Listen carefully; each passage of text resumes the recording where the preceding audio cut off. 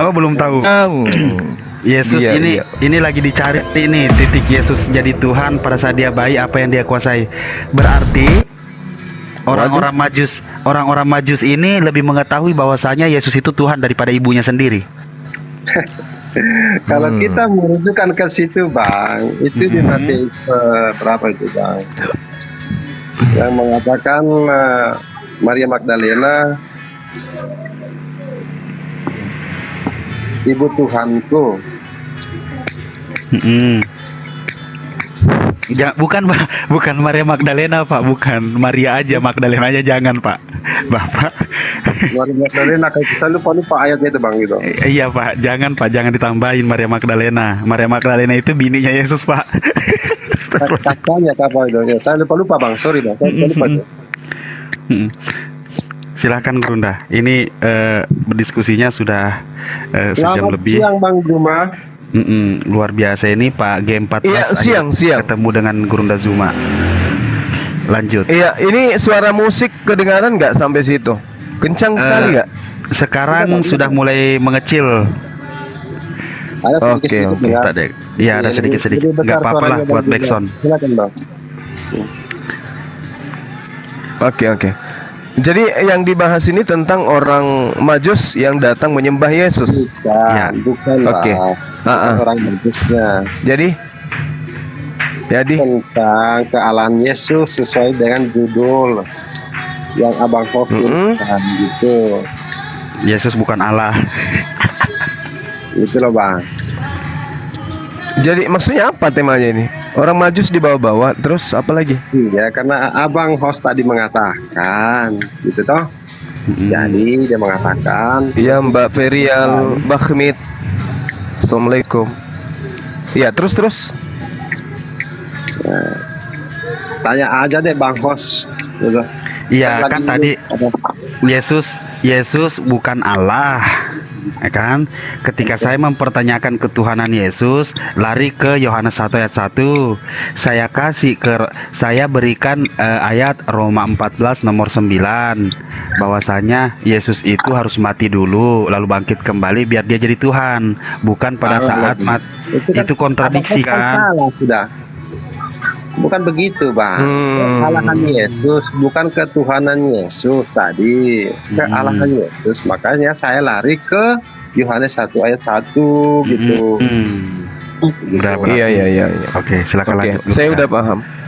Iya, jadi kalaupun misalnya dari aspek kekristenan menganggap manusia Yesus ini yang jelas-jelas dalam rupa manusia, datang seperti manusia. Idol, kecilin itu suara nyanyi, bilang bukan Jikibeng artis, kasih kecilin sedikit, atau arahkan sunnya menghadap ke kolam renang. Keras sekali masuk di sini.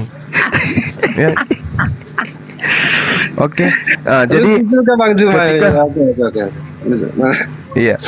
Jadi kalaupun dipaksa dia itu adalah Tuhan seperti yang ada dalam Roma 14:9, kemudian Kisah Para Rasul 3:26, ya. Ini tidak menjadikan Kristen ini bisa melakukan apapun dalam perspektif kebenaran absolut, mendudukkan dia dalam perkara apapun, kecuali Kristen mengakui bahwa Yesus itu siapapun dia diutus hanya kepada domba yang hilang dari Bani Israel. Nah, Yesus itu Tuhan, Yesus itu Tuhan, Yesus itu Tuhan, Yesus itu Mesias, Yesus itu anak domba, Yesus itu Elohim sekalipun, Yahweh sekalipun, tidak ada pengaruhnya, tidak ada hubungannya dengan Kristen. Kenapa? Karena Yesus diutus hanya kepada domba yang hilang dari Bani Israel. Domba di sana dikatakan dengan bahasa Ibrani, Son itu artinya anak keturunan dari Bani Yakub. Jadi ini khusus kedatangan Yesus itu, mau apapun dia, Tuhan kah dia, atau hantu kah dia, atau dewa kah dia, dia hanya untuk Bani Israel, bukan untuk kita, bukan untuk Islam, bukan untuk Kristen. Demikian dulu, silakan. Bang Juma, kok pura-pura tidak tahu gitu bicaranya. Bang Juma itu pendebat senior ya dari teman-teman Muslim. Setahu saya sih Bang Juma gitu. Banyak juga yang saya dengar, Itu dikondisikan dulu itu suara ininya, takutnya ini. Itu bang. Ini lebih ribut lagi di sini bang, kayak main anu gitu bang. Begini, Bang Juma itu kan saya mengatakan pura-pura tidak tahu, sebenarnya tahu, cuman membelokkan semuanya itu. Begini loh bang, gitu. Saya menjawab begini saja bang, saya tidak mau berdebat dengan Bang Juma, gitu. Karena saya tahu Bang Juma itu pendebat, gitu. Tahu nggak artinya pendebat bagaimana, gitu. Nah, makanya saya mengatakan saya tidak mau berdebat ya, gitu. Nah, Bang Juma semuanya itu tahu, cuman Bang Juma itu pingin mau berdebat, gitu. Nah, saya singkat saja Bang Juma, aku nggak mau berdebat ya Bang Juma, gitu. Nah, kalau mau berdebat cari orang yang tepat Bang Juma, gitu. Saya suka orang mau diskusi aja Bang, gitu. Oke Bang, saya harap Abang Juma ini mengerti lah, gitu. Ini kita sedang diskusi, jangan berdebat. Kita harus mengakui dulu bahwa kedatangan Yesus itu memang hanya untuk Bani Israel. Kita bukan Bani Israel, Bung. Kita bukan Bani Israel, kecuali kita ingin nyamar. Begini loh Bang, gitu. Kenapa saya mengatakan Abang Juma itu tahu, pura-pura tidak tahu? Abang sudah dengar dari dulu Kristen itu apa, gitu. Iya tahu. Saya tahu Kristen itu apa bang. Anda bisa lihat di dalam Kisah Para Pewarta 11 nomor 26 atau 25. Yang disebut Kristen itu adalah pengikut daripada Paulus. Dan itu setelah mereka ada bersama-sama di Antioquia. Itu jelas itu. Itu jelas. Nah jadi kalau misalnya Anda mengatakan Yesus itu diutus kepada domba yang hilang dari Bani Israel di dalam Matius 14 dan Matius 15 nomor 24, ya kita harus ngaca dong, apakah kita ini domba? Sedangkan yang disebut domba itu adalah keturunan Bani Yakub. Yeremia 23 nomor 2. Kita bukan keturunan Bani Yakub. Kalau kita ngaku-ngaku pengikut Yesus, berarti kita kena kepada nubuat Yesus tentang serigala yang nyamar seperti domba. Saya sih nggak mau gitu loh bang. Silakan. Iya, katakan domba itu bang, gitu. Begini Iya. bang. Iya, silakan. Kata Yesus atau Kristus itu dari kata Kristen ya, pengikut Kristus. Siapa yang tidak mengikut Kristus adalah domba yang sesat. Itu maksudnya bang, gitu. Artinya kalau Abang Juma, ya bang, gitu. Abang Juma tidak ngikut Kristus, itu bisa dikatakan Abang Juma itu domba yang sesat loh bang, gitu maksudnya itu. Nah, jadi pengertian seperti itu loh bang. Nggak bisa, domba itu Bani Israel. Sebab itu beginilah firman Tuhan. Allah Israel, Allah Yisrael, Elohim Yisrael terhadap para gembala yang menggembalakan bangsaku. Kamu telah membiarkan kambing dombaku terserak dan bercerai-berai, dan kamu tidak menjaganya. Maka ketahuilah, aku akan membalaskan kepadamu perbuatan-perbuatan yang jahat. Demikianlah firman Tuhan. Jadi yang dimaksud kambing dan domba itu adalah Ben Israel. Kita bukan dari sana. Itu aja pokok intinya. Kita bukan Bani Israel, abang. Silakan.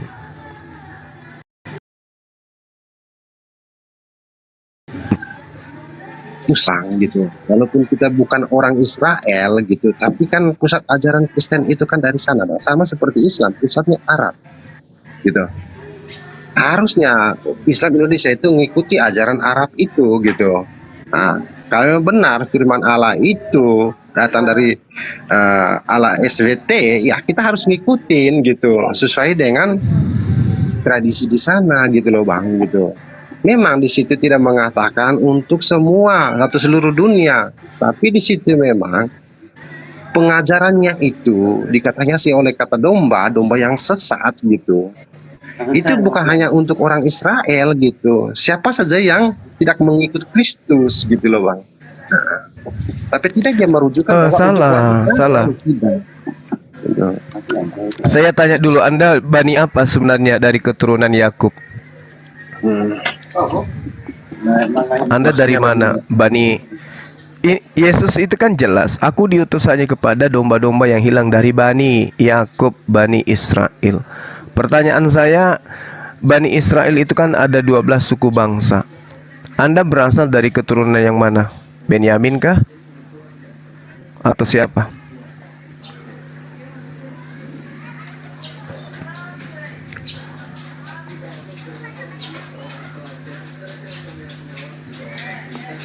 Halo?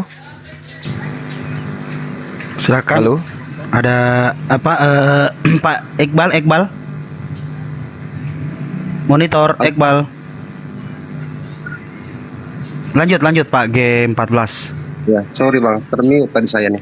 Beginilah bang, kalau kita merujukkan dari Bani siapa gitu, Iya. bahwa kita tahu gitu. Ada dua di bangsa, iya, apa ada seluruh bangsa gitu, keturunan dari Ismail dan Ishak gitu. Nah, sekarang kalau kita mau merujukan, kita tidak perlu dari sukunya ini. Saya dari suku Ishak. Gitu. Maksudnya gimana bang? Kita jangan nyamar-nyamar domba. Kita ini, apakah kita ini dari Ruben, dari Simeon, dari Lewi, dari Yehuda, dari Dan, Naftali, Gad, Isakar, Zebelon, Yusuf, Benyamin, Susah loh, Bang. Asher. Kalau abang, Kita ya, dari kalau abang dari mana? Kalau abang dari mana gitu? Susah loh bang, kalau cara jelasnya itu bang. Kalau saya Bani Melayu saya orang ini, orang Bugis saya. Bugis Melayu saya, Bang. Saya bukan dari Bani Israel. Saya nggak mau mengatakan suatu kebohongan. Terus apa Saya hubungannya, jujur. Bang? Ya, maksudnya Yesus diutus hanya kepada Bani Israel. Saya bukan Bani Israel, berarti Yesus diutus bukan untuk saya. Saya harus percaya kepada Yesus. Saya tidak mau percaya kepada yang lain. Yesus mengatakan, aku diutus kepada domba yang hilang dari Bani Israel, bukan dari Bani Indonesia. Anda dari Bani Indonesia. Lalu Anda ingin masuk ke dalam kandang orang, gitu. Anda mau masuk ke dalam rumahnya orang. Padahal itu bukan rumah Anda. Apa namanya orang yang masuk ke dalam rumah orang tanpa seizin yang punya rumah? Maling kan? Kalau bukan maling, apa namanya? Pencuri. Kalau bukan pencuri, apa namanya? Perampok. Lalu bagaimana caranya yang bukan empunya rumah masuk ke dalam rumah tersebut? Nyamar sebagai pemilik. Apakah Anda nggak sadar itu? Ya, yang dimaksud dari Bang Juma itu Bani, Iya. atau keturunan sih gitu. Bani itu ben itu adalah benih. Benih artinya manusia yang silsilahnya jelas datang dari sana, darahnya berasal dari sana. Dari Bani Yakub, Bani Israel. Dan Yesus mengatakan, Ya, oke. Kita dari Bani apa tadi Bang? Dari Bani kita orang Indonesia. Iya, saya orang Bugis. Iya. Saya orang Bugis, Bang. Kakek saya punya keturunan yang pernah memimpin Amerika Serikat. Wow. Salah satu dari adik kakek saya itu menjadi presiden di Malaysia, presiden pertama. Hebat lah Bang Juma ya. Keturunan oke semua ya. Iya dong. Tapi sehebat-hebatnya saya bukan Bani Israel. Ayo, Anda dari mana coba? Semua firman Tuhan kita Bang Juma. Ya, meskipun saudara mengatakan paman Anda yang bernama Columbus yang menemukan benua Amerika, tapi kan Anda bukan Bani Israel. Ayo, gimana cerita itu? Gimana? Jadi Yesus kan bukan berdebat. Kita diskusi. Kalau berdebat itu beda. Yesus mengatakan, waspadalah terhadap nabi-nabi palsu yang datang kepadamu yang menyamar seperti domba. Siapa yang datang kepada Bani Israel yang nyamar-nyamar sebagai Israel, Yahudi, Islam atau Kristen. Makanya orang Yahudi itu waspada kepada orang Kristen sampai hari ini. Tapi orang Yahudi ketika mau ibadah tidak ada masjid, tidak ada sinagoge, mereka masuk ke masjid ibadah. Karena mereka tahu bahwa Islam itu bukan nyamar-nyamar seperti Yahudi, tetapi Islam itu menyembah kepada Tuhan yang satu, yaitu Tuhan yang disembah juga Yahudi. Nah sekarang ini Kristen, Tuhannya dengan Yahudi beda, kitabnya dengan Yahudi beda, apalagi nabinya beda, apalagi Tuhannya beda, tapi ngaku-ngaku sebagai Yahudi, penerus Yahudi. Berarti sudah jelas bagi kita ada yang nyamar seperti domba di sini, Bung. Padahal bukan domba, sama seperti saudara saya G14. Israel tapi ngaku-ngaku Bani Israel. Hati-hati bang. Ah, Saya ini bukan Bani Israel, Bang. Tapi kalau kita nah, mau terus, rujuk gitu, saya ini asal dari siapa sih? Dari ibu saya, dari bapak saya gitu. Bapak saya nah, merujuk kepada manusia pertama gitu. Ha, iya betul. Kita tidak bohong, kita tidak bisa menutup itu bahwa kita berasal dari manusia yang satu. Tapi dengan bergesernya masa, manusia semakin banyak di atas muka bumi, maka semakin banyak generasi dari keturunan Adam. Maka mereka bersilsilah. Nah, sekarang kalau Anda dengan sepupu Anda, apakah Anda berasal dari garis yang sama? Coba. garis yang- betul. Mm-mm. Ah, Secara apa ya Bang gitu. Memang saya bukan dari garis yang sama gitu, tapi saya ini dari keturunan mereka juga. Bang Juma juga dari keturunan mereka juga. Jangan bang. Kalau kita bukan dari Bani Israel, jangan kita mengaku Bani Israel. Ini sebenarnya dialog kita ini, diskusi kita ini sebenarnya udah ketahuan siapa yang nyamar di sini ya kan. Siapa yang mengaku Bani Israel antara abang dengan saya. Anda yang mengaku Bani Israel, berarti yang nyamar Bani Israel Anda kan. Nah, sementara yang datang menyamar seperti Bani Israel tapi bukan Bani Israel, kata Yesus adalah serigala. Jadi sekarang siapa yang serigala antara abang dengan saya? Kan ayatnya itu Bang, bukan merujuk ke ya di situ kan setelah aku kan akan Ya. ada Mm-mm. nabi-nabi palsu yang Iya. menyamar jadi ya jadi Datang ke, Yesus. datang itu ke, kan datang. ajaran Yesus Bang, bukan ajaran Iya. Yahudi gitu. Iya, Nah, itu datang ajaran kepada Yesus. siapa? Nabi palsu ini datang kepada siapa? Nah, setelah Yesus katakan akan ada nabi-nabi palsu Yang menyamar datang kepadamu. gitu. Nah, Yang datang jadi kepadamu. dia mengatakan itu supaya sebagai pengikutnya waspada terhadap domba-domba yang menyamar serigala yang menyamar domba gitu. Nah, begitu loh Bang. Jadi Nah, lalu siapa yang datang kepada murid-murid Yesus saat itu? itu kan ajarannya untuk waspada Bang gitu. Iya. Lalu yang disebut Oke. Lalu yang disebut Kristen di Antioquia itu siapa? Kristen di Antioquia. Bagaimana itu ayatnya Bang? Coba. Di Kisah Para Rasul 11 nomor 25 26. Ya. Kisah Para Rasul 11. Mm-mm.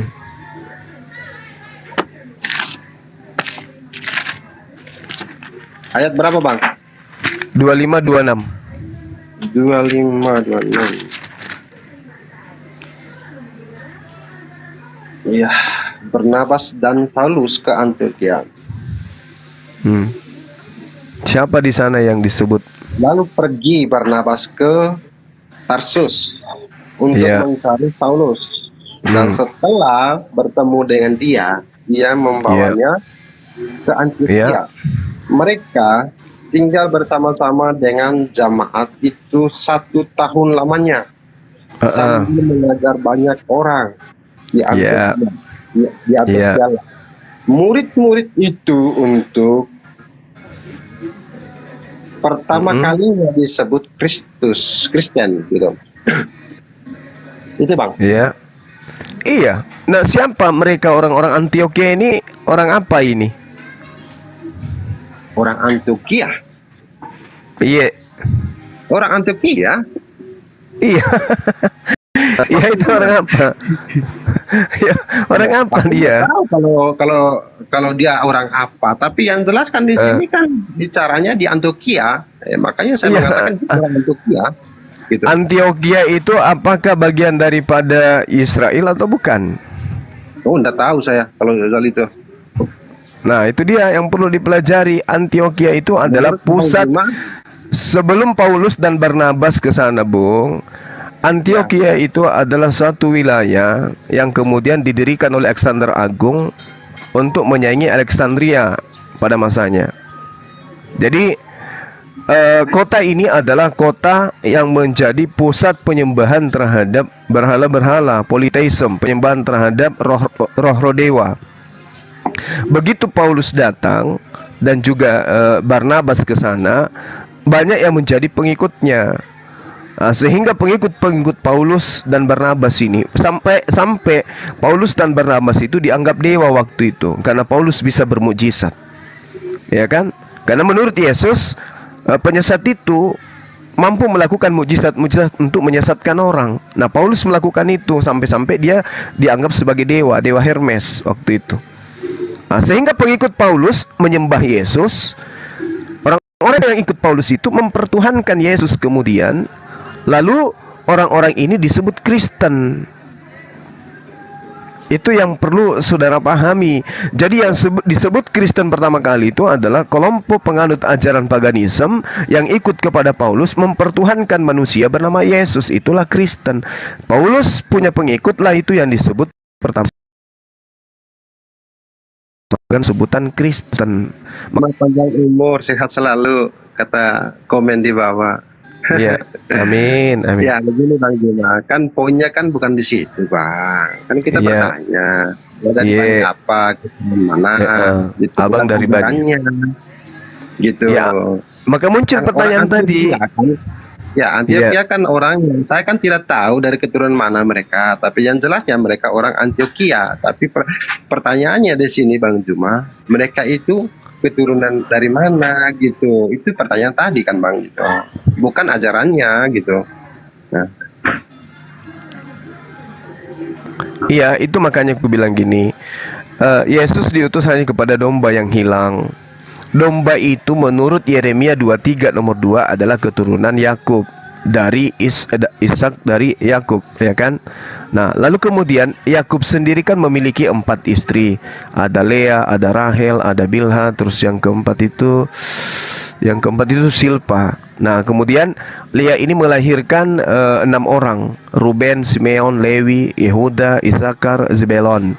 Kalau Silpa melahirkan 2 anak, Gad dan juga Asher. Bilha melahirkan 2 anak, Dan dan Naftali. Rahel melahirkan 2 anak, Yusuf dan Benyamin. Nah, Anda sendiri berasal dari mana? Dari istrinya Yakub, Lea, atau Rahel, atau Bilha, atau Silpa? Kalau Anda berasal dari 4 istri Yakub ini, berarti Anda bagian daripada orang yang diutus Yesus. Tapi kalau tidak, berarti Anda nyamar sebagai pengikut. Nah, ini yang bahaya nih. Anda menjual Yesus kemana-mana, bahwa dia adalah Tuhan, tapi itu ternyata ajaran penyamar yang lebih dulu nyamar daripada Anda, yaitu orang yang Anda ikuti di Antioquia itu. Ya, coba kita sederhanakan aja, kita sederhanakan. Kalau misalnya kita ini tidak berasal dari keempat istri Yakub, ya ngapain kita masuk ke rumah orang ngaku-ngaku sebagai anak? Gitu loh Bang. Sementara ada ajaran yang dari Allah, yang dari langit, dari Tuhannya Abraham, Ishak dan Yakub, dan Tuhannya Yesus, yang Yesus sebut Bapa, yang dikhususkan untuk Anda. Wa ma arsalnaka illa kaffatan linnas basyira wa nathira. Dia datang baginda Rasulullah SAW untuk seluruh umat manusia sebagai pembawa kabar gembira. Kenapa Anda tidak menerima itu? Kenapa Anda harus masuk ke rumahnya orang, sementara Anda disiapkan rumah untuk Anda sebagai hak paten, sebagai milik Anda? Mau guling-guling di situ, mau terjun bebas di situ, itu adalah hak Anda yang diwariskan oleh pencipta dan bumi untuk Anda imani. Kenapa mesti harus masuk ke rumahnya orang? Aku juga adalah Yahudi, tapi Yahudi rohani. Waduh. Itu Bang, itu masalahnya di situ. Kita ada pada poin itu. Apakah kita ini Bani Israel? Apakah kita ini Bani Yakub? Dari Lea, dari Rahel, dari Bilha, dari Silpa? Atau jangan-jangan Anda ingin menambahkan, oh Yakub ada istri apa itu namanya kalau disembunyikan, istri apa namanya itu ya? Ada istri gelap. Nah, dan dari sanalah saya lahir. Boleh jadi kalau seperti itu. Ya, istri simpanan. Boleh jadi. Tapi emang ada datanya. Kristen itu adalah dari istri simpanan Yakub. Emang ada? Persen kagak? Ya, silakan Bang. Kita diskusi, jangan berdebat. Assalamualaikum warahmatullahi wabarakatuh. Waalaikumsalam warahmatullahi wabarakatuh. Bang Hendra.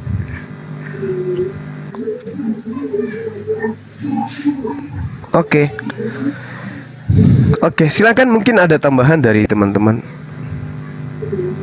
G14. Ya. Ini ada sahabat saya Bang Fano juga. Pak, Juma. Ya, Bang Fanu, gimana kabar hari ini? Sehat? Sehat Pak, sehat. Sehat. Alhamdulillah. Shalom semuanya. Iya, Oh, iya. shalom. Shalom Halo. yang Salam Bang, salam ya, Bang. Salam Bang Fano. lagi. Assalamualaikum lanjut, Pak. Lanjut, Pak. warahmatullahi wabarakatuh. Lanjut. Silakan Bang, silakan Bang. Lagi apa siapa ibu bunda tadi blokir lagi di ini tadi mengikuti apa dia Pak ya? Mengikuti ini gerak jalan dia. Oh, iya. Ada Kristen kah ini Bang? Oke lanjut Pak. Ada dua, ada G4 dan Bang Fano. Iya. Nggak tahu kalau yang tadi Bang Umfol, wallahu alam. Iya, ini kan senero deng apa? Dengenra. Hendra siapa? Sultannya. Bang. Oh, adik saya. Iya, Masya Allah pakai akun baru. Iya ya, aja tahu, Pak. Anda Allahu Akbar, Masya Allah. Kesana. Suaranya kok kayak anak SMP tadi ku dengar. Buat ini akun buat nongkrong, nyimak. Oh, iya. Silakan. Yang penting sehat terus. Amin. siap. Saya mau bertanya nih sama Amin. Kristen nih. Ya tadi kan narasi Bang Juma jelas tuh Yesus diutus untuk Bani Israel bukan orang Indonesia itu. Lalu Anda bisa menuhankan dan mempercayai dia sebagai utusan Bani Israel itu kenapa Bang? Gitu loh Bang. Sedang di situ data Anda jelas dia hanya untuk Bani Israel bukan Bani Indonesia. Nah, kalau di Islam kan jelas ya Bang. Inna dina indallahal Islam ya kan. Sungguhnya Islam itu adalah agama yang diridhoi oleh Allah. Itu diutus untuk rahmat seluruh alam. Lalu bagaimana Anda bisa mengimani agama Kristen ini yang hanya diutus untuk Bani Israel terus dituhankan begitu Bang? Bagaimana keimanan Anda bisa beriman gitu pada Yesus itu? Bang Fano atau Bang Ardiansa? Kristen nggak Bang Ardiansa? Siap. Pendeta itu, pendeta Muslim tapi. Assalamualaikum Gurunda. Assalamualaikum Bang Siti. Waalaikumsalam warahmatullahi wabarakatuh. Fano, jawab dulu aku ini dulu Bang Fano ya. Assalamualaikum. Lagi dulu. Apa itu Pak? Assalamualaikum, tes ada suara enggak? Jawab di Bang David. Ya, Waalaikumsalam. Ciluk Bay ini Kristen apa Islam? Aku muridnya Bang Zuma. Oke. Penuh dong. Siapa nih? Ya, sebentar aja habis bertanya aku boleh diturunkan ya. Aku mau bertanya sama Bang Zuma. Silakan. Ini Bang Zuma. Selama 3 tahun murid-muridnya Yesus berkumpul dengan Yesus itu, ada nggak ayat-ayat di Bible itu yang nyerempet ngakuin Yesus itu Tuhan mereka? Itu aja pertanyaanku Bang Juma. Nggak ada sama sekali. Tuhan dalam perspektif kita ya, orang Indonesia, atau Theos untuk orang Yunani, Allaha untuk mereka keturunan murid-murid Yesus. Itu sama sekali Bang mereka. Juma, Iya. Bang, maksudku dari 12 muridnya itu ada nggak minimal ayat ambigu yang mengatakan Yesus itu Tuhan mereka gitu Bang? Nggak ada sama sekali. Sama sekali nggak ada. Oke Bang, nggak ada berarti ya. Iya. Oke host, silakan aku diturunkan. Mungkin ada Kristen yang lain mau naik. Assalamualaikum. Nyimak di bawah aja. Aku lebih senang nyimak di bawah. Baik saudara Ciluk Bang. Ya, alhamdulillah masjidnya udah kelar Bang ya. Iya, makasih.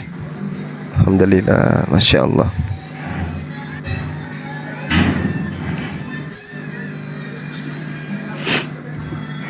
Iya, silakan saudara G14, ada yang mau didiskusikan barangkali dari pernyataan-pernyataan saya. Ya, saya simpulkan bahwa mohon maaf dengan sangat berat hati saya mengatakan bukan untuk menghujat, tetapi untuk kemudian menyadarkan kita bahwa siapapun di luar Bani Israel yang ngaku-ngaku pengikut Yesus, maka dia adalah serigala yang dimaksud oleh Yesus untuk diwaspadai. Nah, Sekarang tiba saatnya Anda memperjuangkan diri Anda. Saya bukan serigala, saya adalah domba. Dengan membuktikan identitas Anda itu berasal dari keempat istri Yakub. Silakan. Bang Fano, jawab dulu bang. Ribut di sini bang. Gitu.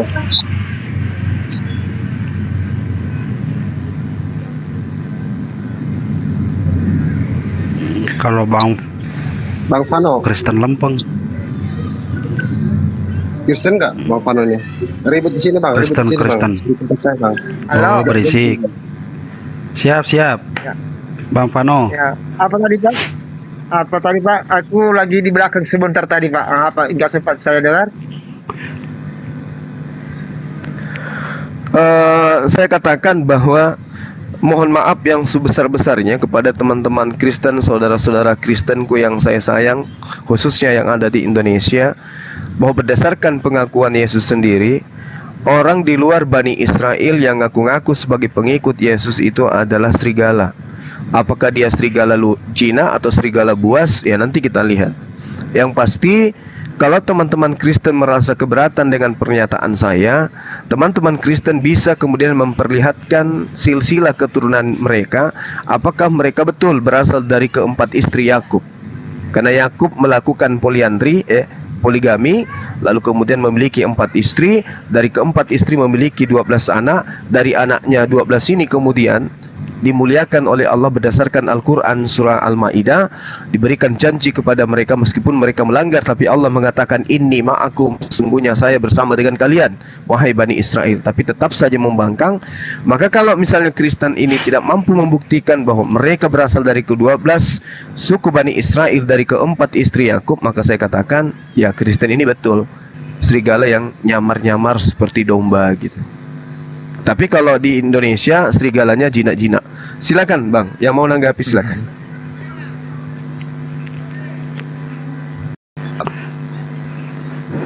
Silakan Pak Pano. Coba dijawab dulu. Ya. Berapa orang apa Kristen di sini Pak? Berapa Berdua. orang apa di kumpulan ini? G14 dengan Siapa Bang yang Pano. satu lagi? Coba dulu Bapak G14. Silakan Pak. Ribut di tempatku bang. Gitu. Kalau pertanyaan itu kan sudah kita bahas bang Juma. Gitu. Bang Iya. Juma, Siap. sudah kita membahas itu, ngapain bahas lagi? Ya, saya hanya ingin diskusi ini berjalan, Bang.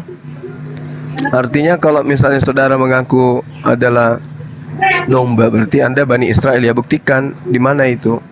Apa yang bisa kita jadikan sebagai dasar pijakan untuk mengatakan Anda adalah domba yang hilang. Kan tadi saya menjawab Abang Juma kan gitu. Iya. Yang disebutkan domba di sini bang, orang yang tidak mengikuti Kristus atau pengikut Kristus gitu. Domba yang sesat itu kan yang bukan pengikut Kristus gitu. Jadi kedatangan Yesus itu bukan hanya untuk dombanya, tapi yang penyesat, domba yang sesat juga dia ambil gitu, dia tarik gitu. Nah, begitu loh Iya. bang. Begini Tapi saudaraku, bukan merujuk pada Iya. orang Israel saja, tapi ini kan pengajaran Alkitab itu kan secara umum gitu. Baptislah mereka seluruh bangsa dalam nama Bapa, Putra dan Anak gitu. Nah, seluruh loh bang gitu. Nah, bukan hanya untuk Bani Israel gitu. Oke, baik. Jadi begini saudaraku, apakah seluruh keturunan Adam itu disebut domba? Ada dalil nggak bahwa seluruh keturunan Adam di atas muka bumi ini adalah domba? Kata domba di sini bang, kata yasan bang gitu. Bukan berarti domba betulan bang gitu. Iya, saya tahu. Apakah keturunan Adam itu dihiaskan dengan sebutan domba? Ini dulu poinnya. Kalau memang keturunan Adam itu dihiaskan dengan sebutan domba, itu saya bisa baca di data mana?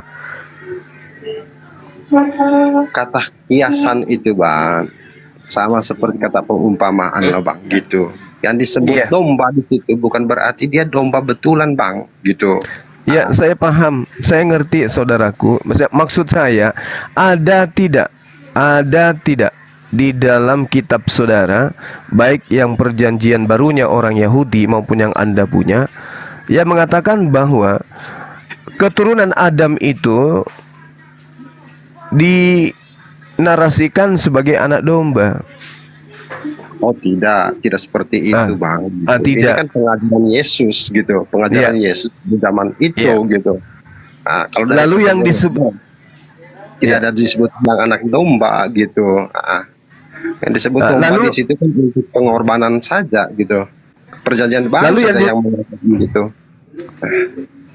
Lalu yang dikatakan sebagai domba yang hilang siapa? Bang, tadi kan sudah saya mengatakan domba yang hilang yang dimaksud orang yang tidak ngikut Kristus itu loh, Bang, gitu. Yang hilang itu orang yang tidak ngikut ajaran Kristus itu, Yesus itu yang dimaksud, Bang, gitu. Saudaraku mohon maaf, ya, mohon maaf sebesar-besarnya ya. Saya mendengarkan adanya nada lirih dalam kalbu saudara. Tetapi saya harus mengatakan kebenaran itu seperti apa gitu ya. Kalau Anda mengatakan bahwa siapa yang tidak percaya kepada Yesus itu disebut domba hilang, itu keliru, Bang. Bani Israel yang tidak percaya akan kenabian dan kerasulan Yesus itulah yang disebut domba tersesat. Bani Israel dan juga Bani Yakub yang meninggalkan kemudian Yerusalem yang diceritakan dalam Yeremia 23 nomor 2 sebagai domba yang bercerai-berai, itulah yang disebut domba yang hilang. Jadi domba tersesat dengan domba hilang itu beda. Tapi semuanya bercerita tentang Bani Yakub dari keempat istri Yakub. Itu yang disebut domba yang hilang dan domba tersesat itu adalah semua anak dari keempat istri Yakub. Itulah Bani Israel. Jadi domba tersesat adalah domba yang kemudian tidak menerima Yesus sebagai gembala bagi mereka. Domba yang hilang adalah keturunan dari keempat istri Yakub yang meninggalkan Yerusalem tersebar ke seluruh penjuru bumi. Itu yang disebut domba hilang. Yesus datang untuk itu. Makanya Yesus mengatakan, pergilah ke seluruh bangsa, jadikanlah bangsa muridku. Bangsa murid itu ya bangsa 12 suku bangsa ini yang harus mereka cari ke pelosok-pelosok untuk mereka ajarkan bahwa Yesus itulah Mesias yang kalian tunggu. Nah, sembari Yesus mengajarkan itu, Yesus tidak lupa mengingatkan waspada kepada domba yang nyamar seperti serigala. Artinya apa? Waspada kepada non Yakub dan non Bani Israel yang ngaku-ngaku sebagai pengikut Bani Israel. Dan satu agama di atas muka bumi ini yang bukan Bani Israel tapi ngaku-ngaku sebagai pengikut Israel hanya Kristen. Itu makanya seruan saya tadi, kenapa ketika ada seruan dari langit kaffatan linnas wa ma arsalnaka illa kaffatan linnas, Allah pencipta langit dan bumi kita ini mengutus sosok manusia yang mulia bernama Nabi Muhammad SAW, diutus untuk Anda sebagai pembawa berita gembira untuk Anda dan sebagai pembawa berita peringatan kepada Anda. Tetapi kebanyakan daripada sahabat-sahabat kita Kristen itu tidak mengetahui. Nah, sekarang Anda sudah mengetahui karena Anda sudah berhadapan dengan Bang Suma. Ternyata Yesus diutus bukan untuk yang diutus untuk saya itu adalah itu. Di situ yang harus kita pahami bahwa Yesus itu bukan untuk kita. Yang untuk kita itu adalah yang diutus dari langit, yang diajarkan membawa berita gembira dan peringatan untuk seluruh umat manusia. Nah, kalau ini juga dibantah, ada dua PR. Yang pertama, di mana Kristen ini disebut sebagai keturunan dari keempat istri Yakub, dan yang kedua, di mana kemudian Yesus mengatakan aku diutus untuk seluruh umat manusia. Dua-duanya tidak akan kita temukan. Nah, apakah kita ingin memperbodoh diri, tetap tinggal di sana? Anda masuk ke sebuah kampus. Di dalam kampus itu Anda sibuk ke sana kemari, sibuk ngurus ini ngurus itu, tapi nama Anda tidak terdaftar sebagai mahasiswa. Apa hasilnya? Orang semua sudah lulus sarjana di sana, Anda tidak lulus-lulus. Kenapa Anda tidak mendaftar pun kagak? Kenapa? Karena sekolah itu tidak khusus untuk Anda, bukan untuk Anda. Hanya untuk keturunan-keturunan bangsawan dari pemilik sekolah tersebut. Anda cerdas, Anda pintar. Ya, Anda bisa menguasai materi-materi dari mata kuliah di kampus itu. Tapi karena Anda bukan mahasiswa dari kampus itu, Anda tidak dapat, ya, IP Anda berapa, itu Anda tidak dapat. Ijazah Anda pun tidak dapat. Kenapa? Anda tidak terdaftar di sana. Sementara ada sekolah yang dikhususkan untuk seluruh manusia, seluruh lapisan manusia, mulai dari yang tidak mampu sampai yang mampu, bebas sekolah di sana. Hanya dengan mendaftarkan diri bahwa saya ingin sekolah di sini. Kenapa Anda tidak mau ke sana? Padahal kualitasnya jauh lebih hebat. Kata Yesus, jika hidup keberagamaanmu tidak lebih baik dari ahli Taurat, kamu tidak akan masuk ke dalam surga. Nah, sekolah ahli Taurat, ya cuman gitu-gitu aja. Sabat, ya pada saat hari Sabat, kemudian haid tidak boleh melakukan apapun wanitanya. Kemudian apalagi kurban hewan. Nah, itu hanya untuk mereka.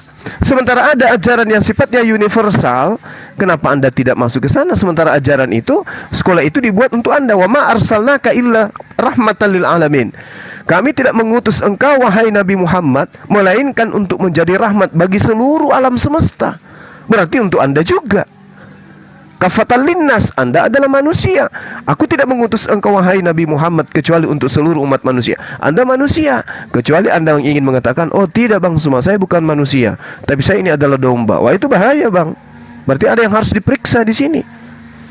Nah, inilah gunanya dialog ini kita bangun. Silakan. Saya setuju loh bang, kalau Nabi abang. Silakan bang.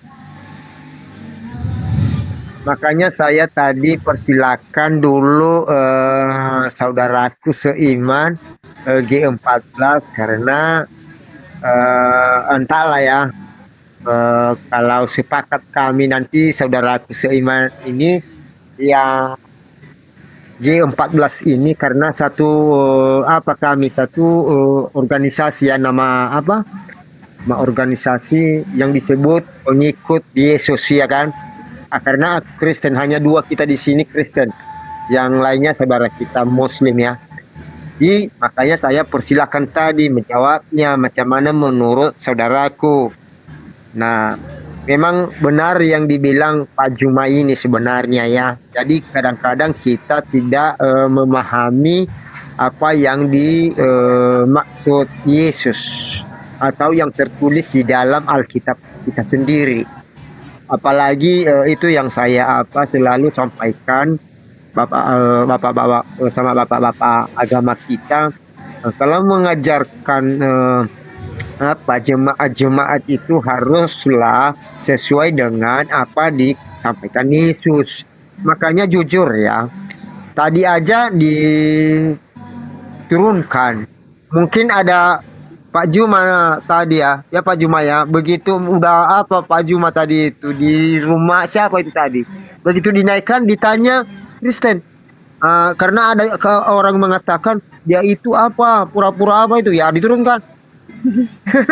Habis itu semalam lagi aku kenapa dulu, iya di rumah Dehen itu, waduh dua tempat semalam itu karena saya meluruskan yang mana sedikit. Memang aku Kristen ku bilang, karena justru itu makanya masuk aku ke room ini, karena yang naik di sini ku tengok kita Kristen semua, bagus ya kan. Jadi sama-sama kita memahami dan menyimak semua isi Alkitab kita itu. Janganlah dulu orang lain kalau bisa. Jadi kenapa enggak bisa kita? Jadi sehingga kenapa orang lain bisa? Kira-kira begitu ya kan, yang saya banyaklah kata-kata semalam sama saya. Dibilang ada juga orang membilang yang di situ Pak Juma, dibilangnya itu semalam ku tengok dia kompak sama Pak Juma itu begini bukan, ayo mati aku. Itu malam apa itu kita ketika kita iya betul Bang Fano. Bang Fano. Bang Fano. Iya Pak. Pertanyaan tadi itu Bang Juma. Silakan. jawab, tidak perlu kita curhat, melarang Anda curhat gitu. Jadi saya itu bukan berarti saya mengalahkan Bang Vano, tidak gitu. Ya, Artinya begini loh, saya setuju dengan apa Bang Juma mengatakan. ya.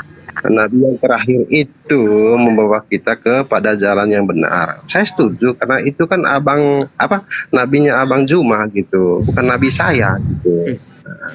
Saya setuju hal itu gitu. Setahu saya dalam kekristenan nabi terakhir itu Yesus gitu. Dia sudah terakhir gitu. Tidak ada lagi di luar situ. Makanya firman Tuhan mengatakan setelah saya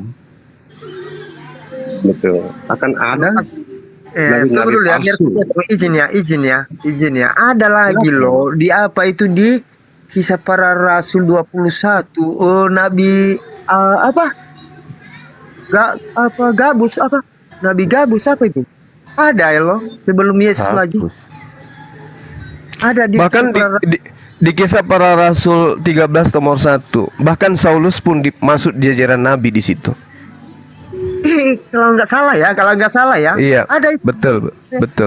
Nah, jadi makanya kalau teliti kita di apa ini, di Alkitab kita ini, makanya aku kadang-kadang bingung ya, kenapa ya begini isi Alkitab kami ini. Jadi aku sendiri yang bingung jadinya. Jadi ketika ketemu aku jawabannya, makanya udahlah. Ya, sebenarnya Yesus itu siapa dan siapa yang disembah dan macam mana cara kita menyembah dan di mana ibadah, macam mana ibadah dan doa, macam mana doa. Ya kan? Oh gitu ya Bang Vano. Dari Kristen mana Bang Vano? Maaf ya Bang Juma ya, saya bertanya. Ya, silakan, enggak apa-apa. Iya, saya Muslim, Bang. Bukan Bang Vano, Bang. Oh, bukan saya, sorry. Lanjut. Bukan kita. Bisa aku bercerita? Lucu juga. Bisa aku bercerita sedikit ya sama saudaraku G14 ya. Santai saja Bang, enggak usah terlalu ini Bang ya. Iya betul. Jangan terlalu pedang ya, santai saja. Biar saya tahu Bang, kita dari gereja mana gitu. Iya, karena makanya saya bilang tadi biar saya bercerita dulu sebentar, kasih aku Tapi jangan curhat Bang gitu. Gini, biar saya ceritakan maksud saya, karena aku dulu begini, saudaraku. Dulu aku Katolik, habis itu masuk ke DNKP atau dibilang HKBP, ya. Nah habis itu masuk ke Pentakosta, habis itu masuk ke GKII, habis itu masuk ke. Udahlah Bang, terlalu banyak sekali gereja kita ini Bang. Udahlah Bang. Nah, jadi maksud saya begini. Abang di situ belum dewasa dalam mengimani Yesus Kristus itu gitu. Nah, bukan saya tidak mengalahkan abang gitu. Silakan itu haknya abang gitu. Nah, mengimani Kristus itu Bang, betul-betul kita harus mendewasakan gitu. Dari apa maksud dari kata dewasa gitu? Harus tahu Bang gitu. Apa maksud Yesus itu datang ke dunia ini? Nah, oke. Dasarnya Bang, itu dasar kekristenan Bang. Gitu. Salib itu Bang, bagi orang yang tidak tahu memang hal yang bodoh gitu. Tapi bagi kita yang pengikut Kristus itu adalah kemenangan. Gitu. Jadi Bapak ini, kalau saya dengar cara cerita dari Katolik, HKB, apalagi Pentakosta, banyak sekali gerejanya Bang. Apa maksudnya abang dari satu ke satu lagi gerejanya, gitu. Jadi itulah belum lagi saya cari gitu. Begini Bang, belum apa lagi yang saya kalau abang, dengar Bang, kalau abang tidak final dalam kekristenan, maksudnya tidak benar menurut pemikiran abang, silakan abang murtad. Kan begitu Bang. Gitu, tidak perlu dari gereja satu ke gereja satu lagi gitu, dari gereja satu ke gereja satu lagi. Ini kan berdasarkan dari pemahaman Bapak atau abang yang minim gitu. Nah, makanya saya bilang tadi iman Bapak belum dewasa gitu. Itu Bang, saya menceritakan ini bukan mau Bang, bukan mau apa ya Bang, merendahkan abang, tidak gitu. Nah, Ya, ya, ya, makasih. Tetapi saya belum lagi selesai tadi bicara sudah dipotong saudaraku ya kan. Kenapa saya bisa demikian? Karena saya mencari siapa yang melakukan sesuai dengan ajaran Yesus. Itu maksud saya. Bukan gereja itu yang saya bukan. Tapi di situ yang satu-satunya saya siapa yang menyesuaikan ajaran Yesus ini, dan sekaligus saya di situ ya menyampaikan. Nah itu ya, mengerti saudaraku ya. begini loh Bang. Jadi gitu. sekarang saya berada di Advent ya, hari ke-7. Begini loh Bang. Ah. Abang tadi mengatakan dari gereja Katolik. Gitu. Ya. Abang tahu? Abang tahu? Ya. Kenapa disebut Katolik, Bang?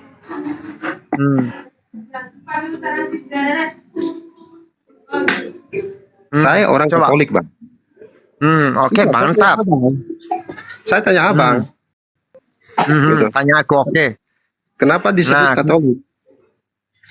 Katolik Abang kan itu keluar dari Katolik, gitu. Nah, berdasarkan pengetahuan Abang atau tidak kecocokan iman dalam kekatolikan, gitu. Ingat loh, siapa Bapak Paus pertama Katolik?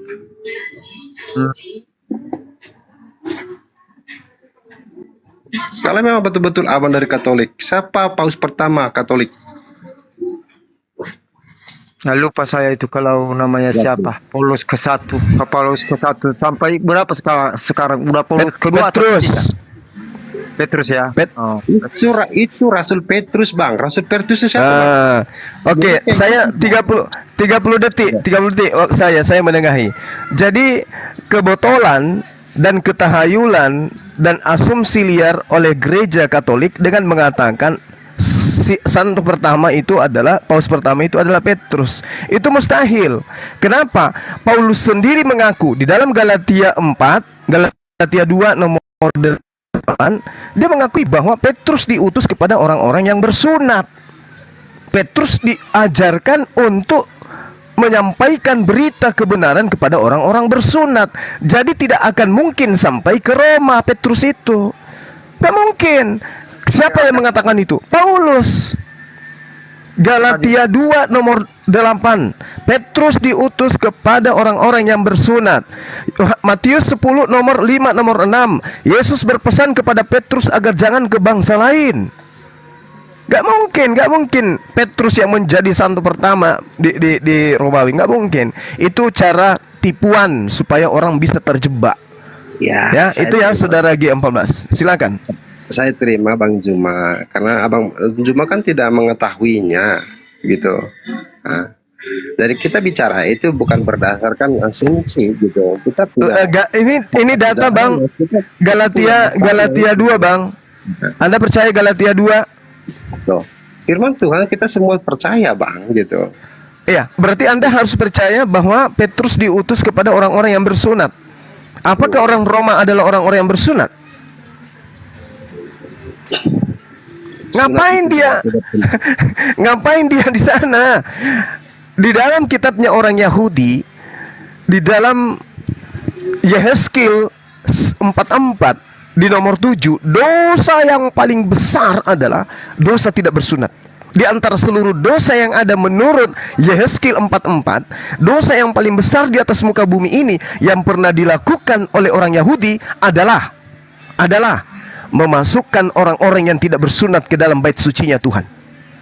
Jadi bagaimana mungkin kemudian seorang Petrus yang adalah orang soleh yang taat kepada Yesus sampai ke Roma dikelilingi oleh orang-orang tidak bersunat, orang-orang najis. Ingat, di dalam Galatia 2 nomor 14, orang-orang yang tidak bersunat disebut kafir.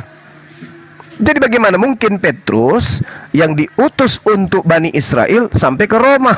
Jadi oknum lain yang disebut Petrus, bukan murid Yesus. Petrus itu mungkin Petrus lain, karena tetangga saya juga banyak Petrus. Ya, ada teman saya langganan sagu saya yang suka makan papeda, selalu datang ke rumah namanya Petrus. Jadi kalau ada yang bernama Petrus di Roma, itu bukan murid Yesus. Silakan. Ya, saya ini lagi bicara dengan saudara saya Vano ini. Dia enggak apa-apa, Bang Juma, nanti kita jawab itu Bang Juma gitu. Bang Vano, Ya, ya, abang tahu nggak? Gereja Katolik itu berdasarkan dari Rasul Petrus, Bang. ya. Gereja itu adalah Yesus Kristus. Hmm, Paus pertama itu adalah Rasul Petrus. hmm, Sehingga sampai sekarang ada penerusnya. Itu sejarah Katolikan. hmm, Dengar, Bang. hmm, Dulu Katolik menganggap di luar Katolik semua bidat, entah kau Protestan, entah kau apa saja, mau Advent atau apa. Di luar Katolik kalian bidat. Itu, Bang. Nah, jadi abang itu saya mengatakan cuman pemahaman iman abang yang tidak sampai gitu, sangat minim buat saya. Memang kita harus membingungkan sehingga jadi kesana kemari gerejanya, bisa-bisa murtad karena tidak pengetahuan. Silakan abang gitu berdiskusi, ya terserah abang gitu. Nah, sesuai dengan apa yang diketahui oleh iman abang gitu. Nah, tapi kalau abang mau diskusi dengan orang Katolik, lebih baik tidak perlu bawa nama agama Katolik, Bang. Katolik gereja pertama itu loh, Bang. Baru ada gereja Protestan, Bang. Semua agama Kristen itu pertama itu Katolik, Bang. iya ya. Nah, jadi di luar Katolik itu adalah pecah dari Katolik, Bang. Nah, kalau tidak ada Katolik, tidak ada gereja lain, Bang.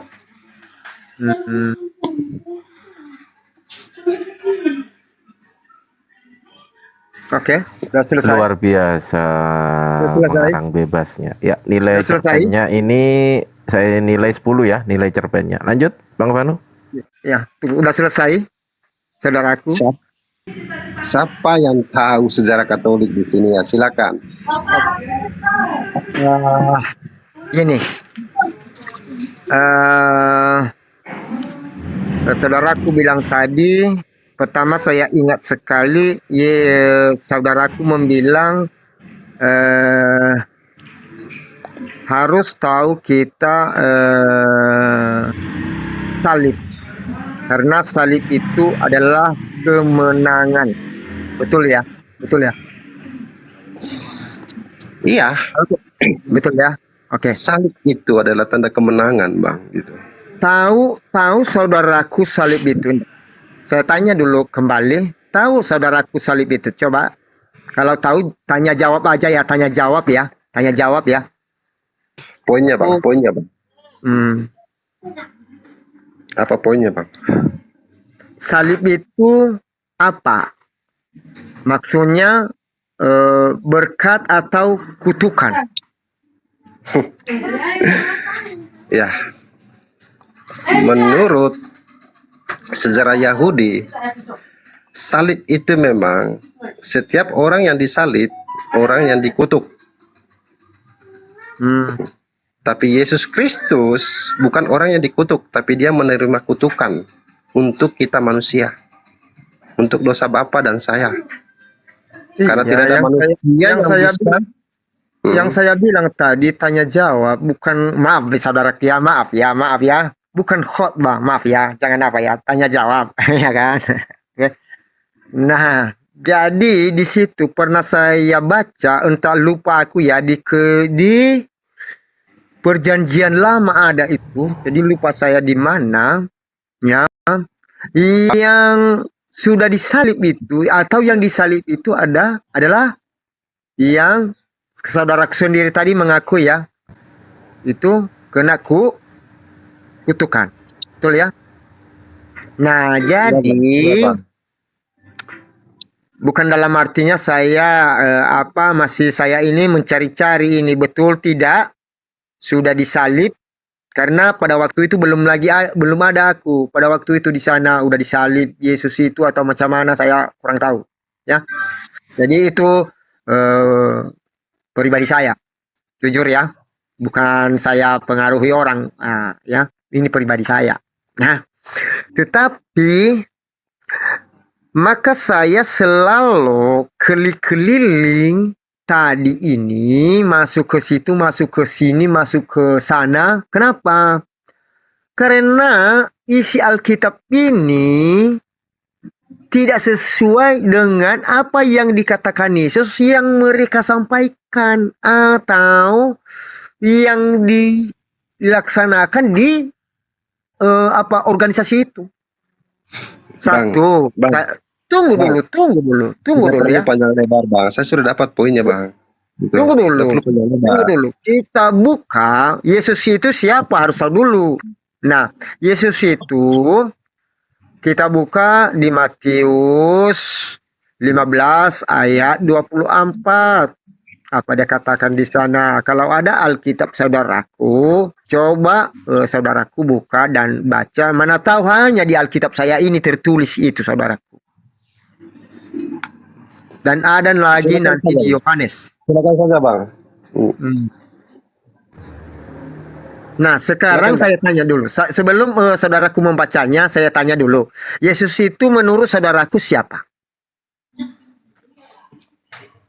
Kamu bicara saja, Bang. Saya sudah tahu poinnya, apa pemikiran Abang di situ. Gitu. Silakan. Iya, kan kita jujur toh. Kan kita bicara jujur sesuai dengan Alkitab, Bang, gitu. Bicara Abang itu ketahuan Abang di situ pegang Alkitab tapi tidak membaca. Bisa membaca tapi tidak mengerti. Begitu, Bang. Seolah-olah Kristus di sini tidak ada artinya buat Abang. Gitu loh, Bang. Gitu. Jadi baterai saya ini sisa 1%. Bagaimana ini, Bang Juma? Bisa lah Bang. Sambil dicas. Iya, betul. Sambil dicas, Bang. Tapi saya Atau beli HP lagi. Beli HP lagi aja, kita tunggu. Tidak, Bang. Saya nih cukup untuk saya dengar dari Bang Fano ini. Gitu. Saya tidak melarang dia mau Bang Fano, gitu.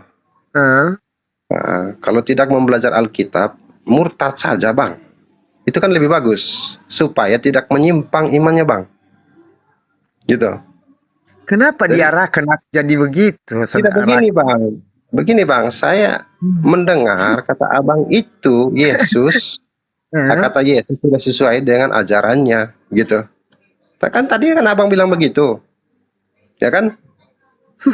Apakah Abang sadar? Jadi tunggu dulu. Menurut saudaraku, pendapat saya ini salah gitu. Tanya saja di Alkitab, Bang. Nanti dia jawab juga, Bang. Saya tanya saudaraku. Jawab kejujuran saudaraku lah yang saya apa sekarang. Biar tahu saya, ya kan. Menurut saudaraku, pendapat saya ini sekarang atau cerita-cerita kita ini sekarang salah atau benar? Kalau soal ceritanya tidak salah, Bang. Cuman cara pemahaman Abang itu menceritakan hal ini seolah-olah Yesus Kristus itu tidak berarti buat Abang. Gitu. Nah, pemahaman saya ini sekarang salah nggak? Pemahaman saya ini menurut kamu salah nggak? Kalau saya mengatakan salah, nanti saya dibilang saya ini menghakimi Abang. Saya mengatakan begini saja, Bang. Gak apa-apa, menurut kamu saja. Alkitab, nanti Abang sendiri tahu jawabannya apa, gitu. Jangan Abang beli Alkitab, simpan dalam lemari atau di atas lemari, tidak membaca, atau membaca tapi tidak mengerti dan memahami, gitu. Oh gitu ya. Saya tidak bisa mengatakan begini dan Abang itu sesat. Abang itu tidak salah, tidak. Nah, saya tanya hanya apa saja sama singkat ya. Saya tanya sama saudaraku, tapi tanya jawab ya. Kalau misalnya saudaraku mengatakan kamu utusan ya, kamu katakan kepada saya, aku utusan si Bapak Juma. Jadi percaya aku enggak? Misalnya diutus Bapak Juma ini apa? Saudaraku G14. Tapi saudaraku G14 mengatakan sama saya, aku diutus Pak Juma. Nah, kira-kira macam mana? Percaya aku enggak? Kamu membuat analogi, ini analogi kan? Ya. Gitu. Membuat analogi yang tidak sesuai dengan analogi Alkitab gitu loh. Kamu membuat karena kamu dan Abang Juma, kamu diutus oleh Bang Juma. Memangnya Bang Juma dan kau apa? Kau anaknya Bang Juma? Contoh ini, misalnya Pak Juma ini diutusnya saudaraku G14 ini kepada Sivano, kepada saya. Pergi kamu sampaikan ini G14 kepada Vano. Nah, saya tanya, begitu kira-kira begitu atau begini kamu bilang sama saya, aku ini yang diutus Bapak Juma kepadamu. Nah, jadi yang mana saya apa? Percayakan ngomongmu itu atau macam mana? Percaya saya dengan ngomongmu itu, kamu diutus Pak Juma? Kamu merujuk saja kepada Alkitab gitu, ndak perlu kau kata. Oke, bagus. Oke, kalau begitu. Nah, oke. Yesus mengatakan apa tadi di Matius 15 ayat 24. Dia katakan di sana, makanya saya suruh tadi baca, mana tahu hanya di Alkitab saya ini. Ya, biar kita buka dulu ya. Lebih bagus kita buka. Supaya jangan apa.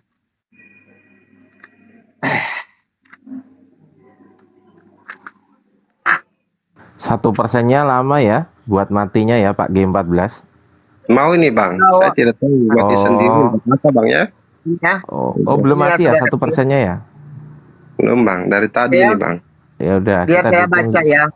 G14, biar saya baca ya. Assalamualaikum warahmatullahi wabarakatuh. Jawab Yesus. Waalaikumsalam.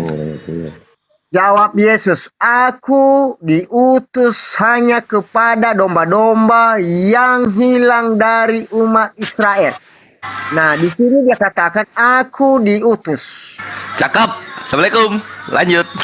Waalaikumsalam. Lanjut Bang bacanya. Tunggu dulu, kan ada titiknya di situ loh. Kita simak dulu itu. Kalau dibilang utusan macam mana? Kamu ini sebenarnya bekas soal tentang apa gitu. Bahas tentang Yesus. Inilah dulu, tunggu dulu saudaraku. Menurut kamu, kalau dibilangnya aku ini utusan, menurut kamu macam mana? Tidak ada salahnya ayat di situ. Cuma pemahaman saja yang salah. Mengerti saudaraku yang saya maksud sekarang? Iya, kamu lanjut bacanya. Bagaimana kamu bisa ngerti dari ayat itu? Satu perikop itu, kamu baca. Ada koma, ada titik. Itu diartikan dulu saudaraku. Betul enggak? Iya loh Bang, saya ngerti maksud Abang. Kalau begitu nanti satu Kristen tapi tidak tahu cara membaca Alkitab itu sendiri dalam kekristenan. Begitu, kamu harus lihat Alkitab ini saja nggak ada remnya. Macam mana kita mengerti nanti saudaraku? Waduh, bahaya nih baterai itu. Sudah kasih peringatan lagi nih Bang. Begini loh Bang. Ayat itu Bang, perumpamaan Kanaan yang percaya gitu. Itu harus kamu garis bawahi gitu. Bacanya, pengertiannya dari situ juga nanti gitu. Makanya kutanya saudaraku tadi, siapa Yesus? Harus tahu dulu. Bang G14, 1%-nya masih Siapa lama, Bang. Yesus menurut Yesus? Sudah Gitu ada loh. peringatan ini, Bang. Jawab Sudah ada itu. peringatan ini. Itu kalau dilihat dari peringkopnya kan sudah tak ketahuan tuh doa Yesus untuk murid-muridnya. Berarti kalau di situ dikatakan doa Yesus, status Yesus utusan. Nggak bisa jadi Tuhan, tidak mungkin Tuhan berdoa. Lanjut Pak Vano. Nah itu yang saya tanya sama saudaraku ini. Kami satu organisasi lah ya, golongan ya. Makanya aku bilang harus tahu dulu, misalnya kita mau ke Jakarta, tapi Jakarta ini nggak tahu kita. Gimana itu? Harus tahu dulu dong Jakarta. Kan begitu. Oh, udah putus orangnya. Kabur, nggak kuat udah. Udah Lama putus banget. surat jantungnya. 1%-nya 5 menit lebih ya. Sinyalnya. Nah ini Vano nih kenapa Kristen memang? Vano asli Kristen. Iya, Katolik. Bukan hanya Katolik, Pak. Udah ini keliling saya ini apa? Ini ada Udah keliling-keliling denom ya. Apa? Karena bukan Sulu Kafir. Halo, selamat malam Sulu Kafir. Waduh. Solo Karir. Solo Karir kok Solo Kafir. Sorry.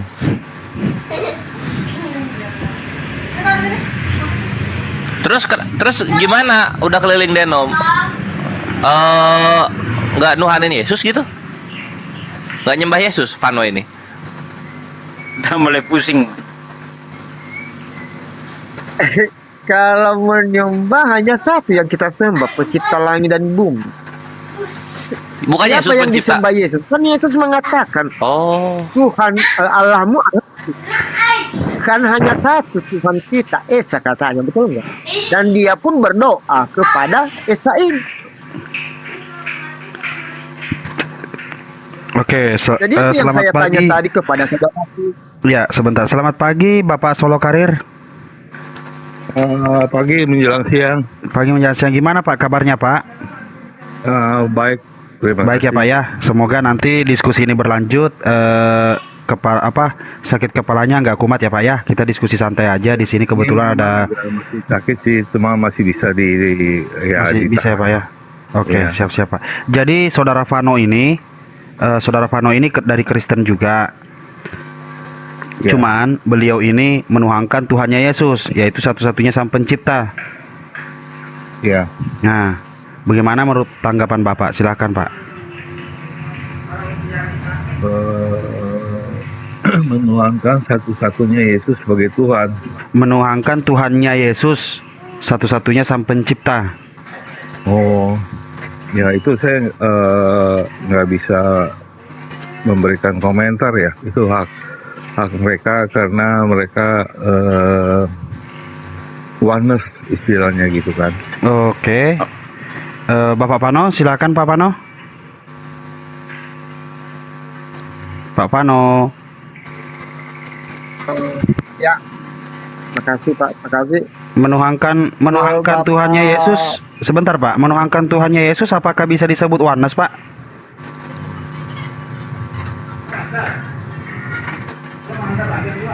Kurang tahu aku di sana Pak, karena aku tidak paham mengapakan apa kali ajaran Paulus Pak. Silakan Pak.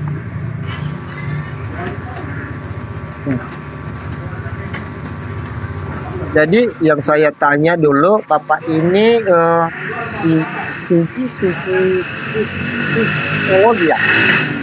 Yang apa tadi? Ya, betul. Ini Bapak Sugi ini Kristen atau gimana? Muslim Pak. Oh Muslim, nggak bisa aku bertanya situ. Nggak bisa aku karena belum masuk ke situ. Nanti ditanya aku ya, nggak apa aku nggak nyambung aku situ ya kan? Kalau saya yang bertanya kepada abangku ini boleh nggak? Silakan Gurunda, Tapadol. Nggak, kita tanya dulu Bang Vano. Apakah boleh ya saudaramu ini bertanya ke Bang Vano? Lagi bisa yang mana kita bisa jawab. Oke, baik Bang. Jadi begini. Ketika saudara saya mendudukkan Yesus itu sebagai utusan, lalu kemudian saudara juga mendudukkan Tuhan yang mengutus Yesus itu adalah satu-satunya Tuhan. Anda ada pada kondisi di mana Anda mengimani hal itu berdasarkan terhadap apa yang Yesus ajarkan di Bible. Ajaran itu sudah benar. Cuman yang jadi permasalahan adalah ketika hukum Taurat itu didatangkan oleh Allah melalui Nabi Musa, hukum Taurat itu hanya untuk Bani Israel. Kedatangan Yesus kemudian untuk memberikan hikmat pengajaran kepada Bani Israel dengan kurikulum kaitannya dengan apapun yang melibatkan hukum-hukum Tuhan yang datang kepada Bani Israel berupa Torah. Itu poinnya. Kemudian legalitas Yesus sebagai utusan Tuhan, sebagai duta, dia telah memberikan pernyataan dari mulutnya sendiri kalau dia diutus hanya kepada domba yang hilang dari Bani Israel. Saya katakan domba itu ada 3 golongan, ada yang salehah, ada yang saleh, ada yang kemudian tersesat, dan ada kemudian yang hilang. Ada 3 di situ poinnya. Nah, saudara saya ini apakah termasuk dari ketiga jenis domba yang ada di dalam kehidupan Bani Israel? Dan kalau termasuk, abang saya berasal dari mana? Dari keempat istri Yakub, Leah, Rahel, Bilha, dan Silpa ya. Silpa ya, Dinda ya. Dinda Kores. Oi, Dinda Kores. Betul, Paman. Ya, Milna Oke. dan Silva. Ya, Paman, Siapa? lanjut. Bilma, oke. Nah, di sini Bang, kalau Leah itu melahirkan 6 orang, Rahel 2 orang, Bilha 2 orang, Silva 2 orang. Nah, abang saya ini berasal dari keturunan istri yang mana? Apakah Leah, apakah Rahel, apakah Silpa, apakah Bilha? Karena Yesus mengaku dia diutus kepada domba yang hilang dari Bani Israel. Bani Israel berarti keturunan dari 4 istri dari Nabi Yakub.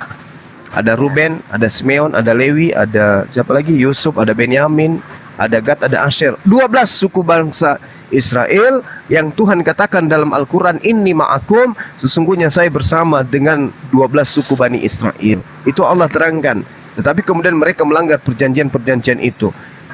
Tuhan, Allah dalam hal ini tidak kemudian seketika memberikan kutukan terhadap mereka. Tuhan dengan kasihnya kepada keturunan Yakub lagi-lagi mengutus nabi yang bernama Isa atau Yesus. Ketika dia datang, diutus hanya kepada Bani Israel, dari keempat istri Nabi Yakub ini. Pertanyaan saya, abang saya ini masuk dari keturunan mana? Leah, Rahel, Bilha, Silpa, atau yang mana? Atau jangan-jangan Yakub punya istri gelap, istri gelap apa lagi? Waduh, simpanan. Yang kemudian tidak. Silik ku bilang silik. Ya, apakah Nabi Yakub punya istri simpanan, memiliki keturunan bernama Dimas, kemudian Dimas punya keturunan menjadi Panjol, menjadi Timbul, dan seterusnya, sehingga abang lahir dari sana? Atau mungkin ada di situ keturunan dari istri simpanan yang bernama Tandilinting Mingkendek atau siapapun itu yang berasal dari Pulau Bata atau dari Nias. Coba Anda terangkan. Kalau memang itu betul, berarti ya Anda tidak salah, tetap dalam pendirian beriman kepada Yesus sebagai Bani Israel dari istri gelapnya Nabi Yakub. Silakan. Oke, terima kasih saudaraku. Jadi kalau soal itu, karena sudah terang-terang dia katakan di sini tadi hanya diutus dia ke umat Israel, dan keturunan Israel adalah hanya 14 umat.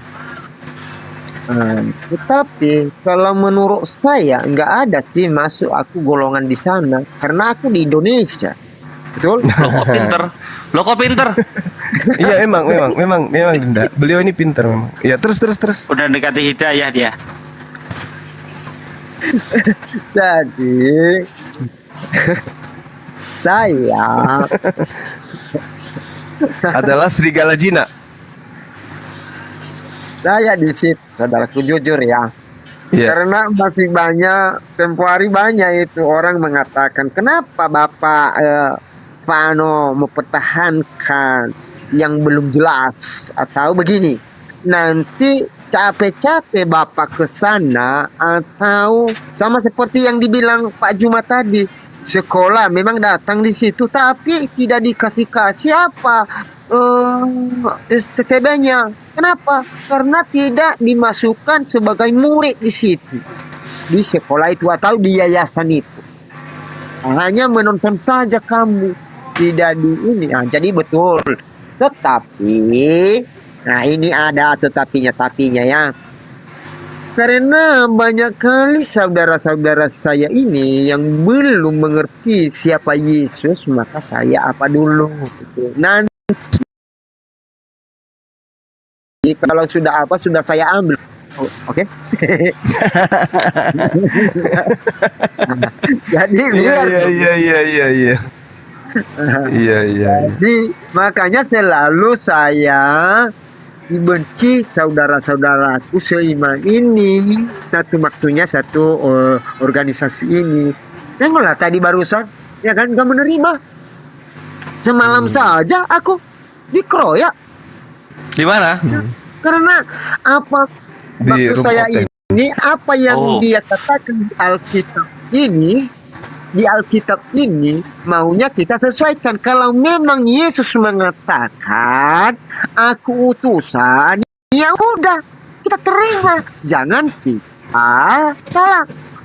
Kalau kita tolak itu berarti kita tolak Yesus, ajaran Yesus atau yang lain. Nah, gitu. Jadi kenapa kita mengaku-ngaku aku pengikut Yesus, tetapi sementara Yesus yang dikatakan Yesus kita tolak. Nah, bukan menurut saya, nggak ini. Nah, jadi di situ dia katakan lagi, kamu harus belajar padaku, pikulah salibmu dan belajarlah padaku. Apa itu? Nah, dari kecil dia, ini harus tahu ya, aku bilang sama mereka, saudara-saudaraku apa? Pada waktu dia kecil atau 8 hari di mana di bawah, itu satu ya. Dan habis itu kemana dia diarahkan? Nah, dan seterusnya. Nah, kalau kita hanya membilang aku pengikut, nah tidak menyesuaikan dengan apa yang dia katakan, cocok enggak? Enggak cocok. Contoh, di dalam rumahku bilang ada, atau sekolah ya, ada satu anak sekolah mau masuk ke sekolah ini satu. Jadi di situ, di sekolah itu kan ada apa? Persyaratannya, misalnya seragam, ya kan, sepatu, das, baju, kopi, ya kan, kaos kaki, tas, buku, pulpen, segala macam lah itu ya, perlengkapan di sekolah itu kalau mau sekolah kan begitu. Tetapi pertanyaan di situ, anak ini ada satu dari syarat-syarat tadi nggak dipakainya. Jadi pertanyaan saya di situ, ditegur guru dia atau macam mana? Kena marah dia atau macam mana? Udah jelas kena marah, kena tegur dia. Nah, apalagi kita sama Bapak di surga, aku bilang. Makanya kita sesuaikan apa yang dikatakan Yesus. Sedangkan kita saja banyak itu ya, jangan marah saudaraku, ya aku bilang sama mereka. Sunat saja banyak kita belum disunat. Habis itu berpuasa nggak tahu kita, ya. Habis itu jenggot kita harus kita apa? Cukur habis, ya. Rambut kita harus kita apa? Itu kan Yesus mengatakan apa? Tadi belajarlah padaku. Nah, belajar itu macam mana? Ini harus tahu loh, aku bilang. Jadi makanya di situ udah nah ini bukan apa Kristen ini, oh sudah ini dia Muslim ini ya. Tetapi makanya saya bukan nggak tahu Pak, cumanya belum, kalau saya bilang begini, belum lagi selesai pekerjaan saya ini untuk saudaraku yang apa. Mengerti Pak Juma itu sih.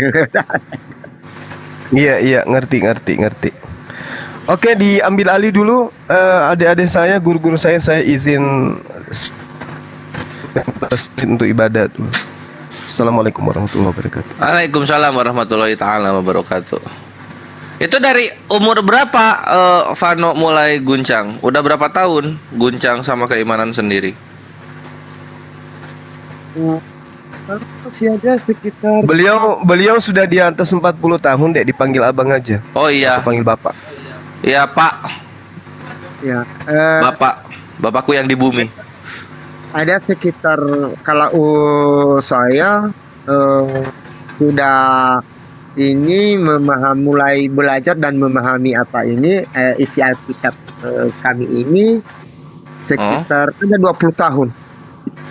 20 tahun. Jadi udah 20 tahun tidak menuhankan Yesus tapi Kristen gitu. Iya. Waduh. Kenapa nggak mualaf aja Pak Tanggung?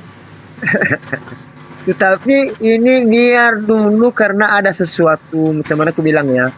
Kalau aku bilang titipan atau apa ini rahasia saya lah. Oh gitu.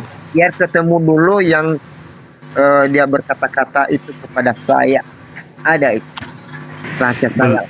Beliau ini mau memberikan pemahaman dulu kepada keluarga-keluarganya yang serumah bahwasanya Yesus itu utusan. Betul, gitu. betul. Biar tidak semakin dibenci. Sekarang aja udah mulai di ini ya. Apalagi kalau masuk aku nanti ke sana ya. Udah jelas ditolak saya. Oh gitu ya. Silakan Pak. Nah itu makanya saya bekerja di ladang Bapak itu di surga untuk meluruskan yang mana bengkok itu. Bila seandainya berterima mereka, kita tidak boleh memaksakan. Jadi kita di situ adalah mengingatkan. Jangan salah pilih, itu aja. Kan begitu. Misalnya saudaraku, saya tegur saudaraku, di depanmu ada jurang. Tapi saudaraku selalu tidak mempeduli apa, mendengarkan perkataan saya, ya udah, mau bilang apa? Ketika nanti saudaraku jatuh ke jurang, baru oh iya ya kan Bapak Vano tadi ada jurang di depan ini ya, akan gitu. Ya sama, Pak Vano ini posisinya mau masuk jurang juga. Nah, jadi kita apa juga kita setel, jangan ini kita. Makanya kadang-kadang kalau aku bilang ya jujur ya, nanti kalau ada saudaraku di Sibol, tanyalah macam mana si Vano itu kalau pergi dia ibadah ke gereja. Aku banyak kali pantang-pantang saya mau buka sandal lah, tidak sembarangan. Makanya orang itu nengok-nengok saya terus, macam mana ini orangnya. Kalau Anda mengikuti apa yang dilakukan Yesus malah aneh, Pak. Untuk Kristen-Kristen sekarang, karena mereka tidak mengikuti itu lagi. Mereka ya masuk tempat ibadah ya pakai sepatu dan sebagainya. Kemudian Anda mau melepas sepatu, ya bingung nanti orang. Apalagi nanti sujud pula di situ kayak Yesus kan. Memang iya. Ya apalagi nanti Bapak sujud pula itu di gereja kayak Yesus. Waduh, malah semakin gempar nanti itu. Betul, memang betul itu. Betul apanya, ada sajanya Bapak ini. Makanya keluar di mulut orang itu, ada saja Bapak ini. Ya enggak saja. Tapi makanya ketika saya di komentar di situ, makanya kutujukan ayat. Tapi kenapa ada ayat ini? Kan Yesus mengatakan. Dan Yesus melakukan macam keji. Jadi kira-kira macam mana Ki? Bilang kan? Dan jadi ada juga mengatakan di situ. Oh iya juga ya. Iya juga ya. Kan? Biarpun tidak dilakukan orang itu, tetapi sudah kita ingatkan. Kan begitu. Nah, jadi sehingga lepas seperti itu kita kepada mereka. Kira-kira begitu, saudara. Oke, Pak Solo Karir ada yang mau ditanggapi Pak? Silakan. Nggak ada sih Pak. Saya hanya baru masuk, jadi saya hanya mendengarkan dulu. Gini Pak Solo Karir, saudara Anda ini imannya sudah goyang terhadap ketuhanan Yesus. Nah, Anda punya kewajiban untuk mengingatkan ini Pak Solo. Silakan Pak Solo. Atau Anda juga sudah Masalah goyang keimanan imannya? itu hak. Oh, kalau saya enggak Pak. Oh, enggak. Enggak. Kalau masalah keimanan itu hak pribadi masing-masing sih Pak ya. Jadi walaupun diperingati gimana pun, kalau dia sudah goyah ya kita tidak bisa berbuat apa-apa Pak. Emang di Kristen itu nggak ada untuk saling mengingatkan gitu ya? Sebagaimana kami di Muslim ketika bentar Pak, ketika saudara kita itu tidak paham Islam gitu kan, itu kita ingatkan semampu kita. Kalau sudah tidak bisa ya silahkan gitu kan. Yang penting kita sudah mengingatkan. Nah, ini Bapak sepertinya belum mengingatkan, udah nyerah duluan nih, gimana ini? Ya, kalau dari saya tangkap pembicaraannya, dia kan sudah hampir 90% ya Pak ya. Jadi yang saya dengar, ini kan saya baru pertama kali masuk dan baru dengar dan perkataan dia sebagai utusan, dia tidak membantah dan dia masuk gereja, buka sepatu, dia sujud juga di gereja, padahal Tuhan Yesus tidak pernah sujud tapi berdoa. Menurut pendapatan dia itu begitu ya, kita terima aja dulu Pak. Ada Yesus itu sujud Pak, kok nggak ada gimana sih? Justru ketika Pak Vano itu sujud ya, itu menunjukkan apa yang dilakukan Yesus dia jalankan gitu. Sujudnya Yesus seperti sujud orang Islam atau bukan Pak? Nah sekarang yang namanya sujud itu kan dengan muka menyentuh tanah Pak. Oh beda Pak. Kalau Yesus berdoa tidak bersujud seperti orang Islam Pak. Lihat di Taman Tidak Getsemani bersujud, itu, Pak. tidak bersujud katanya. Itu di Tapi Taman tertulis Getsemani itu bersujud. gimana? Dia mengadakan namanya Lah kita juga tarikannya. Nih, Matius 26 ayat 39. Maka ia maju sedikit lalu sujud dan berdoa, katanya, ya Bapakku, jikalau sekiranya mungkin biarlah cawan ini lalu ya daripadaku, tetapi janganlah seperti yang kau kehendaki, melainkan seperti yang engkau kehendaki. Yesus sujud di sini. Iya, sujudnya itu berbeda Pak. Jangan ditafsirkan sama. Ya, sujud itu seperti apa? Sikap sujud itu, Pak? Sujud itu dia kakinya menekuk ke bawah dua-duanya, lalu dia tangannya melipat dan dia menangga ke langit dan dia berdoa Ya, langsung. itu mah jongkok, Pak. Itu jongkok, bukan sujud. Jongkok lain lagi Pak. Kalau Bapak ke toilet, nah itu jongkok Pak. Oh beda. Jongkoknya kita sama jongkoknya Kristen beda. Beda. Kan gitu jadinya. Ada aja ya. Itu kalau seperti itu berlutut namanya ya kan. Kalau iya berlutut dan disebut sujud Pak.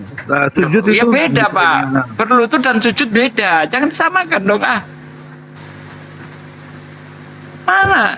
Coba Anda lihat di dalam kitab Anda ya, bagaimana betul. Abraham itu sujud. Sujud itu dengan muka menyentuh tanah, Pak. Di dalam Alkitab seperti itu Pak. semua.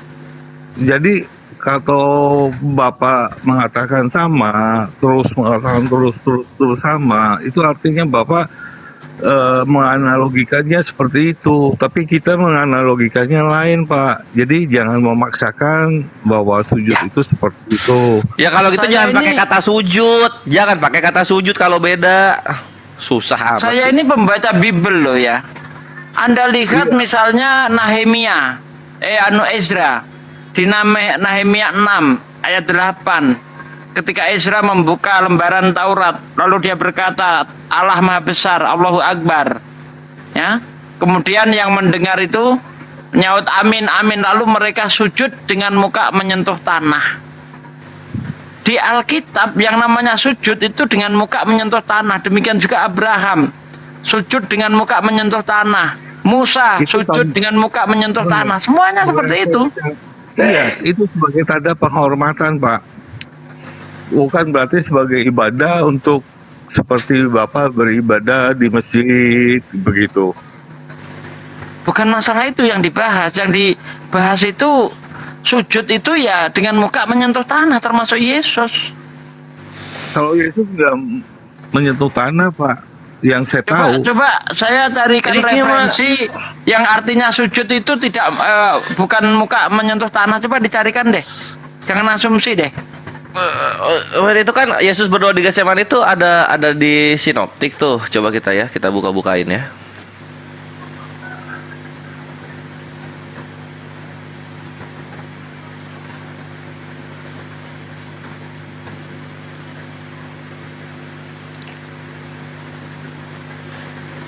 Ini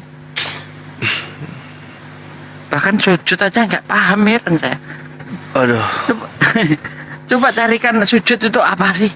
Sudah dikasih tahu ayatnya banyak di dalam Bible. Sujud itu dengan muka menyentuh tanah. Oh, atau enggak dia gini maksudnya, Satsuki. Jadi mukanya menyentuh tanah tapi tangannya menengadah ke atas gitu. Jadi bluk. Gimana gitu. caranya? Sebentar, saya carikan ayatnya dulu. Sebentar ya, Pak ya. Ya itu Matius itu tadi tuh. Matius 26:39 ya. Maka ia maju sedikit lalu sujud dan berdoa kepadanya. Tapi ada Satsuki yang wajah Yesus menyentuh tanah tuh ada kalau nggak salah di Markus, kita lihat ya.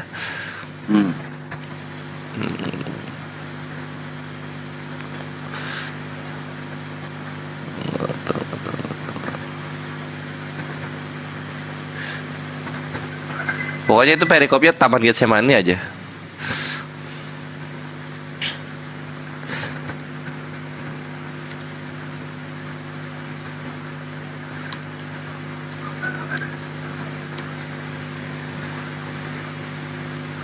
Di proskuneo gitu ya, coba. Kalau di Markus nggak ada sujud. Iya, tapi tak apa namanya apa wajahnya menyentuh tanah itu ada. Markus 14 bukan? Coba. Yang Taman Getsemani di mana tuh, Ustaz? Ya itu Markus 14. Nah, kita baca ya. Ayat 32. Gimana bunyinya? Lalu katanya kepada mereka, hatiku sangat sedih seperti mau mati rasanya, tinggallah di sini, berjaga-jaga, lalu maju sedikit merebahkan diri ke tanah dan berdoa supaya sekiranya mungkin saat itu lalu daripadanya. Nah ini merebahkan. Tunggu ya, Mark 14. Kita lihat original teksnya. 34. Mark 14:34.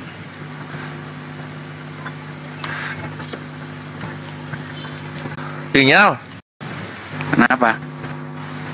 Merah.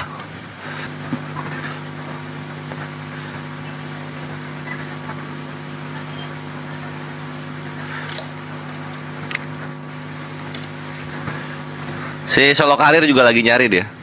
Nah, dia lihat web kaget nanti. Oh iya ya, ternyata sama kayak Muslim ya. Coba carikan sikap sujud itu seperti apa?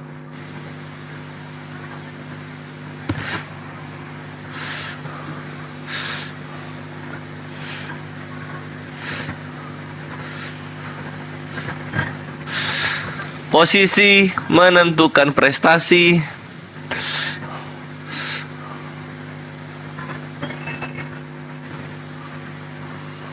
Ya karena saya lihat di dalam Bible itu yang namanya sujud itu ya dengan muka menyentuh tanah semua, termasuk Abraham, Musa, Ezra, ya.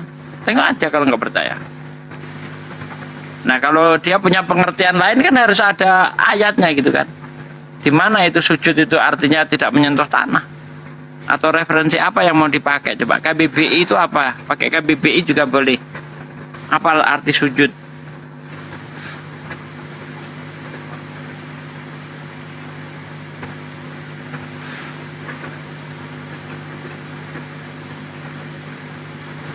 Aduh, gua lupa amunisinya ditaruh di mana ya. Nih, sujud KBBI, berlutut serta meletakkan dahi ke lantai, misalnya pada waktu sholat. Nah, ini KBBI ini, nggak ada arti lain sujud itu.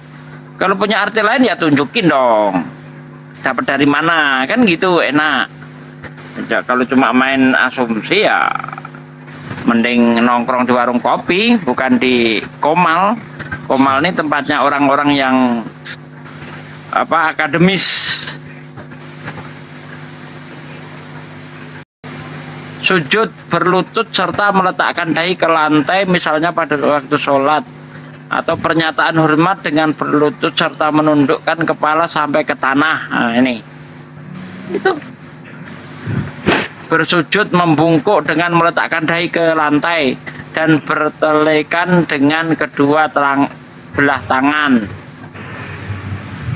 Tersujud duduk membungkuk seperti sujud. Nah, nggak ada kata lain loh KBBI ini. Ya kalau punya arti lain ya silahkan tunjukkan referensinya di mana, kan gitu.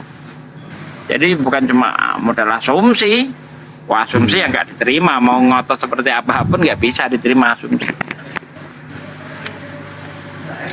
Jadi berdasarkan Alkitab sujud itu dengan muka menyentuh tanah, berdasarkan KBBI dengan muka juga menyentuh tanah. Apalagi coba? Gimana Pak Vano? Ini kok begini nih kawan Anda ini? Sujud itu diartikan berlutut lalu menengadah ke atas. Ini dapat dari mana Pak Vano?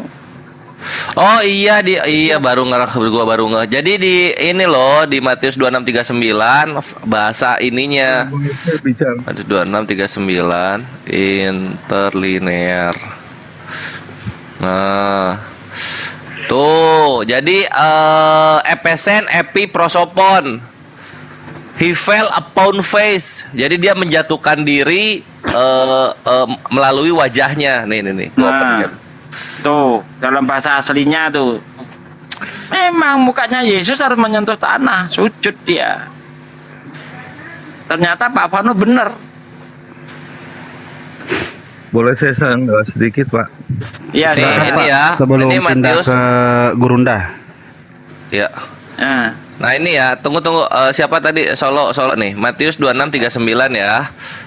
Kai proelton mikron epesen itu jatuh, tapi untuk kata ganti pertama. Epi itu up on apa ya? Dia terjatuh atas wajahnya gitu. Jadi dia terjatuh melalui wajahnya, makanya diterjemahkan sujud karena di sini wajahnya menyentuh tanah gitu loh.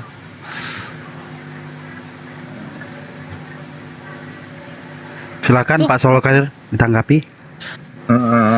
Saya kasih di Mazmur 95 ayat 6. Loh kok jauh?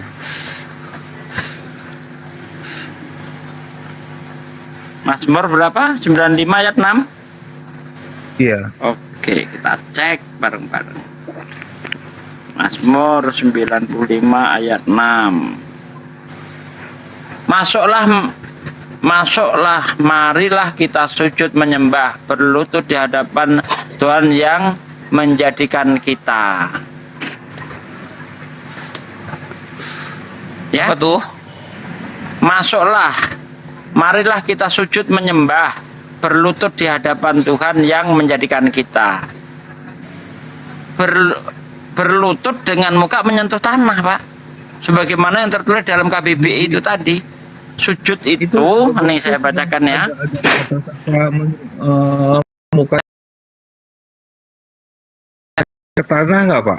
Ya itu sujud itu ya. Bersujud membungkuk mana ya? Bersujud membungkuk dengan meletakkan dahi ke lantai dan bertelekan dengan kedua tangan. Terus tadi mana satu lagi ya? Berlutut nih ya. Satu sujud, satu berlutut serta meletakkan dahi ke lantai. Itulah sujud. Yang kedua memang apa, dia Pak? berlutut tapi dengan cara mukanya menyentuh lantai. Kalau di Mazmur 95 ayat 6 ada nggak Pak? Ada kata sujud Ada. di situ. Itu sujud dari kata kara, kalau berlutut dari kata raka. Kara itu apa, Kores? Kara tuh sujud. Kara tuh bahasa Ibrani, bahasa Arabnya sujud, bahasa Indonesianya juga sujud gitu. Dari kara lagi barak salah. Barak. Kalau raka mah anu itu yang raka mah goblok. Iya, yang diartikan kafir malah. Nah, nih kalau nggak percaya tuh. Bang Juma lagi sholat zuhur. Oh, ini ya Mazmur mana tadi? Tunggu. Mazmur ya, Mazmur 956. Mazmur tuh psalm kalau di ini tuh. Psalm. Nah, terus di sini Ohkam, Nistahawe itu dari kata sahah gitu. Sahah itu menyembah. Indonesianya ya menyembah. Terus ini weniraka itu apa? Sujud. Bow down itu sujud. Bahasa Inggrisnya sujud itu bow down. Iya, Terus, bow down. Artinya mukanya sampai ke tanah apa enggak, Pak? Ya iya, bow down. Bow down itu mukanya sampai bertanah. Kalau yang berlutut ini dari kata barak, lenasnil, niprekah. Tuh, nil itu berlutut. Nah, itu ini berlutut, ini sujud. Jadi habis sujud berlutut kalau Yahudi. Oh, Nehemia lagi ada itu. Di Nehemia lagi ada itu. Iya, Nehemia 6 ayat 8 kalau nggak salah tuh. Nehemia 8. Kita cari dulu. Sujud itu dalam Bible itu apa sih? Nah, jadi ketemu, jangan diartikan lain. Kalau di Bible sudah dikatakan sujud itu dengan muka menyentuh tanah, ya jangan diartikan lain. Gitu loh. Inilah apa ya namanya tuh 3 generasi ya dari zaman 1974 tuh TB mulai terbit sampai sekarang tuh 3 generasi Kristen tuh tersesat oleh terjemahan, jadi kasihan.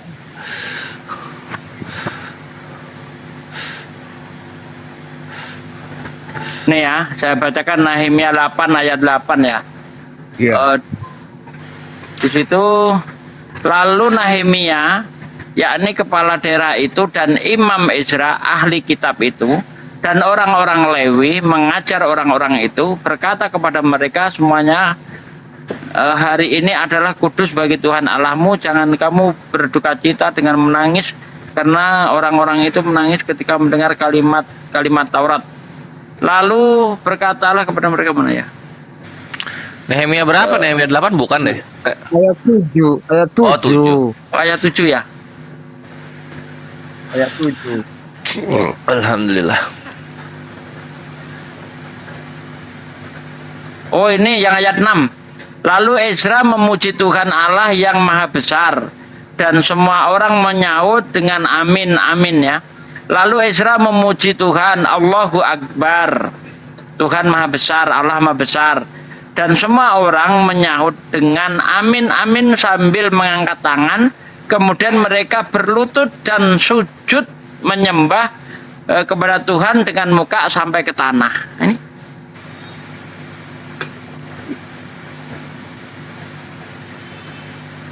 Apai maresa with their face to the ground.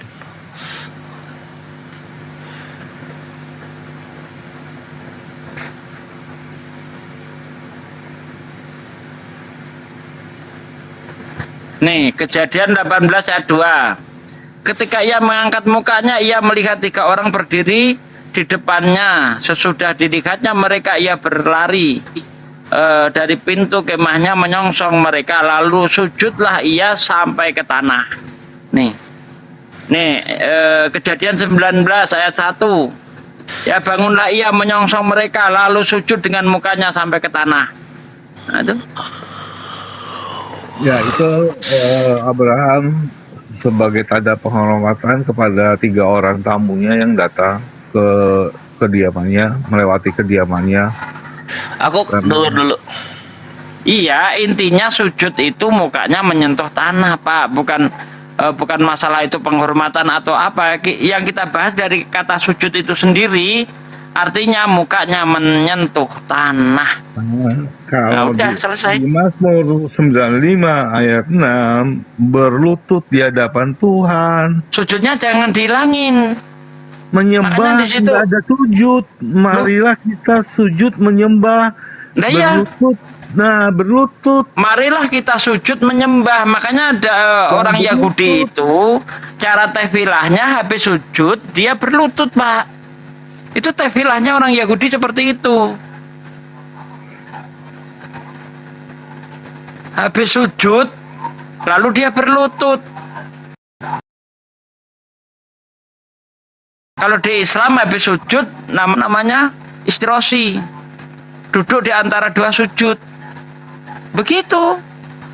Itu gerakan yang dua gerakan itu. Gerakan pertama dia sujud, lalu bangun dari sujud, dia berlutut. Gitu loh. Kalau arti menyembah apa, Pak? Menyembah itu artinya mengabdikan diri. Ya. Menghambakan diri itu menyembah. Kalau sujudnya aja harus nungging gitu, Pak, sampai ke tanah. Sujudnya. Ya, Alkitab mengatakan begitu. Nah, kalau di Mazmur kan nggak disebutin mukanya sampai ke tanah. Ya ampun, kan sudah dibilang sujud. Apa arti sujud itu sendiri? Arti sujud sendiri itu dengan muka menyentuh tanah. Pak, tapi dari Mazmur ini dia tidak menyebutkan. Itu kan tadi sudah dilihat dari bahasa Yunaninya. Ya, abdon. Abdon itu bukan face-nya underground. Oke, sebentar. Sapa dulu baby Bay, Edi. Kristen apa Islam, Pak? Assalamualaikum, Bang. Waalaikumsalam warahmatullahi wabarakatuh. Ya, emang kalau Yesus sujud ini kenapa sih, Pak? Bentar. Ya. Memang kalau Yesus sujud kira apa, Pak? Berpatokan pada Yesus sujudnya bukannya itu berlutut. Iya, kalau Yesus itu sujud dengan muka menyentuh tanah, emang kenapa? Nggak ada masalah, Pak. Cuma perbedaan aja, Pak. Nggak masalah kan kalau sujud itu dengan muka menyentuh tanah? Tapi ternyata tidak, Pak. Dalam literatur itu tidak disebutkan begitu. Bapak Bapak Solo Karir ini dari kemarin memang diskusi beliau ini kita yang bertanya gitu loh, dia menjelaskan. Cuman ketika kita bertanya, Bapak selalu berlari menghindari kenyataan bahwasanya pergerakan-pergerakan yang dilakukan Yesus itu sama seperti sekarang umat Islam lakukan. Dia itu anti kalau Yesus itu sujud sebagaimana orang Islam. Ya. Padahal Yesus sendiri itu seorang hamba. Sebagai seorang hamba bukan sesuatu hal yang aneh kalau dia itu sujud dengan muka menyentuh tanah. Yesus hamba, Pak. Wajar kalau dia itu merendahkan diri di hadapan Tuhannya dengan muka menyentuh tanah. Sekarang kalau Anda masih mau ngeyel juga, tolong tunjukkan referensi ke saya kalau sujud itu tidak muka dengan menyentuh tanah. Coba carikan deh. Mungkin ini Pak De. 95 ayat 6 aja udah jelas kok, Pak. Itu gini kata aja. Sujud jangan dibuang. Pak, kata sujud di situ jangan dibuang. Sujud itu tidak bisa diartikan lain. Sujud menyembah, berlutut. Oke, sebentar, setengah dulu. Pak, Bapak baca tidak kan di situ ada kata bersujud kan? Iya. Artinya sujud apa? Sebentar Ustaz Sugi, sebentar, udah mulai melari terus, nggak bakalan mau ngaku intinya. Begini, Yesus itu sujud tujuannya buat apa? Ngapain dia sujud? Itu aja Pak pertanyaannya. Itu dia berdoa, Pak. Berdoa kepada siapa? Kepada Allah Bapa. Allah Bapa. Berarti Yesus itu dia sebagai kodratnya sebagai manusia pada waktu itu. Kemana ketuhanannya, Pak? Ya ada di dalam dirinya, tapi kodratnya dia sebagai manusia dalam perikopnya pada waktu. Ngapain dia sujud, Pak? 17. Ngapain dia sujud kalau ada Bapa di dalam dirinya? Yesus sudah punya kerjaan. Bapa dalam dirinya, Pak. Yesus bukan Bapa. Yesus adalah Firman. Iya. Ngapain Yesus sujud? Dibalikin lagi. Tap-tap layar ya di bawah ya, guys. Soalnya hostnya ngomong terus nih. Saya nggak ketemu-ketemu, lari terus. Gimana, Pak? Ngapain Yesus sujud? Ini konteksnya untuk murid-muridnya. Untuk Kalau Yesus murid-muridnya. Allah Bapa, kenapa Yesus berdoa kepada Allah Bapaknya sendiri, Bapa juga? Iya, ngapain Pak? Dia berdoa kepada Bapa kalau ada Bapa dalam dirinya. Itu Yesus bukan Bapa, Pak. Yesus bukan Bapa, berarti Yesus itu utusan, betul? Yesus itu firman yang menjadi Firman-Nya manusia. menjadi manusia, berarti Yesus itu bukan Tuhan, betul? Ya Tuhan juga, Pak. Dia Kenapa punya Yesus dua bersujud? kodrat. Kenapa Yesus bersujud kalau dia Tuhan, Pak? Saya bilang bahwa Bapak kan tidak mengerti bahwa Yesus punya dua kodrat, bahwa satu kodrat manusia, satu kodrat ilahi. Ilahi, berarti Yesus itu ada kodrat ilahi di dalam dirinya. Iya. Lantas Nah, mengapa dia bersujud? Dia berdoa untuk murid-muridnya kepada Bapaknya. Untuk apa dia berdoa kepada murid-muridnya sedangkan dia ada ilahi di dalamnya? Kenapa bukan murid-muridnya aja yang berdoa kepada dia? Loh, ini untuk supaya murid-muridnya diberikan Contoh. Contoh atau apa? Baca dari awal sampai akhir nggak, Pak? Iya, sudah baca Pak. Apalagi Pak Desugi tadi ini, Sugi Kristologi ini udah ini. Cuman Bapak terlalu menghindar bahwasanya tidak mau menerima kenyataan bahwasanya Yesus bersujud. Makanya saya bertanya seperti ini, apa gunanya Yesus bersujud? Yesus bersujud untuk berdoa, Pak. Ngapain Yesus berdoa sedangkan dia ada ilahi di dalamnya? Dia waktu berdoa, kodratnya sebagai apa, Pak? Oh, jadi Tuhannya keluar masuk, ilahinya keluar masuk, begitu? Bukan keluar masuk, dia nggak bisa Pak, nggak bisa. Bapak selalu dari tadi lari dan terus lari. Ini saya baca demikian kata Bapak, Yesus. Dia lalu paham. menghadap ke langit Begini, dan Pak. berkata, Begini, Pak. dan di mana ayat 17 Yesus dikatakan bersujud? Bapak sendiri yang mengatakan bahwasanya Yesus itu bersujud. Pada saat Yesus bersujud yang berkata sujud itu Pak Sugi. Sedangkan sekarang sekarang bukan Matius, 26:39 betul. Bukan saya yang ngomong. Oke, berarti yang salah siapa Pak? Pak Sugi, yang salah Pak Sugi atau Matius Pak? Jawab dulu Pak. Matius salah itu. Orang Yesus menengadah ke atas kok dibilang sujud. Salah nih Matius nih. Bukan Matius, ini saya baca di Yohanes, Pak. Matius yang kita bahas Matius. Pak. Aduh. Ngapain ke Yohanes? Matius berapa, Pak? 26 ayat 39. Astagfirullahaladzim, dari tadi Bapak nggak baca toh. Yesus bersujud lah. Ya kan baru masuk, Pak, langsung ditembak begitu aja, Pak. Enggak Pak, bukan ditembak Pak, biar mengalir diskusinya Pak, biar mengalir gitu. Bes, gue boleh masuk nggak Bes? Enggak, diam dulu biar nggak melebar kemana-mana.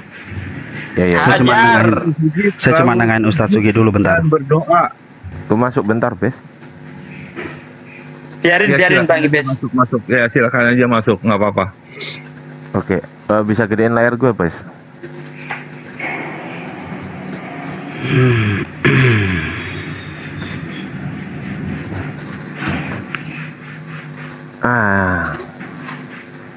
Ini Pak.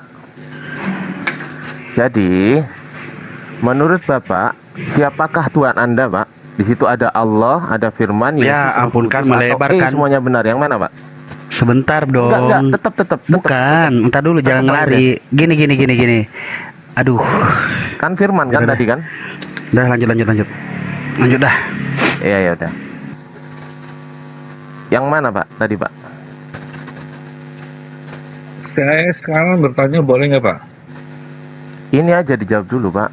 Iya, karena di situ Allah, Firman, Yesus, Roh Kudus. Sedangkan Allah itu adalah punya 3 hakikat. Pertama punya Firman dan punya Roh Kudus. Berarti kalau kan semuanya benar kan? Ya, Allah, Firman, dan Roh Kudus. Kalau Yesus itu adalah nama yang diberikan kalau dalam Perjanjian Lama. Tuhan Allah itu Ya udah, siapa yang Tuhan di sini siapa? Semuanya benar atau enggak? Yang benar ada Allah, Firman, dan Roh Kudus, Pak. Oke, berarti ini ya. Allah, Firman, Roh Kudus sama Yesus tuh sama apa enggak, Pak? Ini, yang ini. Yesus adalah nama, Pak. Oh, Yesus adalah nama. Ini saya hapus ya. Nama. Ini ya. Allah, Firman, Roh Kudus ini sama ya. Satu kepribadian, Pak. Satu hakikat, Pak. Iya sama. Nggak bisa Maksudnya sama atau tidak sama, gitu loh. Tadi yang sujud itu di ayat mana Ustadz Sugi? Matius 26:39. Yap. Oke. Berarti Allah, Firman, Roh Kudus ini sama, benar atau salah, Pak? Allah, Firman, Roh Kudus, yaitu satu hakikat, Pak. Jadi bukannya benar atau salah. Sama atau enggak sama? Duh, lari kemana-mana. Ya bukan, karena oh ya udah Bes, silakan. Sebentar sebentar Pak. Matius 36 ini Bapak udah baca, Pak? 26:39.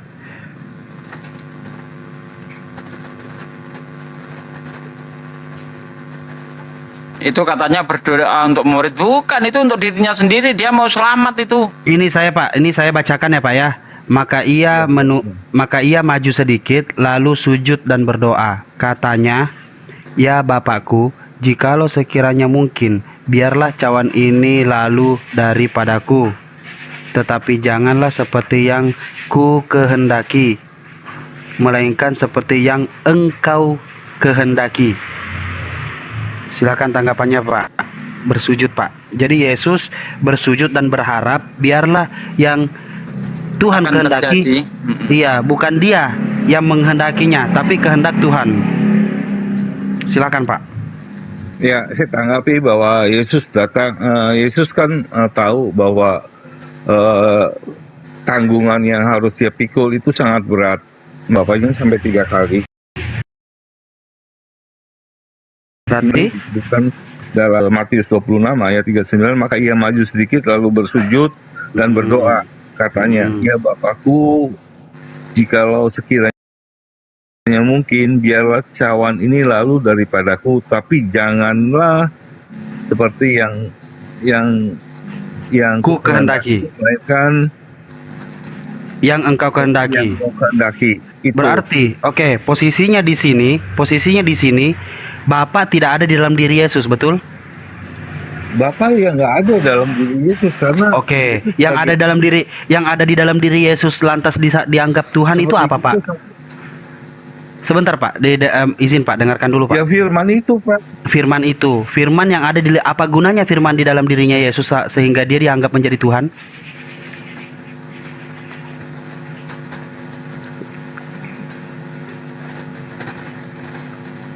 Allah punya firman atau punya dan Roh Kudus nggak Pak? Allah punya firman dan Roh Kudus, ya. Saya ikuti mau Bapak, ya punya. Nah itu jawabannya udah. Lantas Yesus di sini meminta doa kepada Bapa, berarti Yesus menunjukkan dirinya bahwasanya dia bukan Tuhan, karena dia meminta tolong kepada Tuhannya sendiri. Betul apa betul? Itu kodratnya sebagai apa Pak? Kodratnya sebagai manusia. Dan 100% manusia, dan tidak ada ketuhanan di dalam dirinya Pak. Atau Bapak mau mengatakan bahwasanya dia ada ketuhanan di dalam dirinya? Dia kodratnya sebagai manusia, dia bisa merasakan penderitaan yang harus dia tanggung. Iya betul, betul Pak, betul. Bapak coba pelan-pelan Pak, coba pelan-pelan pikirkan apa yang Bapak pikirkan, lalu apa yang Bapak bicarakan. Sekarang saya pertanyaan seperti ini, simple Pak, sederhana sekali. Lantas kenapa seorang manusia yang bersujud kepada Tuhannya, lalu Bapak menuhankan manusia ini? Atas dasar apa Bapak? Ya memang dia dari asalnya itu sudah Tuhan Pak. Jadi Tuhan tercipta di muka bumi ini menjadi Tuhan dan berdoa kepada Tuhan, seperti itu Pak? Nah kan Bapak berputar lagi kan. Saya bilang bahwa Yesus itu, karena penjelasan saya karena penjelasan Bapak membawa saya untuk memutarnya bahwasanya Tuhan diciptakan di muka bumi ini untuk menjadi Tuhan, agar berdoa kepada Tuhan, kan begitu? sebentar, saya bicara boleh? Silakan. Ya, pada waktu Yesus lahir itu dikandung oleh Maria, itu hasil benih laki-laki atau dari Roh Kudus, Pak? Dari Roh Kudus, Pak. Benih Roh Kudus. Benih Roh Kudus. Nah, Oke. ya sekarang Lalu? dia benih Roh Kudus. Oke, Jadi lalu? Yesus itu punya dua kodrat. Satu, dia adalah manusia biasa. Satu, dia adalah Firman yang menjadi manusia. Adalah 1 Yohanes, kalau nggak salah 1 Yohanes 5 itu. 1 Yohanes 1 ayat 14. Firman telah menjadi manusia. Pertanyaannya kembali lagi, Pak, simple. Ketika Bapak menuhankan Yesus dan Yesus berdoa kepada Tuhan, yang Tuhan Bapak sebenarnya siapa? Apakah Yesus ataukah Allah Bapak? Dua-duanya, Pak. Yesus juga. Berarti Tuhan Bapak dua. Selesai, Pak. Selesai, Tuhan Bapak dua berarti. Bukannya selesai di situ, Pak. Bapak pertanyaannya hanya menjebak bahwa Yesus itu manusia atau Tuhan. Ya, karena Bapak menuhankan anak manusia. Karena beginilah resikonya ketika memaksakan. Sekarang apa gunanya Yesus bersujud? Nih, sekarang gini, Pak. Saya kasih Yohanes 20 ayat 28, Pak. Silakan baca, Pak. Wih, apa tuh? Thomas, oh Tuhanku dan Allahku. Thomas. Kenapa nuhanin Allah kecil? Jadi Bapak ini Oke, begini Pak, kesimpulannya sebelum pindah ke Bang Zuma, kayaknya masih menjalankan sholat ibadah siang. Begini, berarti di sini Bapak menuhankan Yesus atas dasar rasul-rasul yang nggak jelas ini, Pak, yang sudah kontradiksi dari satu sama lain, Pak. Loh, nggak jelas memang, Pak. Ada yang mengatakan, nih, saya jelaskan ya, Pak ya. Saya jelaskan. Bapak, semoga Bapak dengar ini dengan baik, Pak. Yohanes mengatakan pada mulanya adalah firman, firman menjadi manusia. Yohanes 1:14. Ya, Pak ya. Roma 14 nomor 9 kata Paulus, Yesus harus mati dulu supaya ia menjadi Tuhan. Jadi Yesus harus mati dulu nih, baru ia menjadi Tuhan. Berarti dia nggak percaya apa kata Yohanes. Nah, ada lagi nih Petrus nih yang nyasar, berkhotbah di depan para Israel, mengatakan Kisah Para Rasul 2 ayat 36. Jadi seluruh kaum Israel harus tahu dengan pasti Allah Bapa telah membuat Yesus yang kau salibkan itu menjadi Tuhan dan Kristus. Jadi pada saat disalib, disitulah Yesus menjadi Tuhan dan Kristus. Sekarang yang mana yang Bapak percaya dan mana yang paling salah penjelasannya di situ, Pak? Semuanya benar, Pak. Semuanya benar. Semuanya benar. Ya. Saya kasih tahu dalam Markus 10 ayat 28. Lukas 6 ayat 5. Pak, lantas kenapa, Pak? Lantas kenapa ada kata-katanya Yesus di Yohanes 5, 30 sampai 40 itu jelas banget. Yesus tidak dapat berbuat apa-apa. Nah, pada waktu itu, ketuhanannya tidak ada lagi. Comot-comot, saya juga ikut comot-comot, ya. Ya, jadi itu bedanya sekarang ayat apa, Pak? Tadi Bapak bilang. Yohanes mana? Ya mana? Yohanes 5. Baca perikopnya. Yohanes, memang kalau kekristenan, Pak, kalau udah mulai kesasar larinya ke perikop. Begini, Pak. Yohanes 5 30 sampai 30 aja, Pak, dibuka, Pak. Sasar, Pak. Yohanes berapa, Pak? Yohanes 5 ayat 30. Yohanes 5 ayat 30, penyembuhan pada hari Sabat di kolam Bethesda. Ayat 30, aku tidak dapat berbuat apa-apa dari diriku sendiri. Aku menghakimi sesuai dengan apa yang aku dengar. Oke, sebentar, Pak. Sebentar, Pak.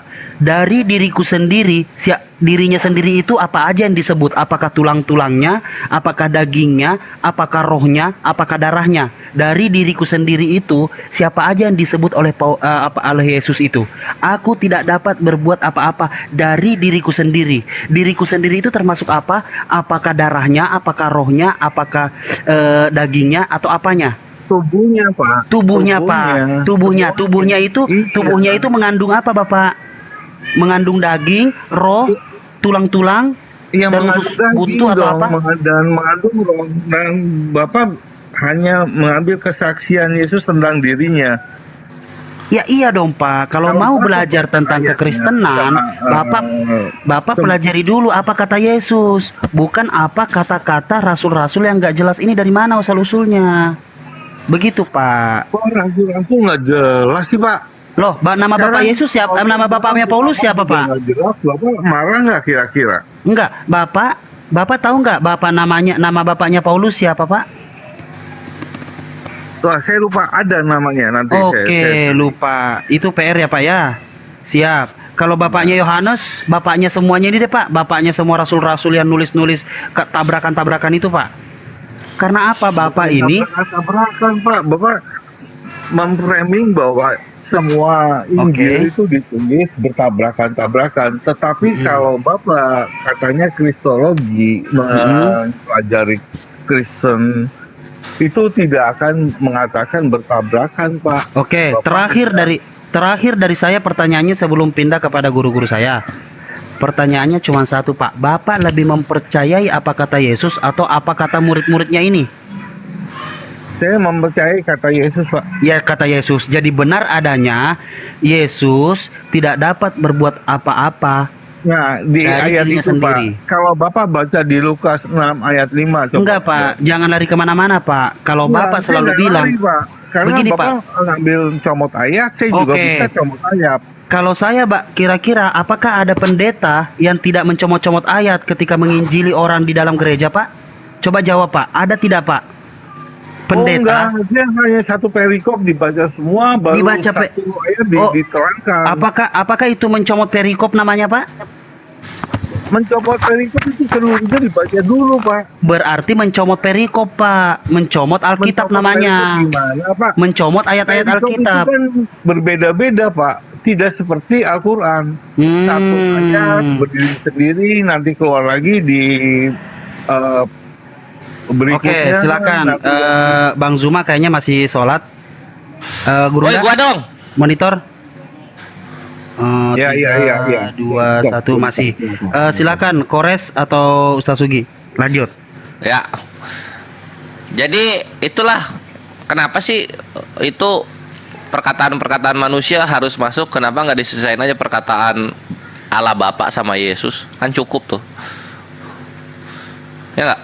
Perkataan manusia yang mana, Pak? Yohanes 1 tuh Allah adalah firman. Itu kan bukan Allah Bapa yang ngomong. Itu penulisnya diilhami oleh Roh Kudus, makanya bisa menulis ayat seperti itu, Pak. Bang Kores, ini ya, nitip ya, 10 menit saya mau sholat dulu. Oke.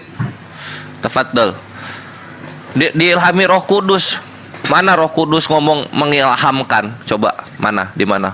Aku akan mengilhamkan semua penulis. Di mana?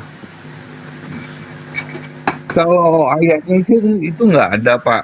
Itu semua dia. Penulis, sekarang gini, Pak. Kalau 1-2 orang saksi itu sah. Sekarang saya bertanya, Al-Quran itu saksi, ada saksinya nggak, Pak? Wah, tumpah-tumpah. Ada Amr, ada Zaid, ada Abu Bakar, ada Umar, ada Fatimah, ada Aisyah. Wah, ribuan saksinya. Saksi waktu Muhammad dapat menerima wahyu ada saksinya nggak, Pak? Ada. Siapa, Pak? Ketika sedang tidur, ketika sedang ketika sedang menaiki unta, pada waktu Muhammad menerima wahyu pertama kali di Gua Hiro, itu ada saksinya nggak, Pak? Kalau itu enggak, kalau yang itu. Anisa 166. Tidak sah berarti. Nah, sekarang ketika Yohanes ngomong firman adalah Allah, Yohanes saksi aja bukan gitu loh. Kok dia ngomong kayak gitu? Kan banyak, Pak. Pada waktu Yesus disalib aja ada saksinya. Yesus terangkat di surga ada saksinya. Pas Yesus disalib, Yesus ngomong nggak? Akulah firman Allah. Ada nggak ngomong kayak gitu? Pas disalib tuh, woi, kalian yang nonton saya disalib, firman itu adalah Allah loh. Ada nggak Yesus ngomong kayak gitu? Sekarang pada waktu disalib, itu dia. Yesus itu sebagai manusia terkutuk atau bukan, Pak? Enggak, sebagai firman Yesus disalib. Oh, sebagai firman. Ayo. Bapak dari mana, Pak? Ayatnya, Pak? Loh, Firman makanya itu Yesus telah menjadi daging. Yesus sebagai firman disalib itu. Ayo, mau apa? Nah, kalau kita mau main asumsi-asumsian, gue jagoan juga. Bukan asumsi, Pak. Sekarang Yesus punya kodrat manusia, punya nggak, Pak? Kodrat manusia? Enggak, Yesus itu firman itu. Memang firman bentuknya manusia, bukan berarti dia manusia. Mau apa? Nah, kalau kodratnya manusia, nggak punya kodrat manusia ilahi, kenapa Yesus bisa lapar, Pak? Ya karena memang Tuhannya Kristen, ya begitulah kodratnya. Nah, dari mana, Pak, asalnya, Pak? Ya itu lihat buktinya, Tuhannya Kristen makan ikan goreng, Tuhannya Kristen dari kesakitan. Dari Abraham Tuhannya lapar makan. Tuh, ketika Yesus turun di Abraham makan paha sapi.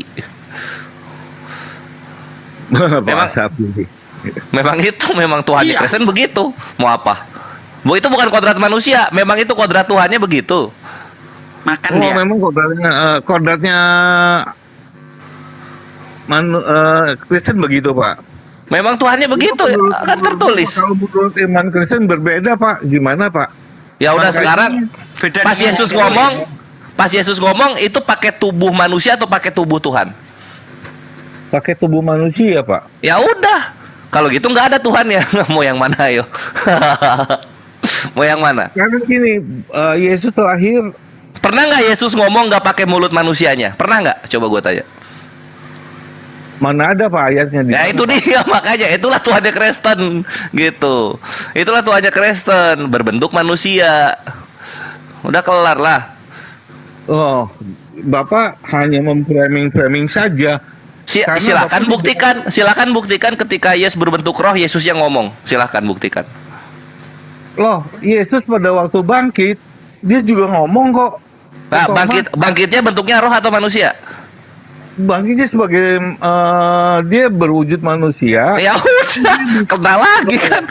Mau mati, mau bangkit, tidur, makan, bentuknya manusia. Itulah karena Tuhan tidak berubah. Tuhan Yesus tidak berubah, tetap manusia kapanpun saja. Nah, itu dah. Ya udah, kalau kayak gitu ini bukan diskusi, Pak, artinya debat kusir. Ya, bukan debat. Kalau udah kelar ya udah. Terus mau gimana? Kalau kelar ya udah gitu. Kan nggak ada argumen pembantahan kan? Kalau memang Yesus itu 100% manusia, 100% Tuhan, buktikan. Abang tidak percaya bahwa Yesus dilahirkan oleh Roh Kudus. Bukan mau dilahirkan Roh Kudus kek, mau dilahirkan lahir sendiri kek, mau dilahirkan inden kek, silahkan. Tapi ketika lahir bentuknya apa? Ketika lahir bentuknya apa? Manusia atau Allah bentuknya? Bentuknya manusia tapi punya dua kodrat. Nah, karena Bapak kodrat yang keduanya apa? Kodrat yang keduanya? Ilahi. Nah, sekarang buktikan Yesus berbicara dalam bentuk ilahi. Ada nggak? Dia manusia apa? Bukan, Pak. Nggak ada kan? Terus ngapain maksain dua kodrat? Kalau kodrat yang satunya lagi nggak pernah dipakai, ngapain? Bapak belajar kristologi nggak, Pak? Udah belajar gitu, udah belajar dari perkataan Roh Kudus, perkataan Yesus, perkataan Allah Bapa, perkataan Bapak-bapak gereja, udah gua pelajari. Saya bertanya, Bapak belajar kristologinya di mana, Pak?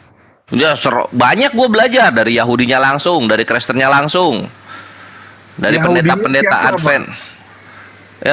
Rabbi Ben Abrahamson, Rabbi Mins, Rabbi Tovia, Rabbi Samuel, banyak.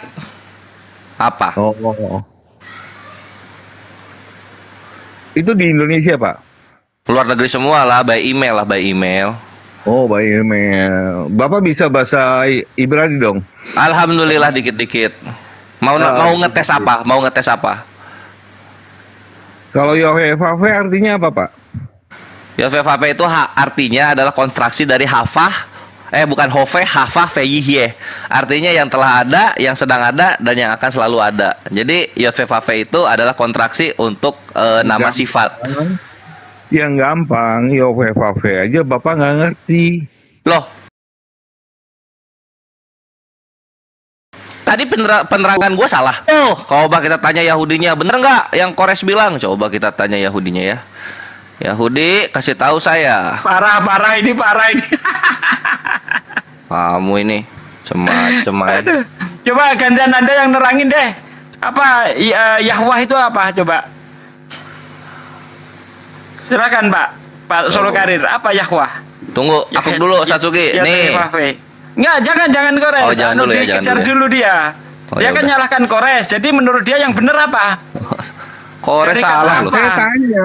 Kalau saya yang jawab dia tahu. Kan tadi sudah dijawab, menurut Anda salah. Nah, tugas Anda sekarang memberitahu yang benar. Katanya dia sudah belajar bahasa. Nah iya, kan sudah diterangkan, Pak. Jangan kayak anak-anak lah kalau debat. Kan sudah diterangkan. Yod-Heh-Vav itu artinya dia yang ada dan akan ada dan selalu ada. Menurut Anda salah. Salahnya di mana? Alfa dan Omega, Pak. Ya, itu goblok. Tolol banget. Alfa dalam Ibrani Alef, Omega dalam Ibrani Taf. Yod-Heh-Vav mana Alef dan Tafnya? Aduh. Ada. Pusing dah. Ini koplang ikut debat ini gimana sih? Itu artinya apa? Saya tanya itu aja, yang gampang. Ya tadi artinya tadi udah gue sebutin. Yang telah ada, yang sedang ada, dan yang akan selalu ada. Itu sifatnya Tuhan. Artinya dalam bahasa di Wahyu itu adalah aku Alfa dan Omega.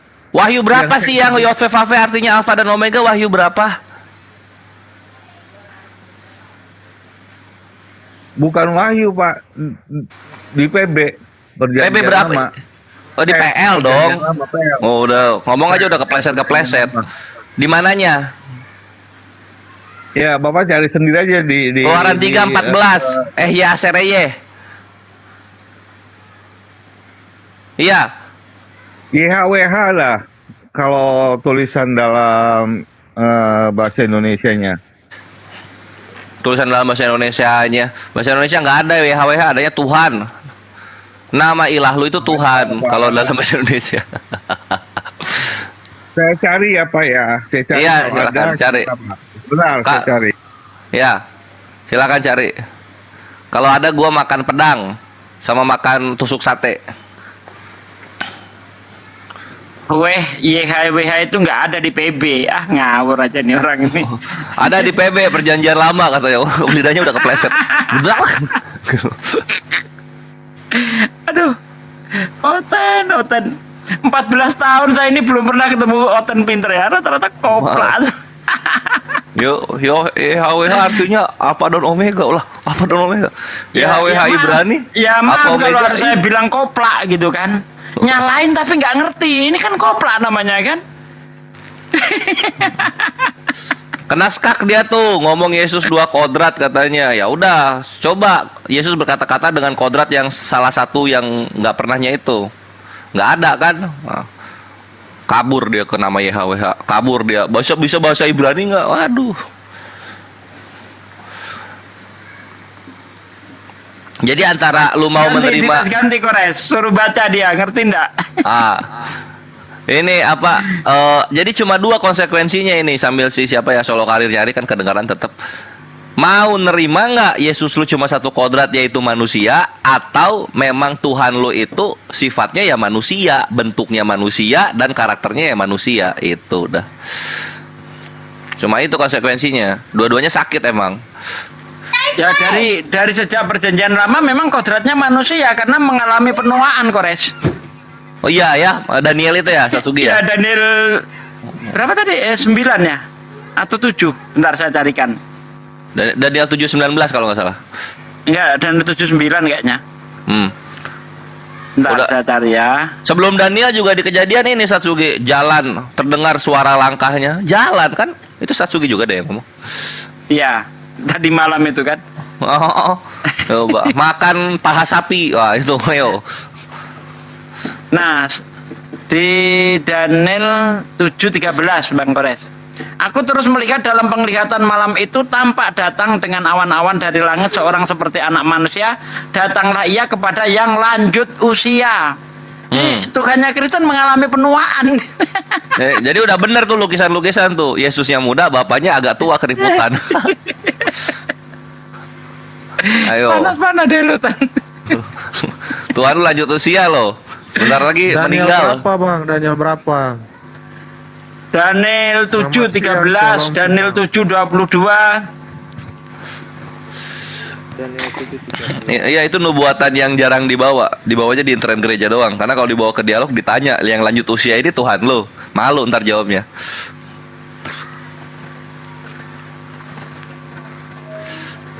Nah udah nih, masuk lagi ntar 2025 Ikhwan solo karir nih.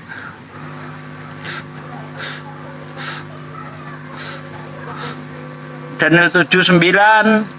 Sementara aku terus melihat tahta-tahta diletakkan lalu duduk yang lanjut usianya, bersih seperti bulu domba. Kursinya dari nyala api dengan roda-roda dari api yang berkobar-kobar.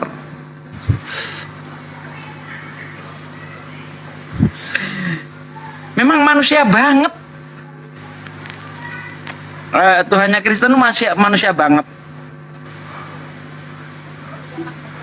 Manusia sakti yang banyak salahnya, gitulah.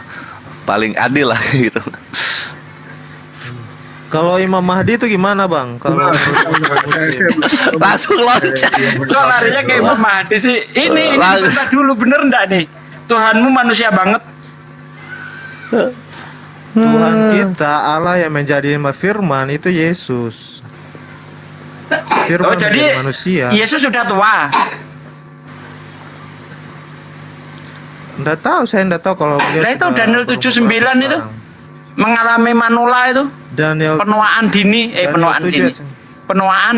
Daniel 7 ayat 19 atau 13. Daniel 7:9.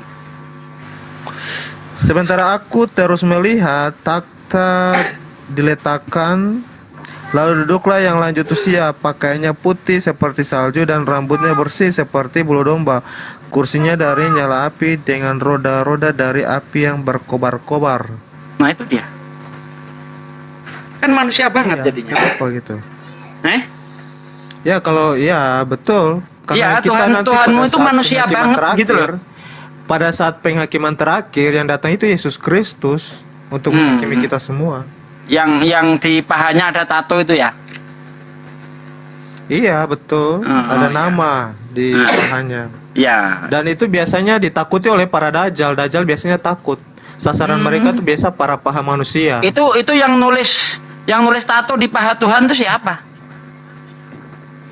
Itu penglihatan Yohanes. Lah ya kan ada tulisan di situ. Yohanes yang melihat penglihatan. Iya kan ada Yohanes tulisan. yang menerima wahyu dari Tuhan, penampakan Tuhan kepada Yohanes. Pertanyaannya siapa yang nulis di paha Tuhan itu? Oh itu tanyakan saja kepada Yesus langsung, karena memang itu yang dia ya firmankan seperti itu. Nama rajanya itu ditulis di pahanya supaya semua orang mengenalnya. Mana Bang Kores tadi? Bang Kores? Mana orangnya? Karena itu tertera dalam firman ya.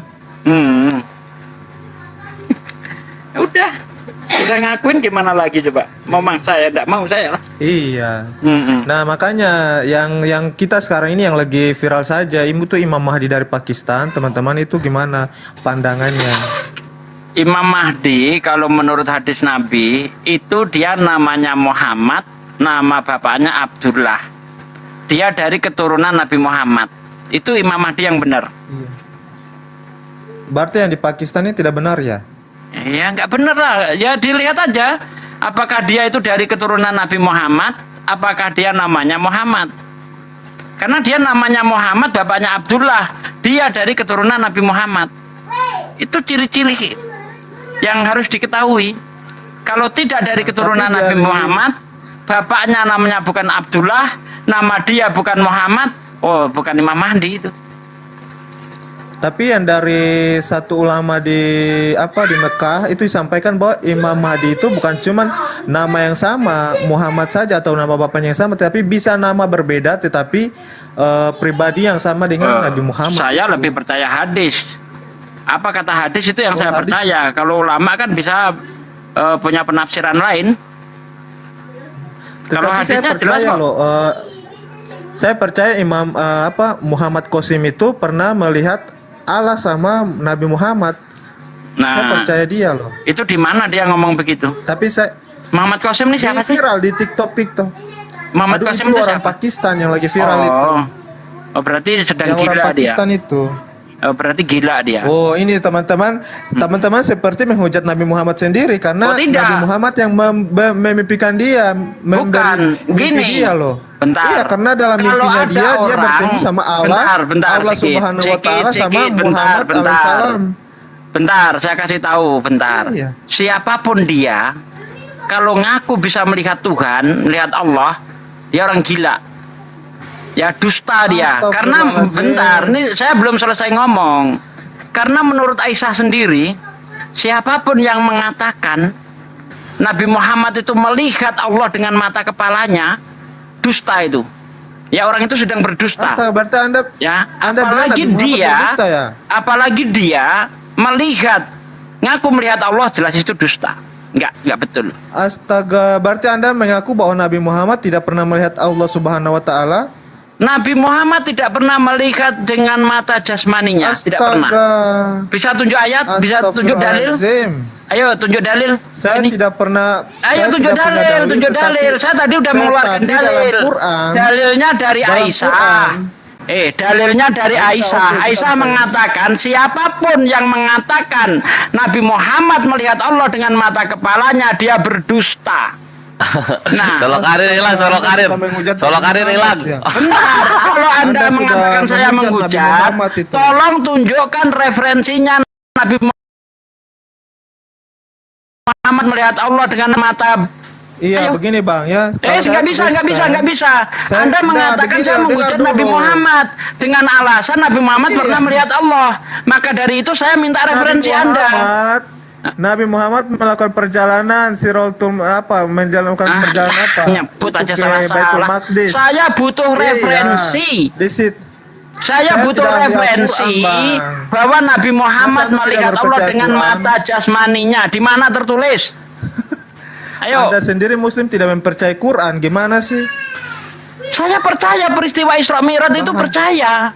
Iya, Isra Cuma ketika Isra Mi'raj itu Nabi Muhammad tidak melihat Allah dengan mata kepalanya. Hadisnya mana dalilnya? Dalilnya dari Aisyah. Aisyah mengatakan siapapun yang mengatakan Nabi Muhammad melihat Allah dengan mata kepalanya, mata jasmaninya, dia berdusta. Nah, kalau menurut Anda Nabi Muhammad itu melihat Allah dengan mata jasmaninya mana? Mana? Iya, itu Nabi Muhammad sudah bertemu dengan Allah, tapi tidak melihat wajah, tapi melihat cahayanya. Cahaya Allah sebagai cahaya, bukan wajah manusia. Nah, yang dibahas kan tadi melihat Allah. Ya, itu dibalik hijab dia, bukan melihat Allahnya langsung. Gimana sih ini orang? Nabi Muhammad melihat Allah, tapi dalam dengan Muhammad Nabi Muhammad nggak melihat Allah, melihat cahaya. Karena wajahnya terang seperti cahaya. Anda harus tahu ada. Itu. Di mana itu? Di mana? Wajahnya terang seperti cahaya. Lo takya Korintus lo. Iya, di mana nih? Nabi Muhammad melihat Allah berupa cahaya di mana? Di mana? Baca dalam Quran. Enggak ada di Quran, enggak ada. Enggak ada di Quran, enggak ada. Astaga. Ayo tunjukkan ayatnya di Quran, ayo. Inilah pengaruh Roh Kudus gitu loh. Kalau ngomong itu pasti nggak sesuai yang tertulis. Itu tidak bisa berkembang tanpa kebohongan. Di sini Anda sedang berbohong. Teman-teman. Di sini Anda sedang berbohong. Ya, Kristen tidak bisa berkembang kalau tidak disebarkan dengan kebohongan. Tanpa tipu-tipu Kristen nggak laku. Ini dari teman-teman Muslim. Ini teman-teman Muslim sendiri yang menyatakan Bukan ini takia Korintus lu dari Roh Kudus, Bre. Roh Kudus lu emang tukang bohong. Tukang bohong Roh Kudus lu. Tukang bohong. Tukang bohong Roh Kudus lu, Bre. Ya, bertemu dengan Allah. Tukang bohong. Kita butuh data, kita butuh data, kita butuh data. Oh, jadi Anda bilang bahwa Quran itu bohong. Mana ada? Anda bilang Bukan, Quran itu bohong. Roh Kudus yang disembah Kristen itu tukang Anda itu yang bohong. berbohong. Anda tidak mengerti Roh Quran. Kudus Ya udah, tunjukkan itu aja, mari kita bohong bareng-bareng yang disembah mana Kristen. ayatnya? Ya, itu Quran surah perjalanan apa? Isra Mirajnya itu. Tidak ada di Baca situ itu Quran, Nabi Muhammad itu perjalanan melihat Allah, Isra nggak ada. Miraj. Nggak ada. Saya hafal ayat itu. Nggak ada. Ayo kalau ada di ayat berapa? Itu Ayo. dari teman-teman Muslim sendiri loh. Anda tipu-tipu. dengan teman-teman Muslim sendiri harus Teman Muslim luruskan siapa? dulu. Siapa Luruskan orangnya? dulu, Bawa sini. Pak. Iya, Bawa itu sini orangnya komal-komal yang siapa? lain. Bawa sini orangnya siapa? Ya, itu Kasih saya satukan nomor dulu teleponnya. presidennya, teman-teman. Wah, kita mah udah Supaya nyatu jelas. gitu. Beda sama lu Unitarian, nggak Trimodal, laku. Tritunggal, ribut mulu soal Yesus itu Iya. ciptaan atau bukan. Itu kalian itu, Bre. Salah lu. Kalau Allah ada yang menarik Kalau nggak nepu nggak laku Allah, Kristen. itu Anda kaget, Anda bingung. Seperti Muhammad Qasim itu melihat Allah sama Nabi Muhammad, Anda tidak percaya. Padahal Nabi Muhammad sendiri yang memberikan mimpi kepada Muhammad Qasim itu. Kalau melihat Di Nabi itu, iya, karena iblis tidak mampu menggapai kesempurnaan Nabi Iya, wujudnya. makanya Tapi ia kalau kita melihat Tuhan, menyampaikan, makanya nggak ada yang bisa sama sekali, Bre, nggak ada. iya, makanya Karena Muhammad Qasim hadisnya itu itu dikatakan melihat Allah dalam mimpi bahwasanya cahayanya kalian di tidak atas akan melihat arsy. Rob kalian sebelum Tidak, kalian itu ayat. meninggal dunia, kayak gitu dibilangnya. Nah, ini hadisnya ada di Sahih Muslim 5221. Nah, ini gua open cam ya. Nah, di sini. Kalau gila-gila aja sendiri, ngapain ngajak-ngajak orang? Nah, tunggu kita akan buka dulu. Dikira kita ini kayak Kristen gitu ya, nggak paham kitabnya gitu.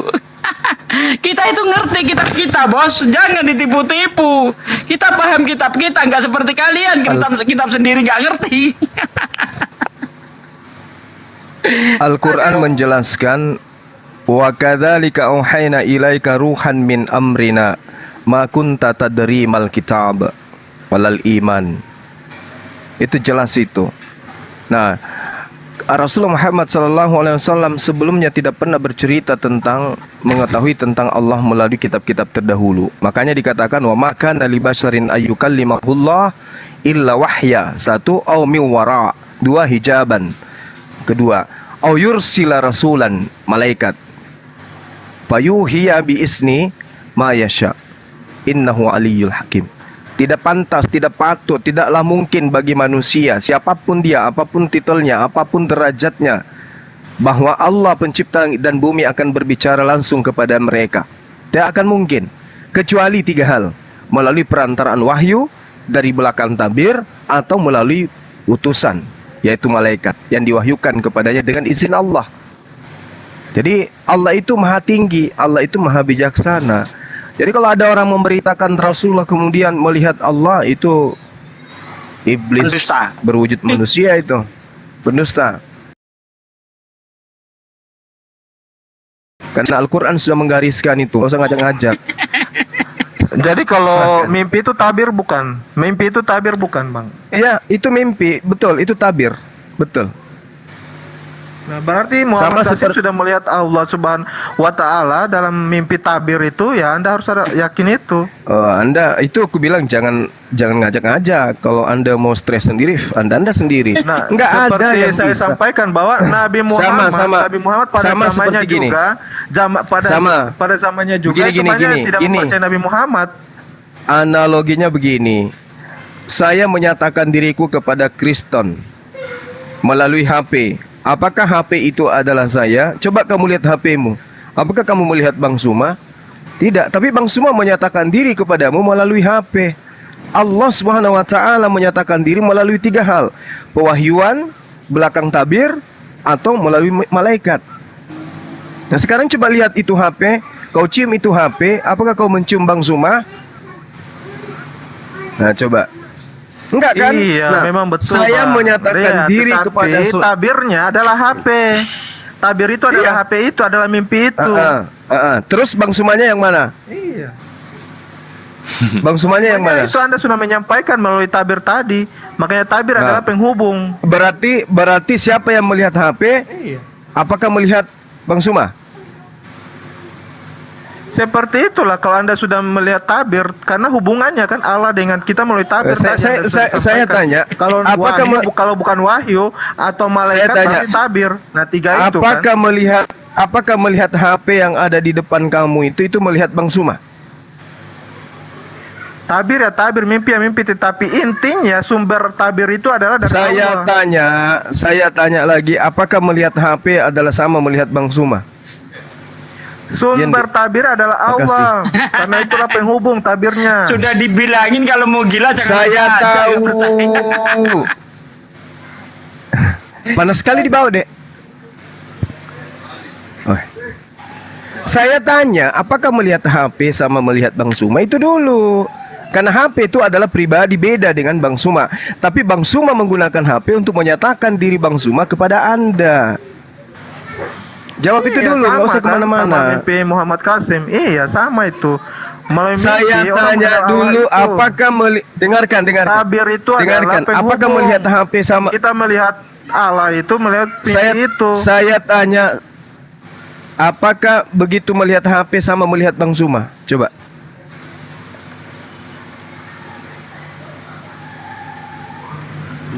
Buka mute, jangan ngerocos mulu, nggak ada yang denger lu. Gabrul. Coba. Makanya, kamu melihat Abang. Kok makanya saya nggak. Tabir itu penghubung tadi. Iya, HP itu adalah penghubung antara saudara Kristen dengan Bang Suma. Bang Suma ada di Makassar, kamu ada di Taman Lawang. Bagaimana caranya kamu bisa berhubungan dengan saya? Melalui HP. Nah, saya menyatakan diri melalui HP. Apakah HP itu adalah saya? Jawab Iwan. Kalau Abang sudah menyatakan diri sendiri karena Anda adalah Allah, seperti Anda menyatakan diri sebagai HP, berarti Anda adalah HP. Karena Anda sendiri sudah menyatakannya. Tetapi kalau tabir adalah penghubung. Sumbernya adalah Allah itu. Tabir itu iya tadi Anda sudah sampaikan kan, malaikat, wahyu, malaikat. Tabir itu pembatas. Tabir itu adalah penghubung. Ngawur. Kalau wahyu apa? Tabir itu pembatas, bukan penghubung. Aduh. Assalamualaikum Sensei Paduka Tuan Guru yang mulia Bang Arsyid. Malaikat bukan penghubung. Tabir bukan penghubung. Oh, bukan, tabir itu pembatas. Ya, dalam bahasa Arab berarti malaikat pembatas. Berarti malaikat dibilang tabir ini gimana sih? Wahyu pembatas. Iya kan tadi Bang malaikat sampaikan tiga. Aduh, iya, yang dikatakan Bang Juma itu tadi Allah itu berhubungan dengan manusia itu satu melalui malaikat, dua melalui tabir, tiga melalui wahyu. Malaikat adalah tabir, ini kan koma ini orang ini. Ya kamu yang menjelaskannya, hubungan itu malaikat ke manusia. Allah berbicara kepada manusia melalui malaikat. Ya, coba kasih wejangan Pak Nefros kepada manusia melalui tabir. Allah berbicara ke manusia melalui wahyu. Makanya Anda bingung. Masa tabir penghubung? Nggak, Kristen, lu yang bego. Inilah kenapa kalau misalnya dikasih susu piglet di umur 2 tahun ke bawah gitu loh. Jadi kayak lu tabir kok dibilang Tuhan itu sendiri. Nah, Anda sendiri menjelaskan penghubung. Allah mau berbicara kepada manusia melalui tabir. Gantian Kriston, gantian Kriston. Lu yang bingung. Wahyu itu tabir-tabir juga. Yang nggak punya kuping, Kriston yang nggak punya kuping, yang nggak punya otak, dengarkan. Silakan Neflos. Aduh. Ya, ada satu hukum yang berlaku di seluruh dunia, seluruh dimensi, seluruh alam. Apa itu? Kausalitas, sebab akibat. Nah, sekarang menurut Oten yang tiernya ini masih epik, bahwa tabir itu masuk dalam kategori sebab atau masuk dalam kategori akibat. Bingung lah. Aku nggak tahu, Paman. Bingung.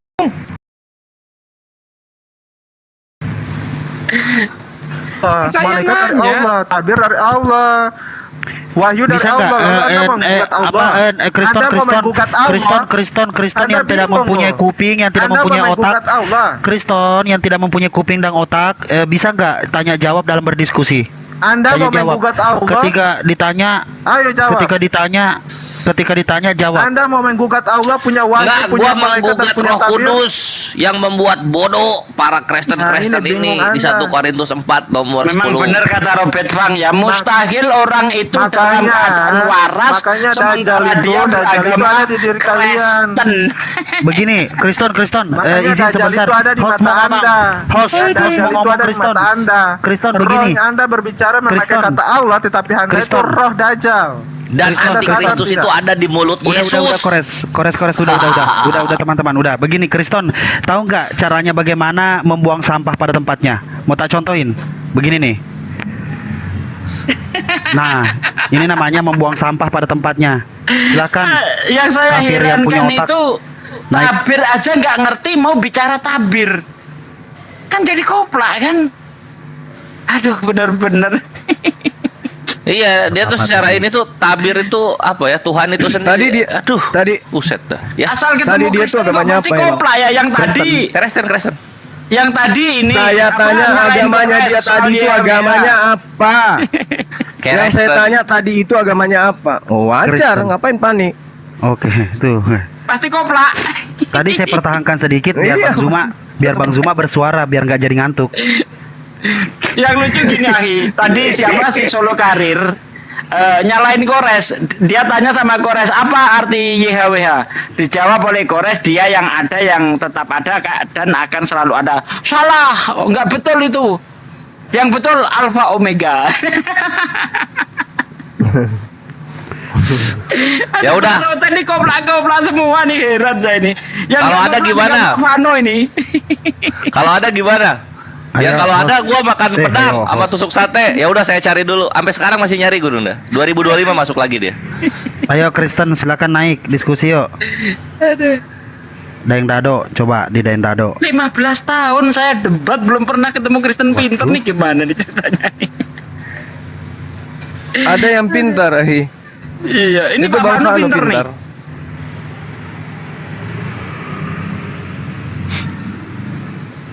Itu Anfol siapa sih? Anu, Ahyendra. Oh, Ahyendra Mose. Sultan, bukan, Sultan Oke. TikTok.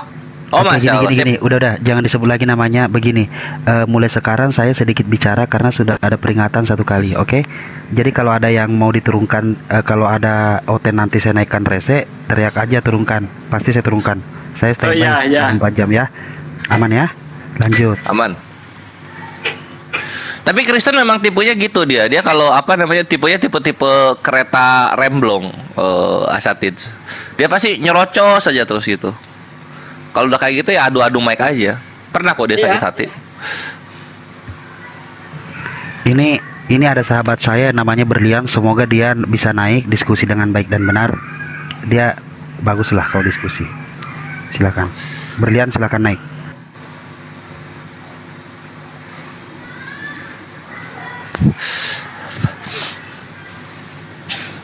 Mana? Jadi wajar ya ternyata Kristen bingung ya. Ada ayatnya ini. Jadi kebingungan Kristen itu jelas sekali di dalam Yohanes 5 nomor 19 sampai nanti saya berhenti ya.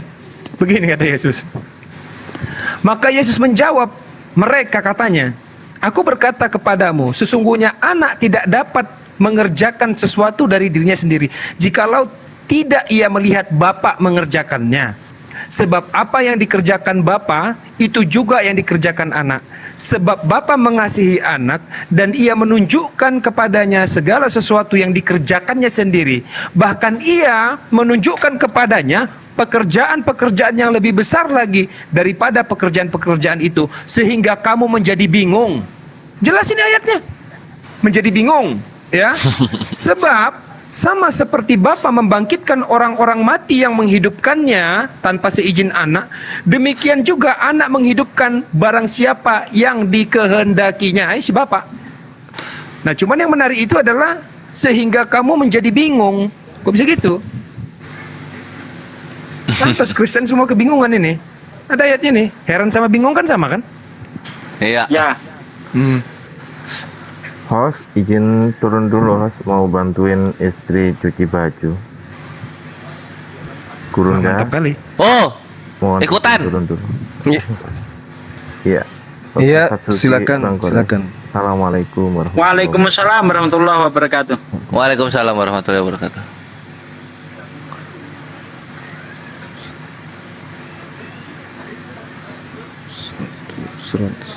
Oke, disambut itu. Santap siang. Selamat siang semua. Ya. Ya. Kalau saya santap siang. Assalamualaikum. Waalaikum.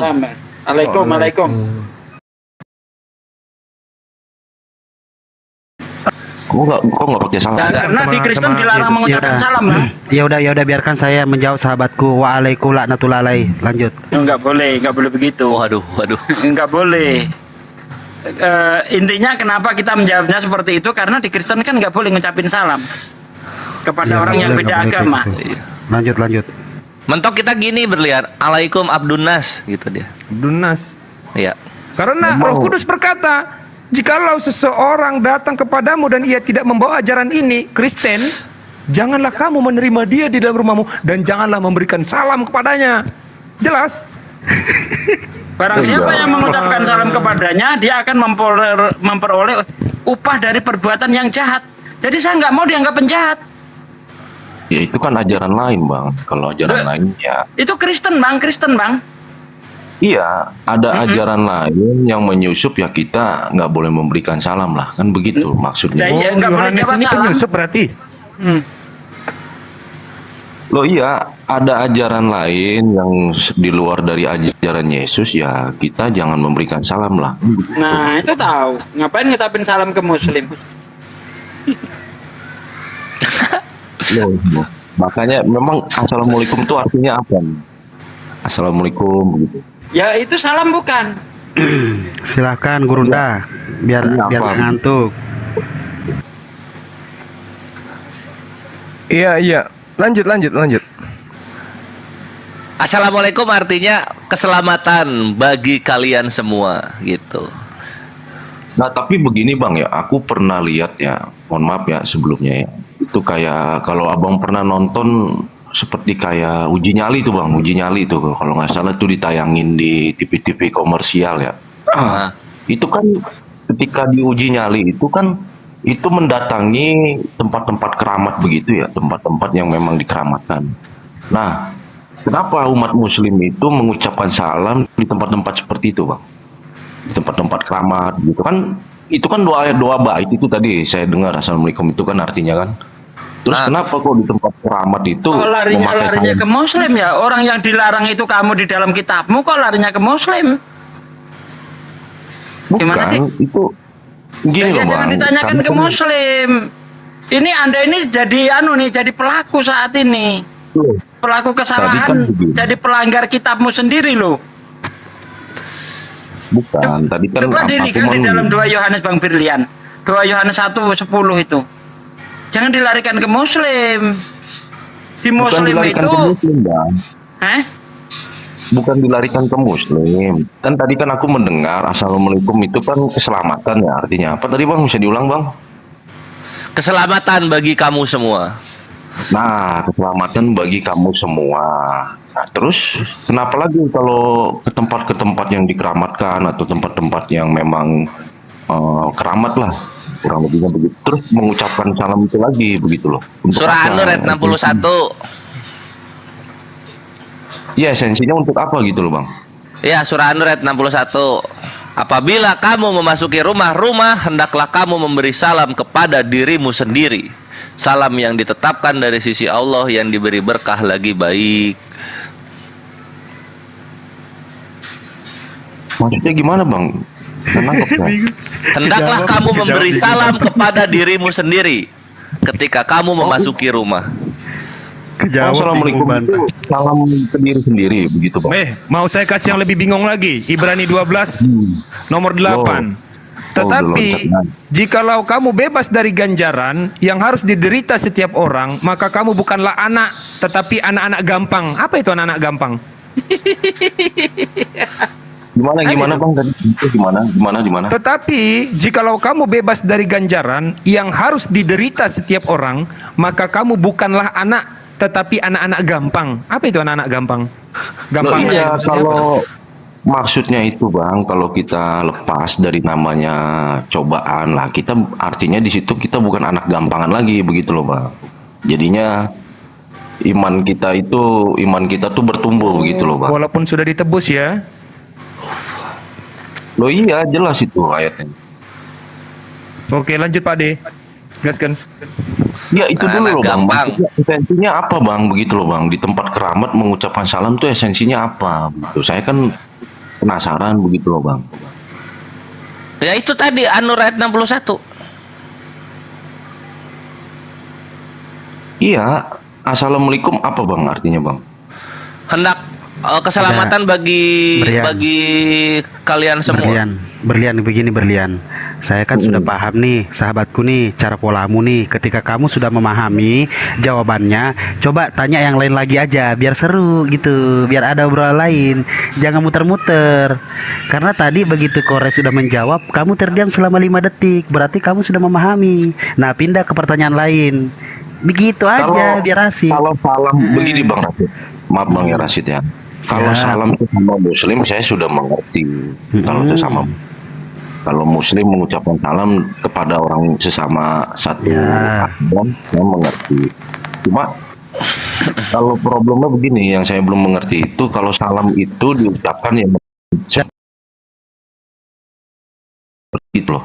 Contohnya yang saya bawa. Mengucapkan salam kepada ahli kubur itu bukan persoalan usul, itu persoalan furu, ya. Bahwa contohnya salah satu di dalam kitab-kitab fikih mengucapkan salam kepada ahli kubur itu sudah termasuk adalah bagian dari adab, dan itu bukan perkara usul. Bingung pasti, bingung. Perkara adab Bang ya. Kalau perkara adab itu tergantung niat nggak Bang? Semua tergantung niat. Bagaimana sih? Iya, jadi tergantung niat.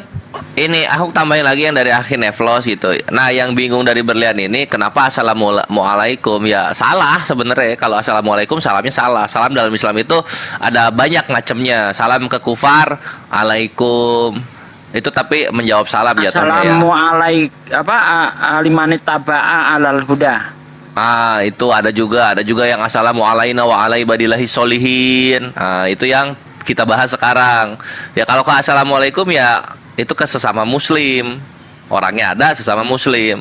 Kalau ke rumah kosong yang tadi gue sebutin assalamualaikum wa alaibadillahi solihin gitu. Jadi bukan assalamualaikum. Jadi yang lu tonton di TV-TV itu kurang tepat gitu Bre. Oke lah. Jadi kalau yang di tempat keramat maknanya apa Bang? Bedanya apa?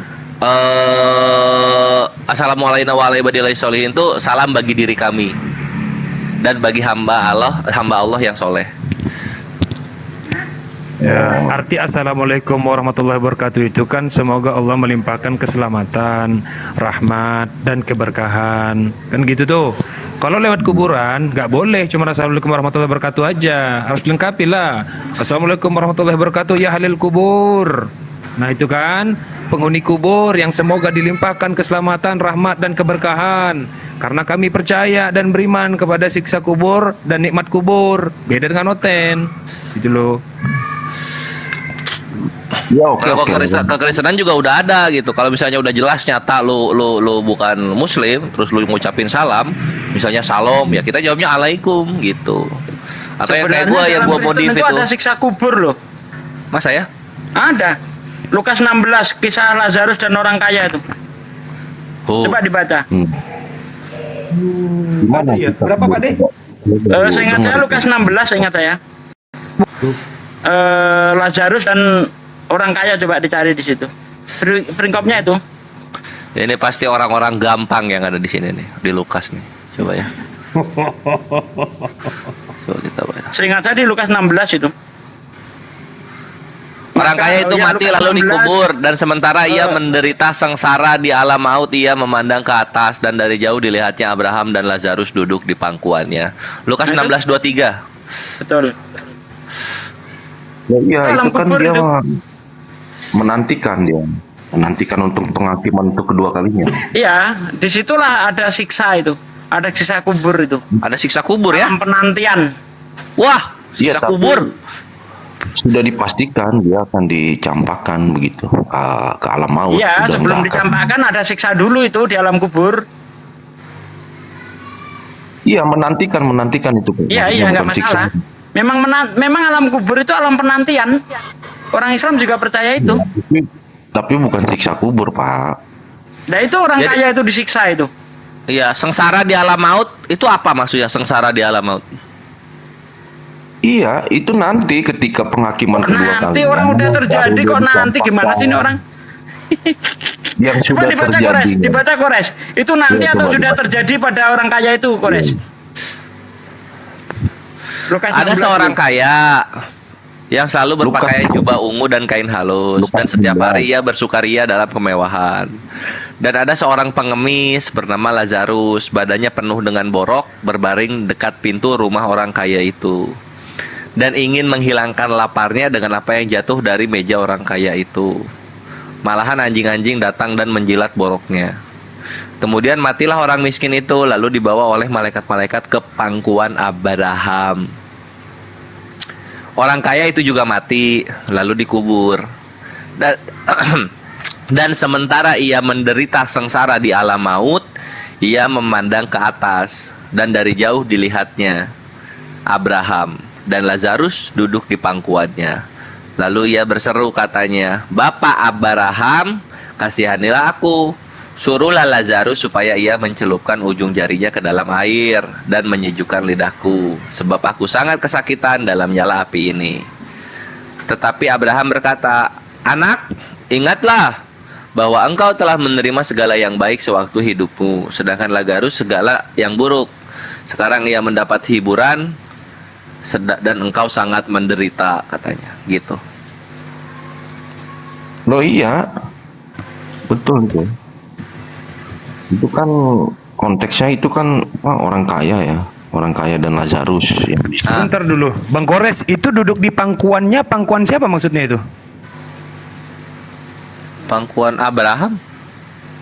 Ini, dan dari jauh dilihatnya Abraham dan Lazarus duduk di pangkuannya. Oh ini spasi dan Lazarus duduk di pangkuan Abraham gitu ya?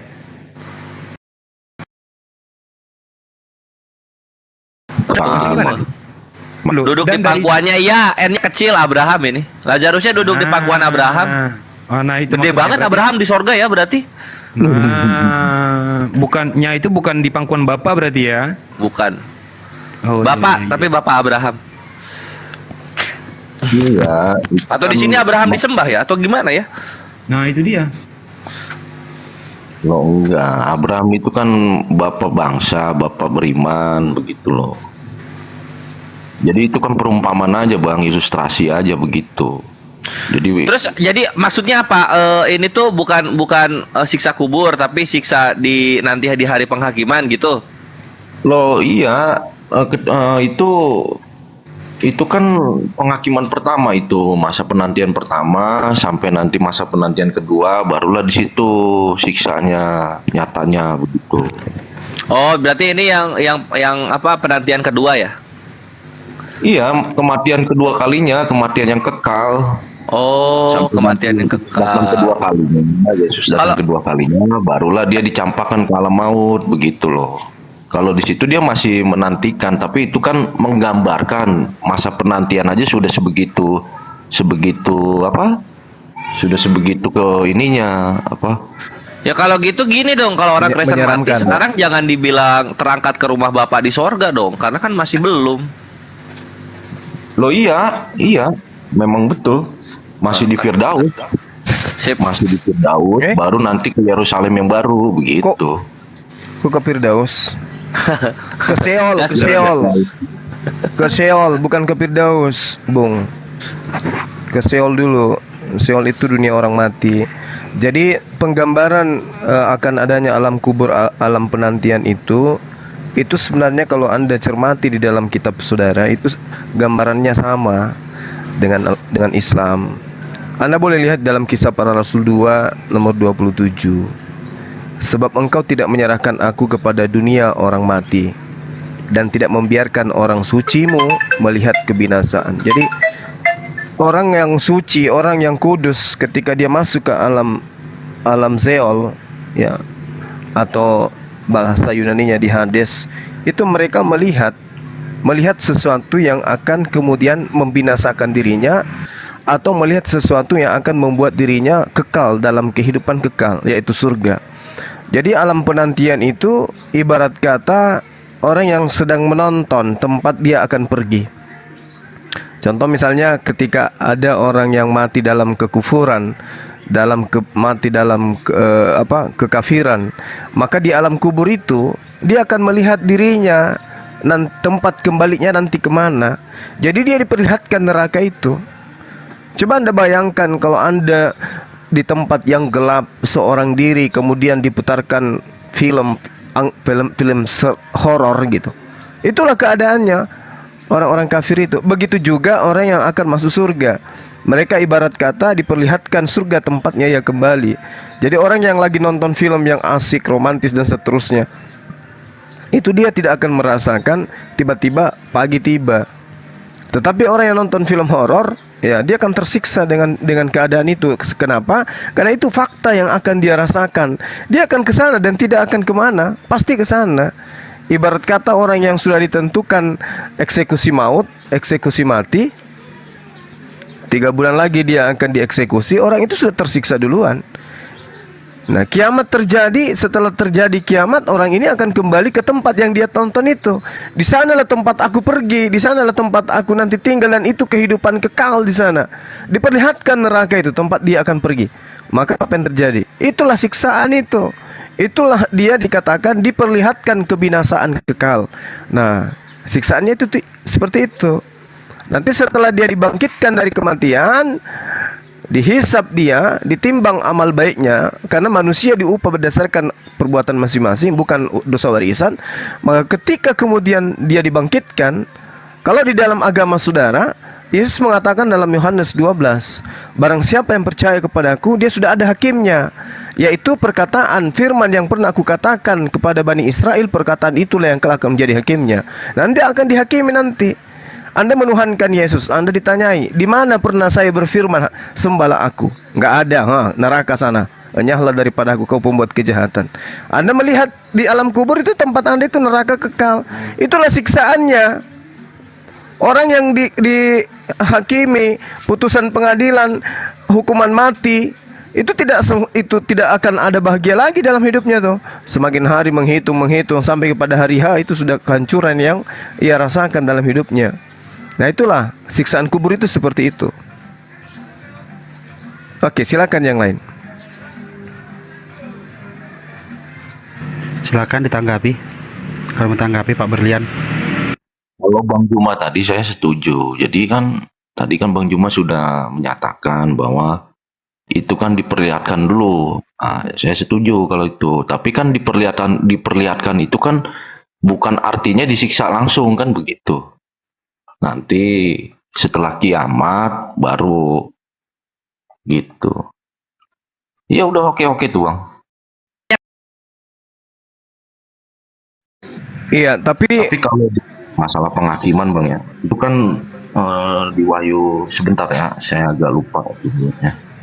Itu kan di situ kan, di dalam Wahyu itu kan dikatakan kan, kalau di dalam Kristen itu kan penghakiman berdasarkan kitab-kitab yang dia terima begitu. Jadi kalau dia tidak mengimani kitab kehidupan, nah itulah yang dicampakkan ke alam maut begitu kalau di Wahyu itu. Iya, kalau saya sih melihatnya dari aspek pengajaran Yesus, yang menjadi hakimnya kelak adalah firman yang Yesus katakan selama 3 tahun itu. Nah, permasalahannya kemudian adalah firman yang diterima oleh teman-teman Kristen adalah firman yang berasal dari Lukas, Markus, Matius, Yohanes, Petrus, Paulus. Bukan firman yang 3 tahun Yesus mengajar itu yang diterima. Nah, sedangkan yang menjadi hakim adalah perkataan Yesus sebelum terangkat ke langit, bukan perkataan Yesus setelah dia naik ke atas langit, ke atas surga. Yang dikatakan oleh Paulus itu bukan. Yang menjadi hakim adalah firman yang aku terima dari Bapa. Firman itu yang akan menjadi hakimnya kelak di akhir zaman. Nah, makanya enyahlah daripada aku kalian semua pembuat kejahatan. Kenapa dia katakan membuat kejahatan? Karena mereka tidak melakukan kehendak Bapa. Yesus datang ke atas muka bumi kepada Bani Israel atas kehendak Bapa. Apa yang dia katakan, apa yang diucapkan, semua atas kehendak Bapa. Bahkan kedatangannya di atas muka bumi juga atas kehendak Bapa. Maka yang berlaku kemudian adalah firman yang merupakan kehendak Bapa itu. Makanya dikatakan firman yang kau dengarkan daripada aku itu bukan daripada aku, tapi dari Dia yang telah mengutus aku. Jadi yang menjadi dasar pijakan penghakiman nanti oleh Yesus ya adalah ucapan-ucapan Dia. Alhamdulillah umat Islam mendengarkan ucapan Yesus. Hidup kekal itu adalah mereka mengenal Engkau satu-satunya Tuhan yang benar dan mengenal Yesus yang Engkau utus. Kami ada pada posisi itu. Nah, kalau teman Kristen, hidup kekal itu adalah mereka mengenal Engkau satu-satunya Tuhan yang benar, dalam kurung bohong, karena aku juga adalah Tuhan itu sendiri. Dua, bukan satu. Dan mengenal Yesus Kristus yang Engkau utus, dalam kurung bohong, sebenarnya aku adalah Bapa yang mengutus diriku sendiri. Itulah Kristen. Nah, kalau Islam kita udah final, Yesus utusan Tuhan, titik. Karena Dia utusan, maka Dia bukan Tuhan. Saya kira gitu kawan, silakan. Iya Bang Juma, tapi kan Allah Bapa kan sudah mengaruniakan kepada nama Yesus itu kan, begitu, bahwa di dalam nama Yesus itu kan baik yang di langit maupun yang ada di bumi akan bertekuk lutut kan, begitu. Jadi ya Iya sih. artinya kan kalau sudah di dalam nama Yesus kan, baik yang di langit ataupun yang di bumi harus takluk kan ya. Artinya kan di situ kan Bapa sudah menyerahkan segala penghakimannya kepada Yesus, begitu. Oke. Di dalam Yohanes 5 itu memang betul dikatakan seperti itu. Tapi ingat, kita harus takluk kepada pengajaran Yesus, bukan takluk kepada pengajaran orang di luar Yesus. Yesus mengatakan, aku diutus hanya kepada domba yang hilang dari Bani Israel. Lah kita bukan dari keturunan 4 istri Yakub. Ngapain kita merasa Yesus itu diutus untuk kita? Kalau dikatakan dia segala bumi akan takluk kepada Dia, yes, kita akan takluk kepada Yesus. Dengan Dia mengatakan aku utusan Tuhan, maka kita semua akan takluk dengan pengajaran itu. Makanya Islam takluk dengan itu. Umat Islam, Kristen, Yahudi, di antara 3 golongan ini yang takluk kepada Yesus hanya satu, yaitu Islam. Apa itu? Dan mengenal Yesus yang Engkau utus. Islam mengenal Yesus sebagai utusan. Ada yang lain? Enggak. Kristen mulutnya mengatakan, yes, Yesus itu adalah utusan. Tapi dalam kurung, tapi itu aku pura-pura aja. Sebenarnya Yesus itu bukan utusan. Dia itu adalah Bapa itu sendiri. Itulah Kristen, munafik. Kalau Yahudi memang betul, dia tidak menerima Yesus sebagai utusan. Apapun itu, mau Nabi, mau Mesias, kami nggak terima, kata Yahudi. Cuman Islam yang takluk di dalam pengajaran Yesus itu. Kristen kagak, mulutnya aja mengatakan, iya Yesus, kamu itu adalah utusan. Begitu Yesus pergi, tapi kamu juga adalah Tuhan kan? Nah, makanya Yesus mengatakan, enyahlah daripada aku, kamu semua adalah pembuat kejahatan. Siapa ini? Yang tidak melakukan kehendak Bapa. Kan Bapa mengatakan, inilah anakku yang inilah anakku yang tunggal, kepadanya aku berkenan, dengarkanlah dia. Berarti yang didengarkan siapa? Yesus, jangan dengarkan Paulus. Yesus yang harus dengarkan.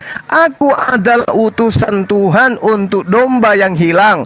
Domba yang hilang, domba itu adalah Bani Yakub. Baca Yeremia 23 nomor 2. Yang disebut domba itu adalah keturunan dari 4 istri Yakub. Kita bukan dari sana, berarti kita bukan domba. Kalau kita merasa kita ini adalah pengikut Yesus, berarti kita adalah penyamar. Lalu kita bukan Bani Israel, ngapain kita ngaku-ngaku sebagai pengikutnya?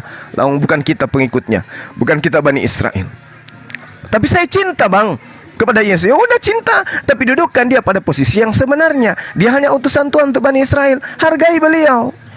Hargai beliau. Makanya kami mengatakan alaihi salam, keselamatan atas beliau Nabi yang diutus kepada Bani Israel. Nah, kalau saudara tidak, Anda merasa oh kami ini adalah Yahudi juga, Yahudi rohani, Yerusalem baru, dan seterusnya. Nah, tapi kaidah pembenarannya nggak ada kecuali doktrin dan dogma dengan darahnya dan seterusnya. Padahal dalilnya inilah anakku yang tunggal, bukan dikatakan inilah anakku yang tumbal. Katakan itu. Anak tunggal dia. Kenapa? Nabi akhir yang datang kepada Bani Israel. Tunggal, tidak sama Musa. Musa ada Harun, Abraham ada Ismail, ada Ishak. Kalau Yesus sendiri dia, tunggal dia. Itu yang perlu saya sampaikan. Silakan.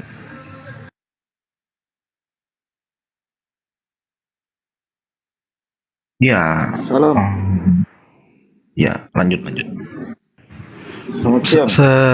Siang pertama kali Kristen ya, lanjut. Saya mau nanya, di dalam Islam kan yang disalib itu Yudas.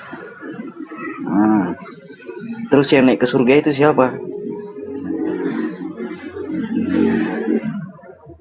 Yang naik ke surga itu, yang naik ke langit itu adalah Nabi Isa alaihissalam. Karena dia adalah hamba yang dikasihi, hamba yang dicintai. Dia adalah Mesias yang ditunggu oleh Bani Israel. Dan nanti efeknya akan muncul pada kedatangannya yang kedua. Tidak ada satupun ahli kitab kecuali beriman kepada Nabi Isa alaihissalam. Itulah Mesias yang mereka tunggu. Jadi jasadnya Yudas itu kemana? Jasad Yudas maksudnya? Yang disalib itu. Yang disalib itu kalau kita lihat dari cerita-cerita dalam kitab saudara ya, karena itu hanya ada di dalam kitab saudara. Ya dia bangun dari pingsan, Bang. Oh, Yudasnya bangun dari pingsan. Yes. Karena pada hari Minggu pagi, Maria datang ke kuburan, dia tidak temukan lagi jasadnya orang tadi. Dia pergi jasadnya, berarti jasad ini tidak mati. Andaikan jasadnya masih ada di situ, membusuk dia pada hari ketiga. Tapi ternyata Maria datang bawa rempah-rempah untuk meminyaki. Artinya dia tahu kalau orang ini pingsan. Dan bukti dia pingsan, dia mendorong pintu kuburan. Jadi yang pingsan itu Yudas ya? Ya, kemungkinan Yudas. Karena di dalam Wahyu 1 nomor 13 dikatakan, dan di tengah-tengah kaki Dian itu ada seorang serupa anak manusia. Nah, ada orang yang diserupakan dengan anak manusia. Iya, bahkan kalau Anda membaca 2 Korintus 3 nomor 18, dan kita semua mencerminkan kemuliaan Tuhan dengan muka yang tidak terselubung, dan karena kemuliaan itu datanglah dari Tuhan yang adalah Roh, maka kita diubah menjadi serupa dengan Yesus. Jadi banyak yang serupa dengan Yesus itu, Bang. Oke. Sementara nubuatan untuk Yesus di dalam Mazmur 91 itu sangat jelas bahwasanya Tuhan akan mengirim malaikatnya agar menantang Yesus di tangannya agar kaki Yesus tidak terantuk kepada batu. Jadi jangankan kena maut, ya, Ibrani 5 nomor 7, ya, kena panu aja Tuhan tidak izinkan kepada Yesus itu. Makanya kami sangat memuliakan beliau. Beliau jangankan mati, kena panu aja tidak diizinkan. Anak yang disayangi oleh Tuhan dia itu. Saya cuma ingin tahu itu aja sih. Iya. Tapi kalau di Kristen, Yesus terkutuk, Yesus anak domba, Yesus ini, Yesus itu. Iya, Bang, saya menanggapi dikit. Silakan, Bang Jumatan. Jadi kan kenapa Yesus itu dibilang hanya untuk Bani Israel? Kan kalau di Mazmur 2, Bang ya, di Mazmur 2 ayat 7 itu kan perikopnya kan mengenai raja ya, raja yang diurapi. Ini kan nubuatan tentang Yesus. Dikatakan kan di situ berbicara tentang ketetapan Tuhan. Di ayat 7-nya dikatakan, aku mau menceritakan tentang ketetapan Tuhan. Ia berkata kepadaku, anakku, engkau telah kuperanakan pada hari ini. Mintalah kepadaku, maka bangsa-bangsa akan kuberikan kepadamu. Memang visi misi Yesus ini memang lewat bangsa Israel lah segala bangsa itu akan diberkati. Makanya dia bentuk dulu dari dalam, gitu loh. Dia melakukan misinya itu lewat bangsa Israel dulu agar bangsa Israel itu dipulihkan, barulah bangsa-bangsa lain akan diberkati melalui bangsa Israel. Tapi kan endingnya kan Yesus berkata, maka jadikanlah semua bangsa muridku, ya kan, baptislah mereka. Itu ketika memang bangsa Israel itu sudah genap pada waktunya Yesus harus menyatakan visi misinya secara lantang kan, secara terbuka. Makanya ketika Yesus terangkat itu kan, makanya dia menitipkan suatu pesan kepada murid-muridnya di situ kan, jadikanlah semua bangsa muridku, baptislah mereka dalam nama Bapa, Putra dan Roh Kudus, ya kan. Jadi jelas, Bang, kenapa memang harus dia dari bangsa Israel dulu, ya karena lewat bangsa Israel inilah bangsa-bangsa lain akan diberkati, gitu. Oh, jadi Yudas sesuai dengan nubuatan di Mazmur 2:7 itu. Jadi kita juga harus berterima kasih kepada tentara Romawi ya, karena dengan dibunuhnya Yudas itu kita menjadikan dia Tuhan gitu. Tentara Yudas, tentara Romawi. Siapa yang bunuh Yudas, Bang? Kalau dalam iman Kristen dia Kan dia yang bunuh dibunuh kan diri, Bang. Yudas. Yang dibunuh kan Yudas. Yudas dalam iman Kristen itu bunuh diri, Bang, bukan dibunuh. Yang disalib itu kan? Loh, gimana? Oh, jadi Yudas. Diserupakan kan? Kalau di Islam kan diserupakan. Ya saya cuma ingin tahu itu. Bang, saya ini Kristen, Bang. Ini Bang pertama kali ini apa nih iman ini? saya masih ini apa? Masih pencarian. Lo gimana masa Abang nanya ke orang Kristen Yudas yang disalib? Orang Kristen mana yang bilang Yudas disalib? Di Islam kan Yudas disalib. Ya itu yang aku tanya, mau tahu. Oh iya, nanyanya ke orang Islam aja, Bang. Saya Kristen, Bang. Oke.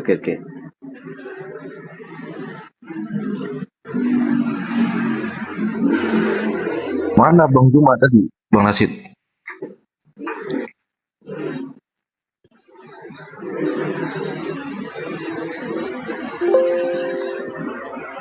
Dilanjut dulu Bang Kores, saya lagi makan.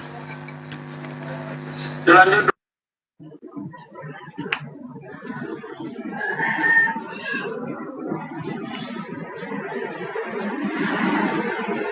Oke. Jadi apa yang ditanyakan tadi? Yang disalib itu kan Yudas. Jadi apa yang ditanyakan tadi? Terus? Apa ya tadi yang lupa.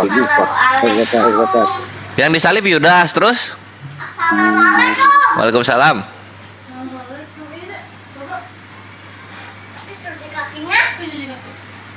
Terus berarti harus pergi ke tentara Romawi karena Yudas disalib, sebagian orang menjadikannya dia Tuhan.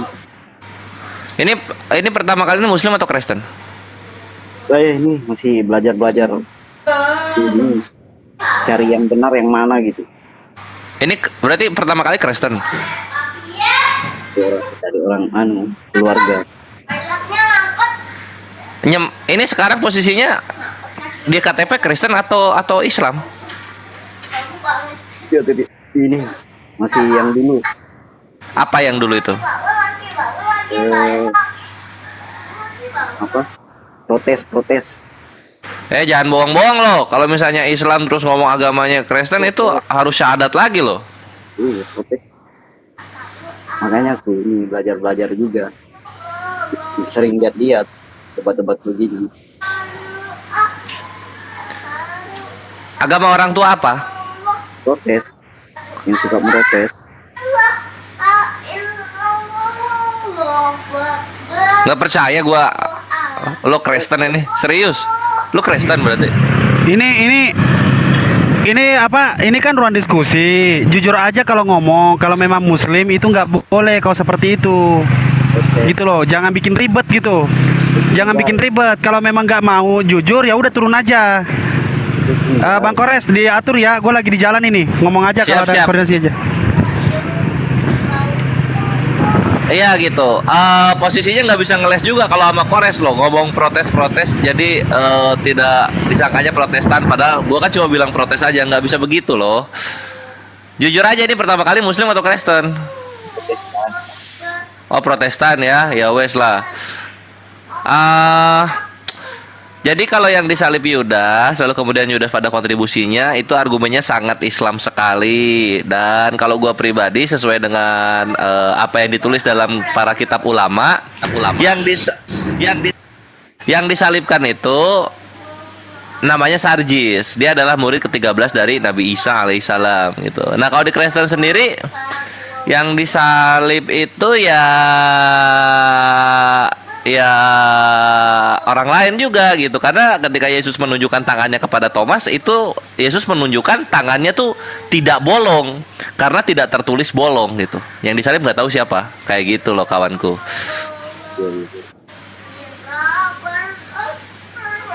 jadi pingsan.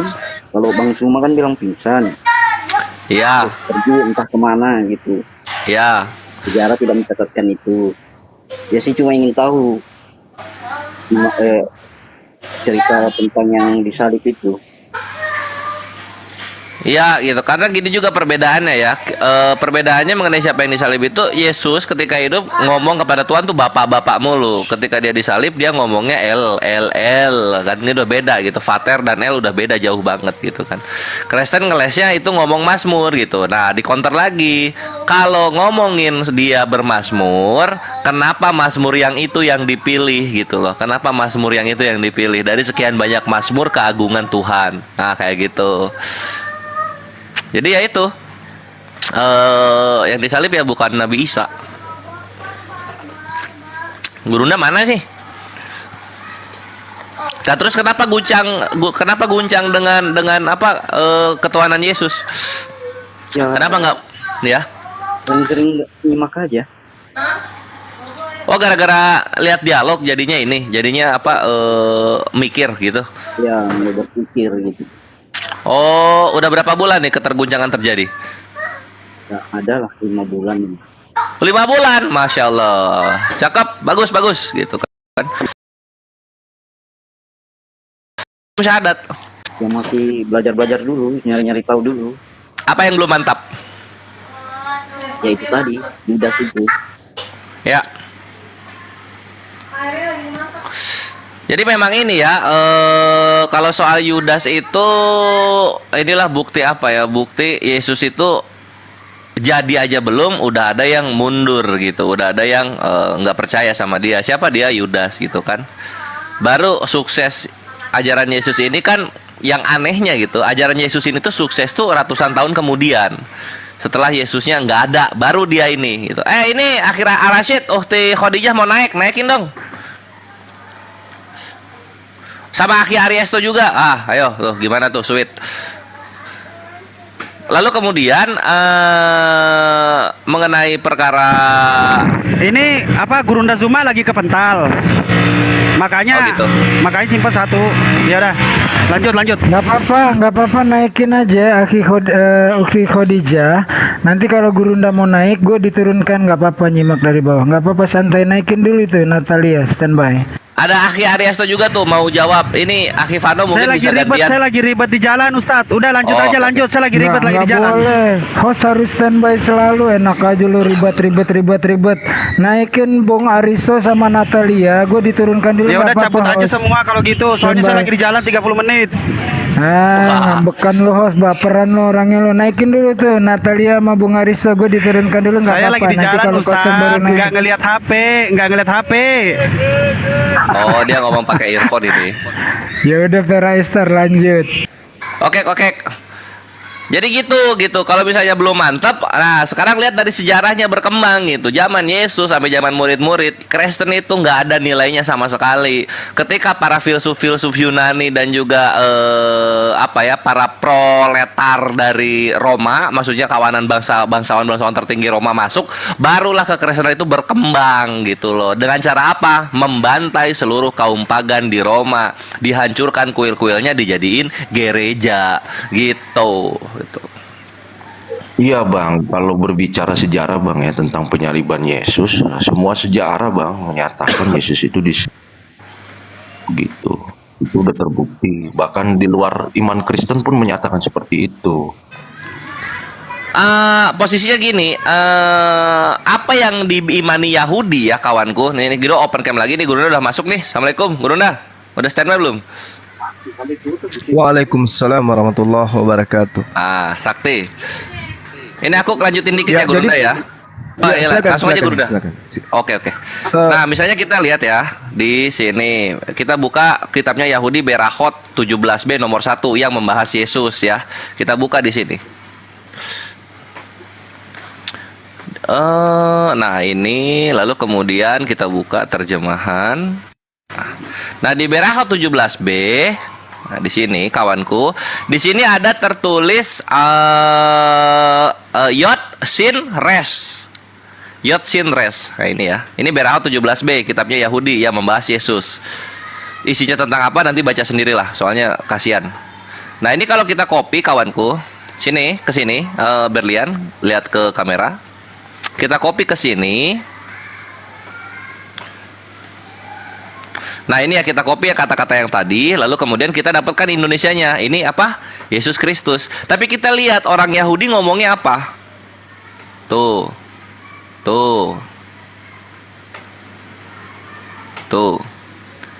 Isu Hanutsri.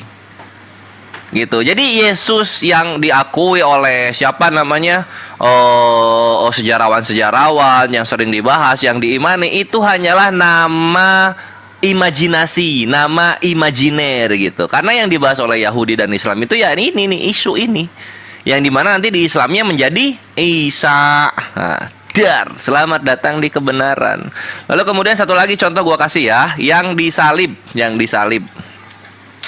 Nah, kalau kawanku mau belajar mengenai sejarawan itu mengakui apa? Apa yang diakui oleh sejarawan?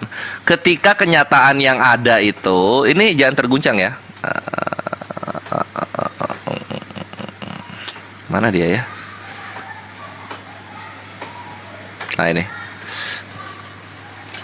Nah ini udah nemu belum? Ini terbaru, data terbaru. Udah nemu belum? Data terbaru. Ini dari timeofisrael.com ya, timeofisrael.com. Tuh. Time of Israel, in a stone box, the only trace of crucifixion. Di dalam kotak batu satu-satunya jejak penyaliban. Nah, di sini an oswari, sebuah makam. Tunggu dulu, ini kok nggak mau ini ya? Duh, HP tua. Sebuah makam di dalam Museum Israel yang mengandung bukti fisikal tentang praktek Roma mengenai eksekusi di atas kayu salib. Nah, gitu kita lihat. Nah, ini tulangnya udah ketemu ya. Tulangnya udah ketemu. Nah, ini apakah ini tulang Yesus yang diimani oleh kekristenan? Kita lihat. Oh, udah pada tahu yang di bawah. Ini berarti garis terdepan TSCC semua. Di Yerusalem, di orang Yahudi bernama Yehosua. Bukan. Yang bernama Yehohanan, yang di umurnya 20-an tersangka kriminal melawan otoritas Roma. Dia disalibkan. Jadi yang abad pertama disalibkan itu namanya Yehohanan, bukan Yesus berlian. Nah ini sejarawannya mau di ini enggak? Mau dibilang bidat enggak atau sesat atau apa? Sudah baca, ada 55 sejarawan yang menyatakan Yesus itu disalib, dan sejarawan itu memang valid, memang dia tidak jauh hidupnya dari zaman Yesus. Gitu. Tidak jauh hidupnya dari siapa tuh kalau boleh tahu? Lo banyak, Josephus, Nicardo. Oh, Flavius Josephus. Oke. Itu ya, Flavius Josephus. Sip, kita buka Flavius Josephus. Sekarang di Israel pun udah jelas ada monumen-monumennya, tempat-tempat bersejarahnya. Nah, kita buka dulu Flavius Josephus, Antiquities ya, bukunya tuh Antiquities. Bukit Golgota. Bukan itunya. Mayat Yesusnya kenapa kok nggak ketemu gitu? Malah mayat Yehohanan yang ketemu. Orang bangkit naik ke surga, gimana mau ketemu? Nah kalau gitu kan apa kayak kayu salibnya kayak apa kayak gitu? Apa kayak buktinya gitu yang masih tersisa sekarang? Loh banyak. Barangnya mana gitu loh? Barangnya mana? Tinggal klik di Google gitu loh. Bukti peninggalan sejarah gitu mengenai penyaliban Yesus Kristus. Antiquities of the Jews. Nah, kita buka Britannica ya. Bahkan darahnya aja itu ada yang meneliti loh. Darah Yesus itu ada yang meneliti bahwa dikatakan bahwa darah Yesus itu memang benar, bukan melalui hubungan biologis. Oke, kita buka Jesus Blood. Jesus Blood itu dapatnya dari mana? Saya nggak bisa open cam sini, kalau bisa open cam aja nih. Jesus Blood di story ya. Kita buka dulu yang kain kafan dari Turin itu palsu Turin. itu. Kain kafan Turin.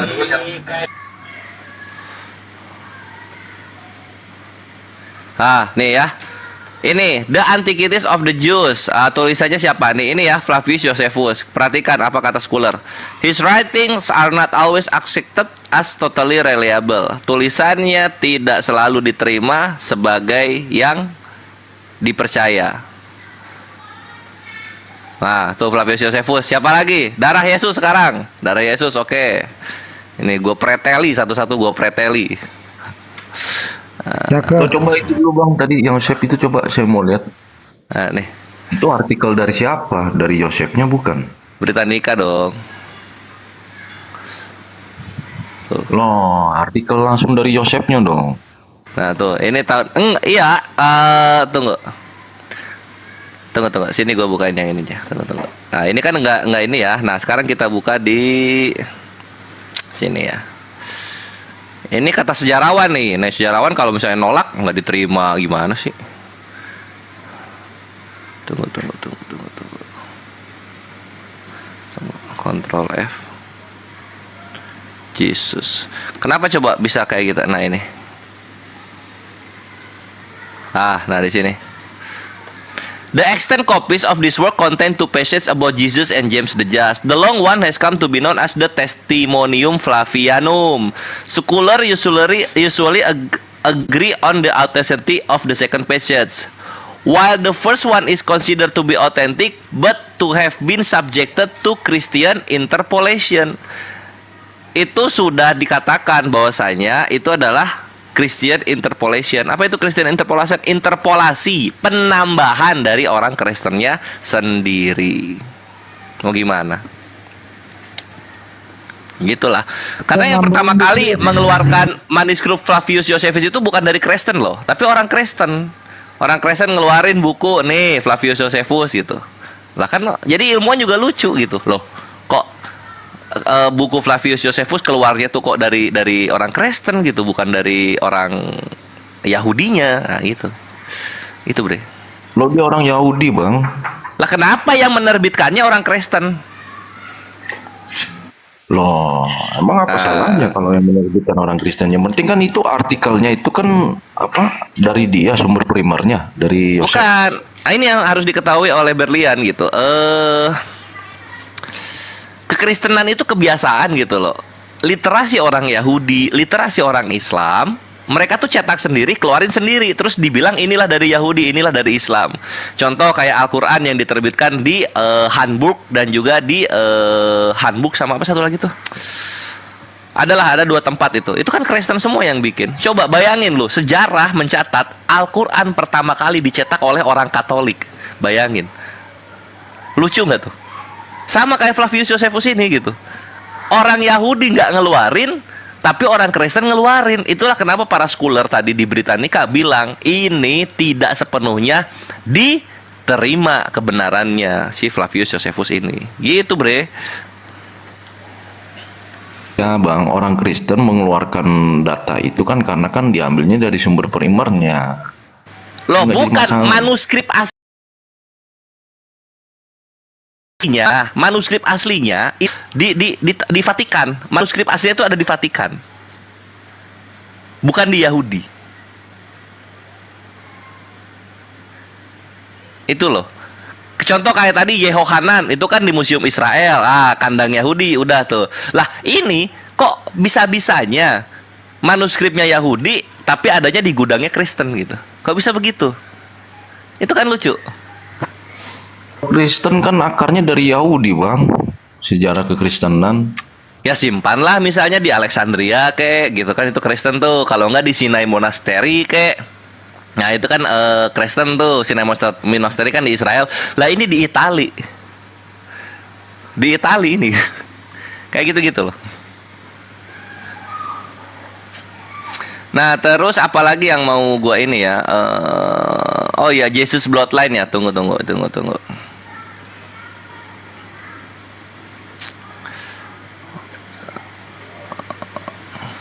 Jesus Blood apa research gitu. Jesus Blood research. Dapat dari mana Jesus Blood ini ya? Oh dari Turin ya. Jadi dari Turin ya, Turin Shroud. Nah kita lihat Turin Shroud. Nah Turin Shroud, carbon dated. Udah gugur itu. Kain kafannya aja palsu, bukan di zaman Yesus. Darahnya pasti gugur juga diuji. 1260, 1300. Ini Yesus lahirnya ini nih di abad ke-11 atau gimana?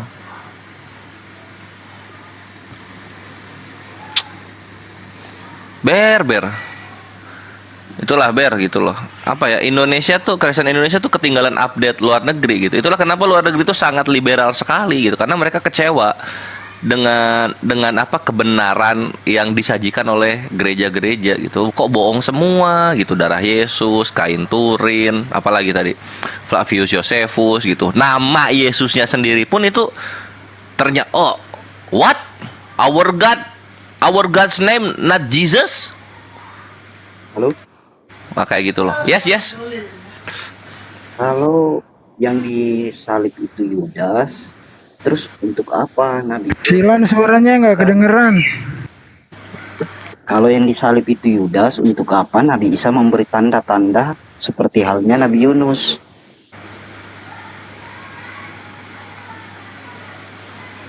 Halo? Kalau yang disalib itu Yudas, kenapa Nabi Isa ngasih tanda-tanda Yunus gitu maksudnya?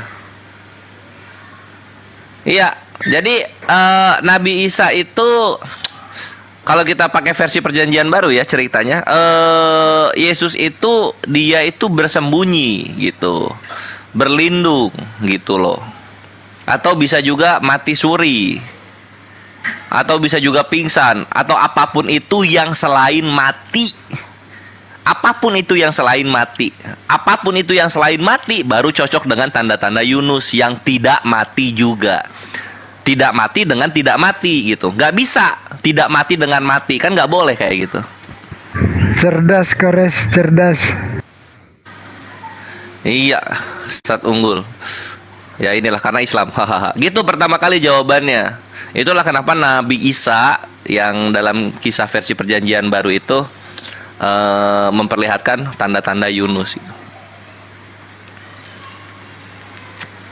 Yo Gurunda, Tafadol silakan masuk. Udah kembali. Aku cuma membungkam berlian sejenak.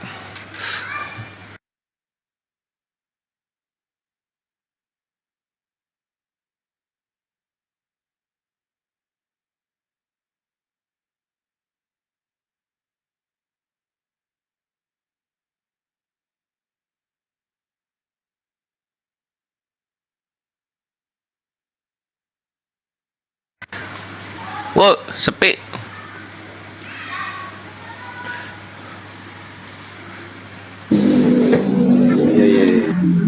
Apalagi pertama kali mau nanya apa lagi? Kalau lu beneran Kristen. Ntar lagi mikir nih. Apalagi apa gitu yang enggak, kalau bisa sih nanya tentang Islam aja gitu. Apa yang masih menghambat lu nggak ini gitu, nggak ya, belum syahadat itu apa? Ya. Cerita tentang penyaliban itu. Nah ini masih terhambat nggak?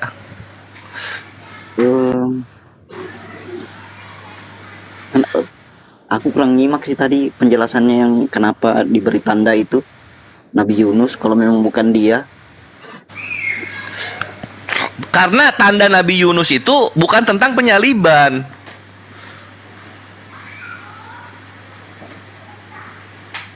Tanda Nabi Yunus itu adalah mengenai dia diselamatkan dari segala mara bahaya, segala musibah gitu loh.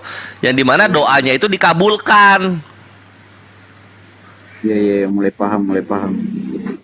Ya kan, karena Nabi Yunus itu kan dimakan ikan besar tuh, Leviathan itu 3 hari, lalu kemudian dia dikeluarkan gitu kan. Selamat dia dari mara bahaya, lalu kemudian melakukanlah ini pengabarannya gitu. Itu yang terjadi terhadap Nabi Isa gitu. Nabi Isa diselamatkan, kemudian pengajar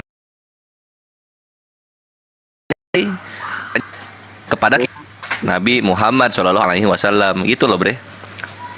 Oh, jadi yang diberi nubuat itu si siapa? Si Yudas itu. Yang diberi nubuat. Enggak, Yudas itu penggenapan Amsal 28:19.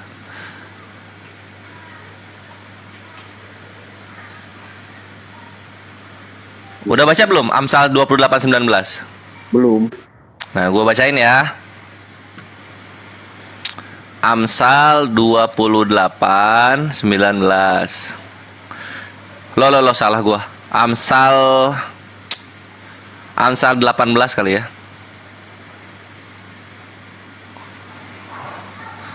Tunggu. Kok jadi lupa? Menebus. Sejarah kan yang tadi dibuka website-websitenya itu kan bukan tulangnya Yesus. Itu dia. Mazmur, Nehemia, Rut. Di Isa juga kan ada peristiwa penyaliban bang tuh di Isa.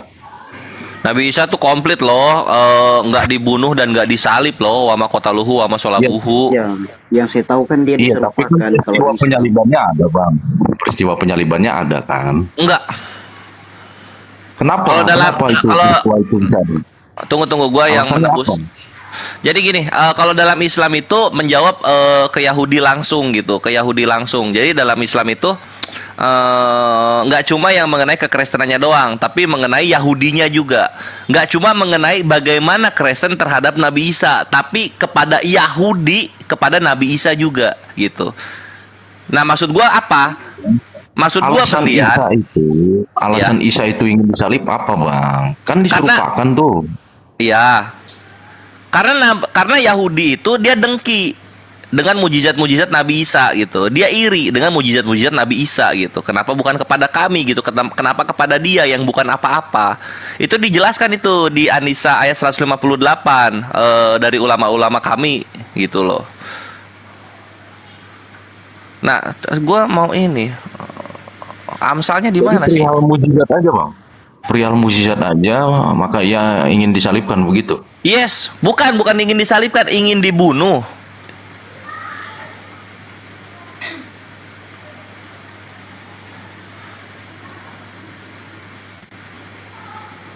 Kok nggak ada ya tuh ya? Gini bang ya, kita berbicara akal aja bang ya. Kalau memang karena mukjizat dia ingin dibunuh, memang mukjizat dia itu menimbulkan kejahatan, menimbulkan keburukan. Coba kita berbicara akal aja bang. Kan Ya mukjizat namanya gini Berlian. Lu kalau misalnya main logika lu ngerti dong orang tuh dengki tuh bisa sampai segimananya kalau orang udah dengki gitu loh. Loh kalau dengki begini bang, kalau yang dilakukan Isa itu mukjizatnya nggak baik, nah baru orang dengki. Kan Isa melakukan mukjizat yang baik. Loh itu bukan dengki dong, menegakkan keadilan namanya. Kalau misalnya nggak baik ya gimana sih Lau? Loh sekarang Isa itu kan melakukan mukjizatnya ya kan, anugerahnya itu kan tentang kebaikan, mukjizatnya itu kan ini loh maksud gua. Amsal 21:18. Tunggu ya, kita beresin dulu yang ini. Amsal 21:18. Perhatikan pertama kali. Orang fasik dipakai sebagai tebusan bagi orang benar, dan pengkhianat sebagai ganti orang jujur. Nah, ini lihat ada tebusan. Kalau Yesus disebut adalah tebusan juga, penebus dosa, maka Yesus orang fasik sesuai dengan Amsal. Gitu loh pertama kali. Lega gua kayak kentut. Udah lega nih, udah keluar. Amsal 21:18 itu dibaca. Itu buat Yudas. Nah, sekarang kita ke Berlian ya, ke Berlian. Semua nabi melakukan mukjizat, kok cuman Isa yang ingin dibunuh? Kan aneh jadinya, Bang. Yahya dibunuh, Zakaria dibunuh juga. Nabi Muhammad juga mau dibunuh. Bukan, nabi-nabi seperti Musa itu kan melakukan mukjizat juga. Nabi malah Tuhan yang mau bunuh. Gara-gara nggak sunat. Iya, tapi kenapa Isa ini spesifik sekali? Kenapa malah umatnya begitu loh, malah yang ingin membunuh? Kan aneh jadinya. Musa umatnya nggak mau membunuh Musa. Lah Nabi Yahya mau dibunuh, Nabi Yahya. Iya, makanya Nabi kan Zakaria juga dibunuh. Loh, Bang. Masa gara-gara mukjizat orang mau dibunuh begitu loh? Lah memang kenapa gitu kalau misalnya orang dengki gitu? Dengki oke bang, dengki itu kan ada alasannya bang, ada alasan. Dengki itu kan iri, kenapa dia punya apa yang gua nggak punya, kan gitu. Lebih baik kita sama-sama nggak punya gitu loh. Gimana caranya supaya kita sama-sama nggak punya? Lu mati, kan gitu. Itu dengki gitu. Ini kan logika, masa kayak gini juga nggak ngerti? Astagfirullah, Ber. Saya nggak ngerti, asli nggak ngerti, nggak nyampe saya Yang dilakukan Isa itu kan mujizat-mujizat yang baik begitu loh. Kok ingin bunuh begitu? Tunggu, kita baca aja langsung deh. Tunggu. Halo? Ya. Halo. Kan ceritanya dia mau dibunuh karena mau menyetarakan dengan Tuhan gitu. Sedang orang Yahudi tidak mau menerima kan? Iya, orang Yahudi tuh nggak menerima. Tunggu ya, gue bawain dulu ininya.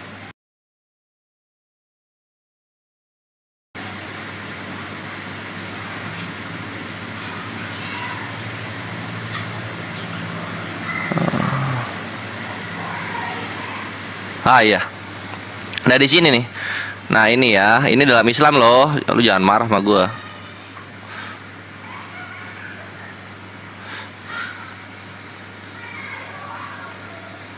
Nah di sini. Nih ini Anisa Anisa 158. Ini dari Ali Ibnu Tolhah meriwayatkan dari Ibnu Abbas. Dan yang lain juga meriwayatkan hal yang sama dari Asadi, Juwaibir dan Muhammad Ibnu Ishaq. Nah, di sini dijelaskan. Tersebutlah bahwa di antara kisah mengenai orang-orang Yahudi, semoga laknat Allah, murka, kemarahan dan siksanya selalu menimpa mereka, yaitu ketika Allah mengutus Isa anak Maryam alaihi salam dengan membawa bukti-bukti yang nyata dan petunjuk, mereka dengki kepadanya karena ia telah dianugerahi Allah kenabian dan berbagai macam mujizat yang cemerlang.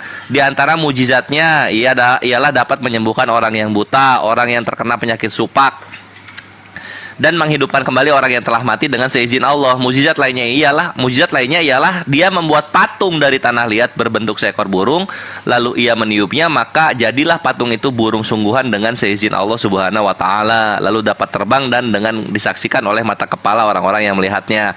Banyak pula mujizat lainnya sebagai kehormatan baginya dari Allah. Hal tersebut dilakukan oleh Allah melalui kedua tangan Isa alaihissalam. Akan tetapi sekalipun demikian, mereka mendustakannya, menentangnya, serta berupaya untuk mengganggunya dengan segala kemampuan yang mereka miliki, hingga hal tersebut membuat Nabi Allah Isa alaihissalam tidak dapat tinggal di satu negeri bersama mereka, melainkan banyak mengembara, dan ibunya pun ikut mengembara bersamanya. Tuh, gue bilang juga dengki, mereka itu dengki.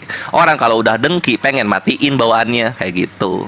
Ya, saya percaya semua yang dilakukan Nabi Yesus itu atas kehendak Bapaknya. Selamat datang di kebenaran. Nah, sekarang kita masuk ke Anisa 157, kawan-kawan. Di dalam Anisa 157, di sini ya, Anisa 157. Ini kalau garis terdepan TSCC udah bosen nih. Nah, kita buka juga sekarang Sanhedrin 43:20.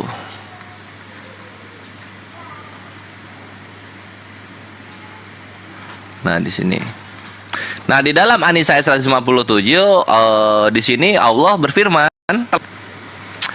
mereka tidak membunuhnya dan tidak pula menyalibnya, tetapi diserupakan bagi mereka orang yang dibunuh itu dengan Nabi Isa. Nah, di sini kan ada tidak pula menyalibnya.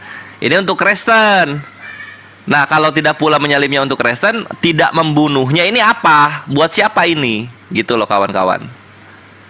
Buat siapa tidak membunuhnya? Kita lihat dalam keimanan Yahudi asli yang real, bukan versi perjanjian baru. Nah, kita buka di Sanhedrin 43a nomor 20. Nah, bukankah ini diajarkan di dalam Baraita? Baraita itu adalah para pembelajar Yahudi, santri-santrinya Yahudi yang mempelajari Torah oral Torah atau Torah lisan gitu. On Passover Eve, they hung the coff of Jesus the Nazarene. Di hari Paskah, di sore hari Paskah, mereka menggantung mayat Yesus setelah mereka membunuhnya dengan cara rajam. Dar. Selamat datang di kebenaran, Ber. Dan pertama kali. Jadi Yesus atau Nabi Isa dalam keimanan Yahudi dimatiinnya itu dirajam. Kan ada seseorang yang ditumbalkan untuk menggantikan Isa, betul gak? Ya. Ya kan seseorang itu kan yang disalib, betul nggak? Iya. Nah, itu loh. Berarti kan artinya ada peristiwa penyaliban, Bang, gitu loh. Nggak nyambung loh. Itu untuk Kristen. Sekarang untuk Yahudinya lihat. Yahudi Yesus matinya rajam. Tuh, matinya dirajam Yesus tuh. Loh kok nggak nyambung? Tadi kan Abang bilang nggak ada peristiwa penyaliban di Islam. Itu kan ada, Bang. Jadi yang di Kristen itu pengajarannya dari mana itu, Bang? Iya, gue tambahin boleh Kores, izin. Nah, gini makanya mereka berselisih paham gitu. Ini lihat ya, nih dikit satu unggul dikit. Aduh. Wah, udah sinyalnya udah bagus lagi. Dikit ya satu unggul ya. Nah, perhatikan di sini perhatikan. Sini Ber. Sanhedrin 43A nomor 20. Nih, websitenya punya Yahudi sefaria.org. Jesus the Nazarene after they killed him by way of stoning. Jadi Yahudi asli pun mengimani Yesus dengan versi mereka sendiri. Yesus yang kalian sembah itu udah mati oleh Yahudi dalam pengakuan mereka dengan cara dirajamnya. Itulah kenapa dalam Islam itu ngebahasnya dua, tidak membunuhnya dan tidak pula menyalibnya. Kenapa? Karena di tahun 1 pengikut Kristen dan pengikut Yahudi itu saling bantah-bantahan gitu. Oi, Yesus tuh matinya disalib. Hah? Lah bukannya kemarin kita rajam Yesus, yang disalib siapa? Enggak, siapa yang lu rajam? Orang kita salib kok Yesus dirajam, disalib, dirajam. Dua-duanya salah, yang benar Allah menyelamatkannya dan masih hidup. Ini loh Yahudi. Tuh, silakan Ustaz unggulku. Yang menjadi barometer itu kan orang-orang yang menyaksikan murid-murid Yesus. Itulah yang diinformasikan dalam Al-Quran. Mantap. Mereka berada dalam keraguan-raguan tentang siapakah yang dibunuh, siapakah yang disalib. Itu betul tuh Kores. Approach-nya dua ya. Kalau di dalam Yahudi, hukum stoning atau rajam itu ada dua perkara. Yang pertama, ketika orang melakukan blasphemy atau penghujatan kepada Yud-Heh-Vav-He. Tuduhan orang Yahudi, Yesus itu kan melakukan blasphemy. Kemudian perkara yang kedua, orang yang melakukan adultery atau perzinahan. Hukum Yahudi bukan dengan cara disalib, tetapi dirajam atau stoning tadi. Nah, jadi ini bertolak belakang. Kalau memang menurut keyakinan keimanan Kristen Yesus mati di tiang salib untuk penebusan dan pembatalan atau penggenapan hukum Taurat, itu sebenarnya salah tuh. Ini juga pinjam dari Kores nih idenya nih. Jadi Yesus itu menggenapi dan mematahkan hukum-hukum Romawi. Karena kalau mau menggenapi hukum Taurat harusnya dengan dirajam. Itu. Nah, kedua orang ini Yahudi dan Kristen awal-awal berselisih. Enggak, Yesus disalibkan oleh Hansip Romawi. Yahudi bilang enggak, kemarin kita sudah membunuhnya dengan merajam. Mereka berada dalam keraguan. Makanya tarik garis pihak ketiga. Wasitnya adalah sejarawan. Sejarawan harus yang murni, benar-benar ilmuwan. Jangan termakan doktrin. Kalau sudah titipan, itu dia bukan lagi ilmuwan. Tidak ada satupun sejarah, gue khusus nih riset tentang ini. Tidak ada satupun sejarawan Yunani dan Romawi mencatat, tidak ada. Kecuali tahun 76 Masehi di kota dekat Antioquia. Itu pun sifatnya dia tidak ada di TKP. Sifatnya hanya mendengar kata-katanya. Dan setelah diselidiki ternyata hasil pencatatan dia itu hanya merupakan dugaan-dugaan semata. Yang paling utama adalah beliau tidak ada di TKP, jadi nggak ngelihat siapakah sebenarnya yang disalib. Itu aja tambahannya Kores. Standby lagi dong. Ya, ini aku nguatin stat unggul ya. Tunggu. Di mana sih Yesus disebut menghujat Allah tuh? Di mana sih? Di Yohanes ya? Nah, kalau menyetarakan dengan Allah baru disalib. Ini melakukan mujizat kok disalib gitu loh. Kan bingung Gini, jadinya, Bang. ya bingung juga gitu. Lu apa namanya? Yesus itu disalib gitu kan. Hukumnya hukum Roma gitu. Ya udah, Yesus bersalah Yesus karena kan menyetarakan jelas, diri dengan karena- Tuhan dalam hukum Roma gitu, bukan hukum Taurat. Memang dia menyetarakan dengan Allah Bapa ya, makanya dia disalib kan begitu. Nah, disalib itu hukum apa? Tadi yang Ustadz Unggul bahas tuh, kalau lo denger. Disalib itu kan hukum Yahudi itu. Nah, di mana penyaliban hukum Yahudi? Kan kena lu di sini jadinya. Di mana? Iya, itu hukum Yahudi. Kita lihat sini ya. Sini. Ini Yahudi versi Orang Kristen. yang bersama-sama dengan Yesus itu kan orang Yahudi itu. Nah, ini lihat sini. Jawab orang-orang Yahudi, bukan karena suatu pekerjaan baik maka kami mau melempari engkau. Melempari loh, bukan menyalib. Melainkan karena engkau menghujat Allah. Di sini ya, menghujat Allah. Dan karena engkau sekalipun hanya seorang manusia saja menyamakan dirimu dengan Allah. Yohanes 10:33 ya. Lihat, Yesus menghujat Allah karena menyamakan diri. Kita lihat dalam Yahudi, hukumannya apa kalau menghujat Allah? Nah, 1 Raja 21 nomor 10. Suruh jugalah 2 orang dursila itu duduk menghadapinya, dan mereka harus naik saksi terhadap dia dengan mengatakan, engkau telah mengutuk Allah dan Raja. Sesudah itu bawalah dia keluar dan lemparilah dia dengan batu sampai mati. Di mana? Salibkanlah dia sampai mati. Kan nggak ada. Yang 13-nya. Lo yang menyerahkan Yesus kepada tentara Roma siapa? Orang Yahudi, ahli-ahli Farisi, ahli-ahli Yahudi. Nah, inilah pinternya Yahudi, ahli Farisi, ahli Yahudi, ahli Taurat gitu. Supaya Yesus tidak menggenapi hukum Taurat, maka Yesus dikorbankan dengan cara hukum Roma. Nah, benar pinter. Jadi Yesus menggenapi hukum Romawi dengan cara mematahkan semua dewa-dewa Yunani. Posisi dewa-dewa Yunani digantikan oleh Yesus. Jadi Yesus menggenapi hukum Romawi. Benar, Kores, cakep.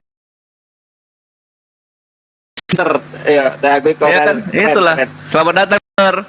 Yesus supaya tidak menggenapi hukum Taurat, ya kita matiin aja dengan hukum Roma kan.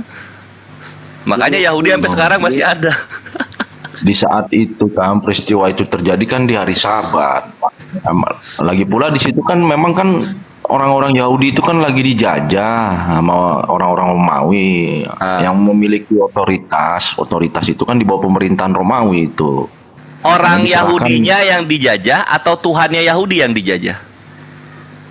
Lo orang Yahudi itu dibawa ke pemerintahan Romawi gitu loh. Yang di bawah pemerintahan Roma orang Yahudi atau Tuhannya Yahudi? Lo orang Yahudi. Nah, ya udah kalau gitu kan. Hukum Tuhan masih ada kan? Jadi yang menghakimi itu ya yang memiliki otoritas ya tentang orang-orang Romawi itu, karena kan memang dia yang di saat itu di peristiwa itu yang memiliki otoritas kan begitu. Orang Roma memiliki otoritas. Jadi bangsa pilihan sudah berpindah. Loh, kok jadi sudah berpindah?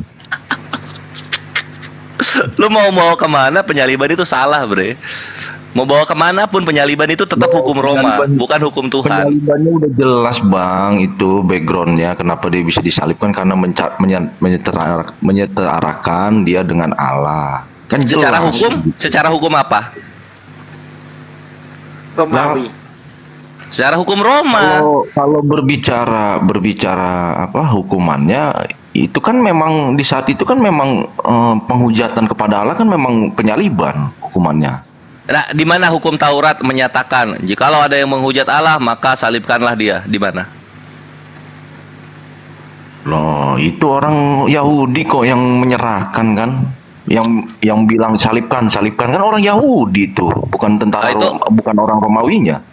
Nah, Yahudi berkata seperti itu sesuai dengan hukum Taurat yang mana? Dia menghujat Allah, salibkanlah dia sesuai dengan Ulangan sekian-sekian. Siapa tahu ada. Ya, ketika dia begini, Bang, ya, logika begini, Bang. Ketika dia berkata salibkan kan artinya ada hukuman itu. Kalau enggak kenapa dia bilang salibkan? Logisnya begitu aja. Karena Yahudi cerdik, supaya tidak menggenapi hukum Taurat, ya dipakailah hukum Roma. Cerdik, Bang. Ahli loh. Kalau nggak cerdik nggak ahli dong. Ya cerdik itu karena ada memang hukuman itu, makanya dia menyatakan untuk disalibkan karena memang Ya, ada gimana? itu penghujatan kepada Allah, hukumnya adalah salib kan begitu. Ya, di mana perjanjian lama kan banyak tuh dari Kejadian sampai Maleaki, di mana adanya? Atau kita nunggu TB3 dulu, LAI TB3 baru ada atau gimana? Logisnya begini aja bang, begini aja bang. Kalau tidak ada nggak mungkin dia teriakan untuk salibkan Yesus. Begitu aja logisnya bang, simpelnya. Kalau tidak ada tidak mungkin tidak mungkin dia teriakan salibkan Yesus gitu. Iya, itu aja logisnya bang. Oke, ketika Paulus Artinya kan membunuhi ada murid-murid hukum. Yesus, ketika Paulus membunuhi murid-murid Yesus, itu membunuhnya itu pakai hukum Roma atau pakai hukum Yahudi? Coba gue pengen tahu. Di situ kan Rasul Paulus kan berkuasa, dia mempunyai. Iya, menari di atas asumsi dia. Ayo, kan? Lu kenal lu di situ kan? Paulus aja ketika masih Yahudi ngebunuhin orang-orang Kristen, mereka pakai hukum Yahudi sendiri. Kenapa Yesus pakai hukum Roma? Kenapa? Ahli Taurat, gue bilang juga.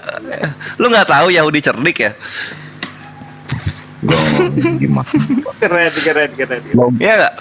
Kena di situ. Udah siap soalnya Stasuki gitu. Kalau dia ngelesnya itu karena Yahudinya yang nyuruh, ya kita kasih Paulusnya gitu. Paulus ngebunuhin orang Kristen nggak pakai hukum penyaliban atau hukum Roma atau persetujuan Roma dulu. Mereka bunuh ya bunuh aja gitu. Ya nggak?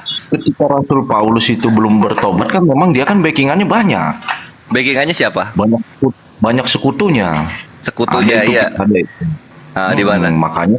Makanya kan dia itu kan memang karena banyak sekutunya itu kan makanya dia lolos gitu loh. Atau gini aja Ber. Kitab PB yang paling akhir kan kitab Wahyu ya. Nah, di belakang kitab Wahyu ditempel tuh Injil Berlian. Pluk gitu. Jadi semua tuh ada tuh. Menghujat Allah disalib gitu loh. Paulus ada backingannya kayak gitu-gitu loh. Daripada gini-gini asumsi semua isinya. Kenyataannya memang begitu, Bang. Kenyataannya di mana tertulis? Kalau nggak tertulis jangan fitnah. Bukan fitnah. Sekarang Ya udah begini, mana barangnya? Yang meneriaki untuk Yesus disalib itu kan orang Yahudi. Iya, supaya tidak menggenapi hukum kenapa dia Taurat. Iya. Karena kenapa dalam dia hukum Taurat nggak ada penyaliban. Jadi waktu sekarang begini, Bang. Apalagi orang itu kan menyatakan sesuatu itu kan pasti ada backgroundnya, ada alasan kuatnya begitu loh. Ya kalau artinya pasti. ketika orang Yahudi itu meneriaki untuk menyalibkan Yesus, artinya kan di situ kan ada alasan kuatnya. Artinya memang hukum salib itu ada kan begitu. Iya, hukum salib ada, punya Roma, bukan punya Tuhan. Itu kenyataan. Iya, saya paham. Thank you. Terus yang diserahkan itu siapa? Isa atau Yudas yang diserahkan?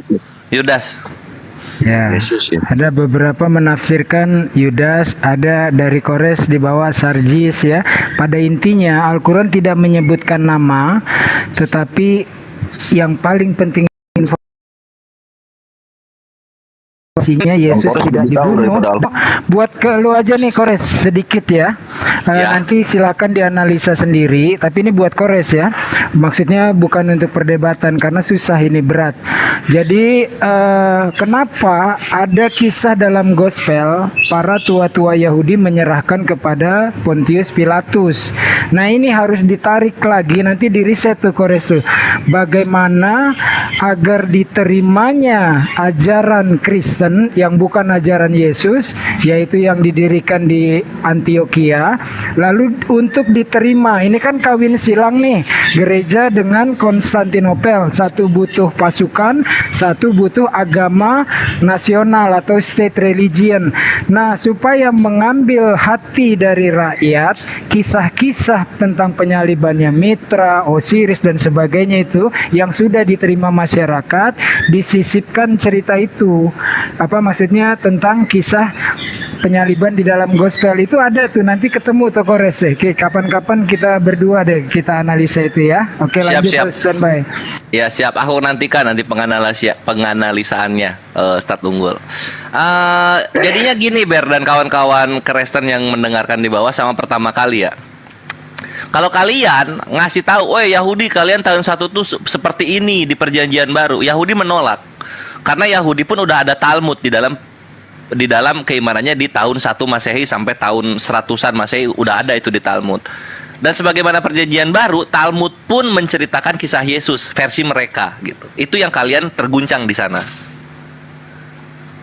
Jadi yang menemui murid di ini yang ditunjukin tangannya berlubang itu siapa? Nah, itu tuh Yesus. Itu Yesus, Yohanes 28 itu Yesus gitu. Yang salah itu apa pertama kali? Yang berlubangnya itu, cari deh. Di mana tangannya berlubang? Cari deh. Coba. Yohanes 20 kan? Bolak-balik baca perikopnya, nggak akan ketemu tangan berlubang. Yang disuruh cucukkan itu apa? Cucukan itu kan ya cucukan tanganmu ke dalam sini kan, ke dalam apa? Ke dalam lambung kan gitu. Nah, itu dicucukkan tuh bolong nggak? Tertulis nggak bolong lambungnya? Tertulis nggak bolong tangannya? Nggak. Dia suruh megang, lihat tanganku ini nggak kenapa-napa gitu loh. Ya dia apa maksudnya? Yang disalib itu bukan gua gitu, karena tanganku nggak bolong, lambungku pun nggak bolong. Aku manusia normal seperti kalian semua. Loh. Coba abang buktikan dulu Yahudi mana yang dikarenakan hanya karena mujizat sehingga dia Yahudi itu ingin menyalibkannya. Coba. Enggak, ya udah gampang. Ini data yang gua kasih ya. Kita baca Sanhedrin 43 nomor 20. Nah, di sini makin jelas lagi kawan-kawan. Kenapa Yahudi? Nah, ini ya, tadi Sanhedrin 43 20. Kenapa Yahudi ingin merajam Yesus bukan disalib? Karena Yesus akan dibawa keluar untuk dirajam. Dia mempraktekkan sihir,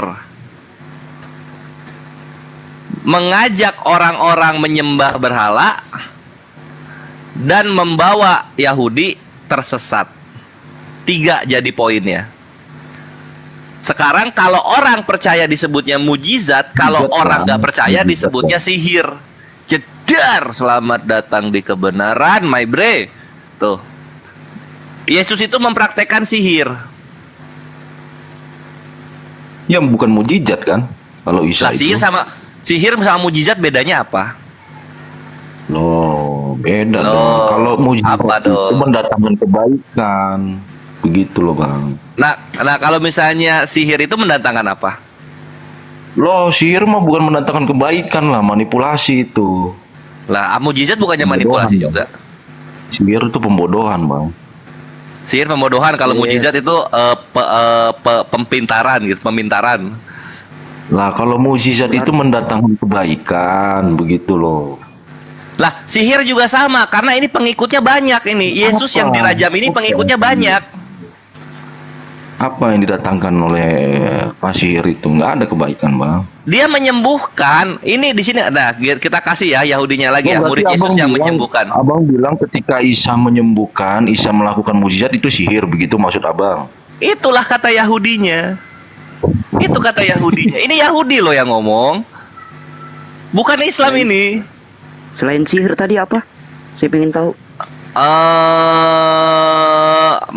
Incited itu mengajak atau menyebabkan orang-orang menyembah berhala, idol worship, and let the Jewish people astray, dan memimpin orang-orang Yahudi tersesat.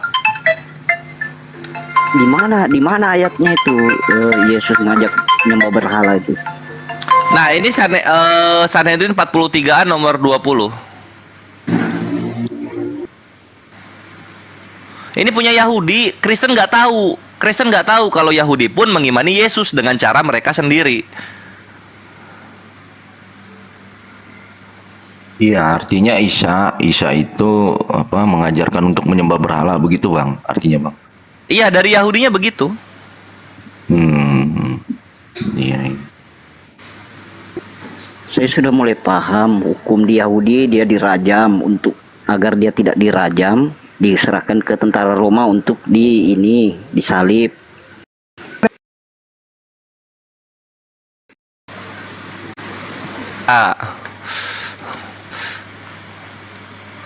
Nah, itulah kawan-kawan Kristen ya. Jadi kalian itu terlalu buta gitu, terlalu buta untuk mengimani Yahudi dari versi kalian sendiri gitu. Kalian nggak melihat Yahudi aslinya tuh gimana mereka beriman gitu loh terhadap Yesus ini.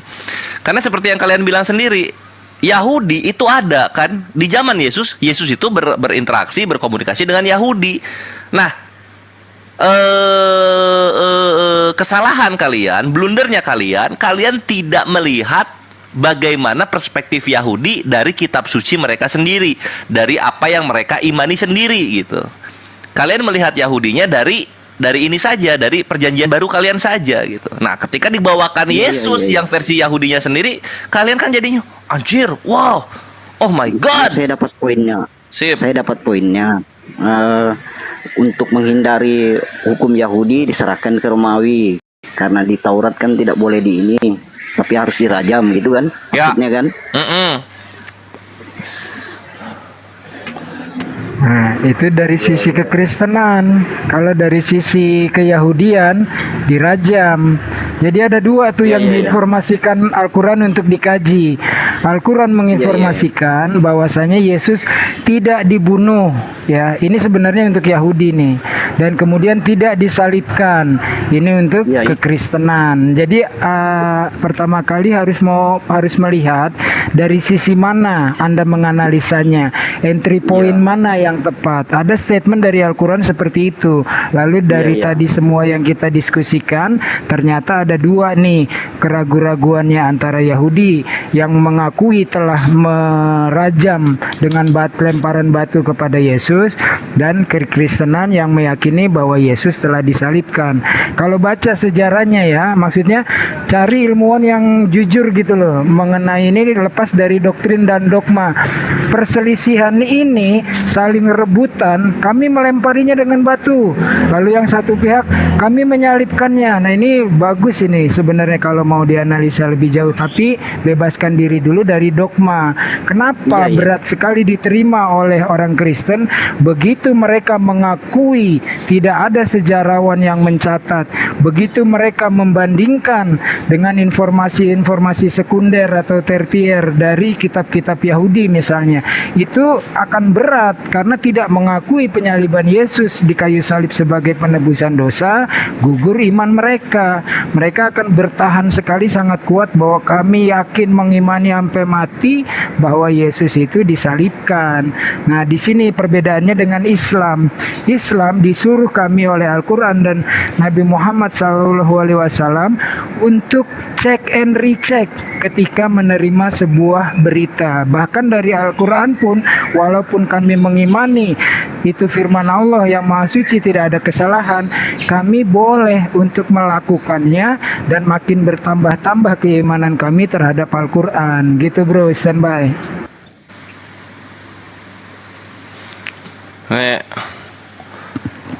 Fa, jangan asal ngasih biru, Fa. Terhitung dikasih biru. Kores bocor. Iya, enggak, ini aku di TSCC ada report itu ada terhitung dapat kunci biru. Ya janganlah. Iya, soalnya yang aku saya awalnya kan mengkajinya dari karena firman Tuhan tidak mungkin salah, jadi aku mulainya dari Al-Quran. Nah, aku baca-baca di situ tidak disalibkan, jadi ya itu yang aku pertanyakan. Waktu diserahkan itu siapa? Yudas kan? Isanya kemana gitu?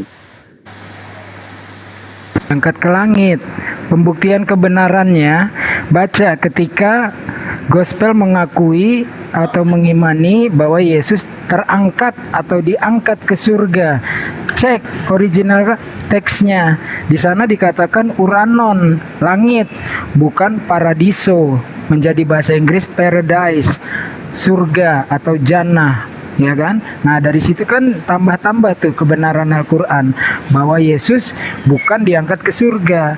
Makanya hal ini menjadi blunder ketika saudara-saudara kita Kristen menghina bahwasanya hanya Isa yang diangkat ke surga, padahal mereka tersesat oleh terjemahan LAI. Nah, itu pelajari itu ya. Jadi diangkat ke uranon, langit terjemahannya, bukan paradiso atau surga. Standby. Iya, kesalahan LAI. Makanya aku mulai nyari-nyari taunya lewat Al-Quran itu. Baca-baca punya teman itu kalau pas main ke tempatnya itu. Artinya aja sih. apa-apa. Nah, tapi bagusnya selalu ajak orang Islam. Untuk mengetahui Islam, tanya orang Islam. Nah, bertanya pun juga kepada yang memiliki wawasan lah ya. Kan banyak tipe-tipe orang. Jadi akan dijawab dengan jujur kok. Siapa Yesus? Bagaimana Al-Quran memuliakan Yesus? Satu-satunya kitab suci yang membela perawan suci Maria hanya Al-Quran. Makanya menjadi aneh ketika saudara-saudara kita Kristen menghina Al-Quran dan memuji-muji bangsa Yahudi. Bangsa Yahudi itu fitnahannya keji, yaitu zina. Al-Quran tampil membela bahwa Bunda Maria sejak dari lahir menjadi bertumbuh dan ketika mengandung dan melahirkan Yesus perawan suci yang tidak tersentuh laki-laki, sehingga Al-Quran tidak perlu menyisipkan tokoh semisal Yusuf ya. Alasannya kan nggak masuk akal, supaya orang-orang Yahudi tidak merajam mereka. Al-Quran tidak. Yesus membela maminya ketika ditanya, dari mana engkau punya anak sementara engkau belum menikah. Yesus dalam masih bayi sudah bisa bicara. Itu mukjizatnya tuh yang pertama kali. Nah, ini akan masuk akal kalau kita pakai logika saja. Pada saat itu berarti orang-orang di seluruh Yerusalem mengetahui bahwa Yesus itu anak biologis dari Yusuf dan Maria. Lalu di mana keimanan kalian bahwa Yesus itu tidak ada campur tangan lelaki? Tambah lagi analisanya. Kenapa tokoh Yusuf dimasukkan dalam inilah silsilah Yesus Kristus? Matius 1 nomor 1, anak Daud, anak Abraham. Benarkah ada Daud melahirkan anak bernama Yesus? Benarkah Abraham pernah melahirkan anak bernama Yesus? Kan kagak. Berarti ini namanya silsilah teologis, silsilah dogma. Turun sampai ke bawah ke Yusuf, dikatakan yang beristrikan Maria, yang melahirkan Yesus. Jadi kagak nyambung. Kenapa Yusuf dibutuhkan? Karena silsilahnya tertarik kepada Daud. Untuk menjadi Mesias dalam keyakinan Yahudi dan kekristenan harus pewaris tahta Daud. Ya, jadi 14. Cek lagi tuh di Matius ya, silsilah Yesus. Dia bilang inilah garis silsilah 14. Ternyata ada yang kurang satu gitu. Jadi serba, mohon maaf bahasa saya kasar, serba amburadul. Mau ditarik kemanapun menjadi blunder kalau istilahnya Kores. Lanjut Kores, standby, menimba ilmu. Ya, jadi apakah yang dirajam itu bisa bebas? Tunggu. Yang dirajam itu bisa berarti bebas. Kalau Enggak, kita yang analisa, disalibnya mati, yang dirajam mati sebelum juga. eksekusi itu sudah diselamatkan. Wajar nggak ketika ada orang di dalam sebuah kitab memanggil dengan mesra Bapa atau Abba, kemudian di saat-saat genting tiba-tiba bapaknya ini menjadi bisu, tuli, dan buta. Ketika sedang dalam ketakutan, berkeringat sebesar jagung di Taman Getsemani, sampai kata-kata terakhirnya, the 7 last words of Jesus on the cross, 7 kata-kata terakhir Yesus di kayu salib, tidak satu pun ada respon dari Bapa yang sangat dikasihinya, dan Bapaknya berkenan kepada anaknya ini. Nggak ada respon, kan nggak masuk logika tuh, ya kan? Orang yang sangat dekat didiemin aja, dicuekin. Ini nggak masuk akal. Makanya disebutkan Al-Quran jadi diangkat ke langit dan digantikan orang yang dengan diserupakan. Standby. Lalu siapa yang dirajam? Kembali ke titik awal dalam diskusi pertama kali, ini namanya cycling argument, berputar-putar di situ saja. Ini saya nggak mau balik lagi ke titik awal. Tadi kalau kamu menyimak itu sebenarnya sudah sangat cantik dan cerdas diwacanakan oleh Kores ya. Jadi jangan kembali ke situ lagi. Kan sudah dijelaskan, Al-Quran menyatakan tidak dibunuh dan tidak disalib, kemudian diserupakan. Jadi jangan balik lagi siapa. Kita pegang aja Al-Quran itu. Kalau mau kita berbicara tafsir namanya ini. Sementara ranahnya kan masih bicara kitab suci mana yang memberikan kebenaran. Apakah kitab sucinya Yahudi, kekristenan, atau Islam? Lanjut, Kores, standby. Iya. Tadi kan penjelasannya menurut Yahudi dia tidak disalib tapi dirajam. Alhamdulillah. Yang saya mau tahu yang dirajam itu siapa? Yang dirajam Sarjis. Oke, Gurunda sudah balik. Siapa tahu mau tanggapi Gurunda, silakan. Oke, saya cuma ingin memberikan kesimpulan ya dari bahasan terkait penyaliban ini. Yang pasti penyaliban itu terjadi ya. Penyaliban dalam arti kata sesuai dengan Al-Quran dari kata salib itu ya. Itu memang terjadi. Tapi yang disalibkan itu bukan Yesus anak Maria, melainkan oknum lain. Pembuktiannya kita bisa lihat di dalam Lukas 22 nomor 16. Di situ Yesus berjanji tidak akan makan roti Paskah ya sampai nanti di akhirat atau di hari kebangkitan. Ternyata ya ketika kemudian ada orang yang dikatakan disalib di Lukas 24 nomor 30, ketika dia bangkit, Yesus makan roti. Artinya yang makan roti ini adalah bukan dia yang telah berjanji tidak makan roti, karena tidak mungkin Yesus berjanji. Saudara, dikatakan berjanji tidak akan minum anggur lagi kan? Di dalam Matius 26:29 di sana Yesus janji tidak akan minum anggur lagi. Ini Yesus yang benar. Tidak mau lagi minum anggur. Tetapi di dalam Yohanes 19 nomor 30 setelah dia disalibkan, di situ jelas dia minum anggur.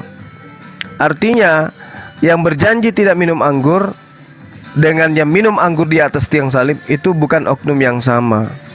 Jadi tadi dia berjanji tidak akan makan roti dan kemudian bangkit dari kuburnya Yusuf Arimatea makan roti, itu adalah oknum yang berbeda. Lalu kemudian dia berjanji tidak minum anggur, tetapi di Yohanes 19:30 dia minum anggur, itu juga adalah oknum yang berbeda.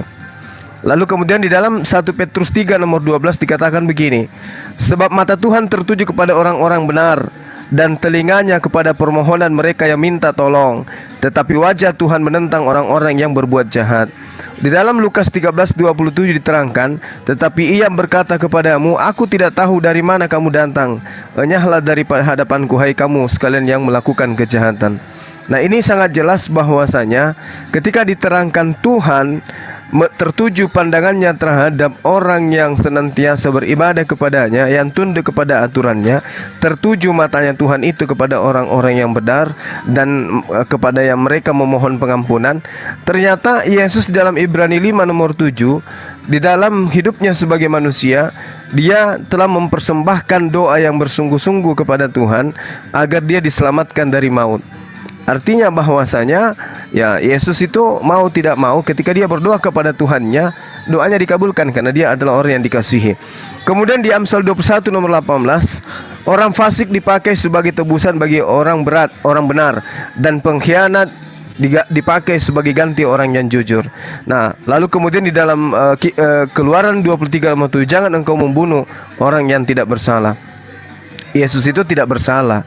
Amsal 11 nomor 8, orang benar diselamatkan dari kesukaran, lalu orang fasik menggantikannya.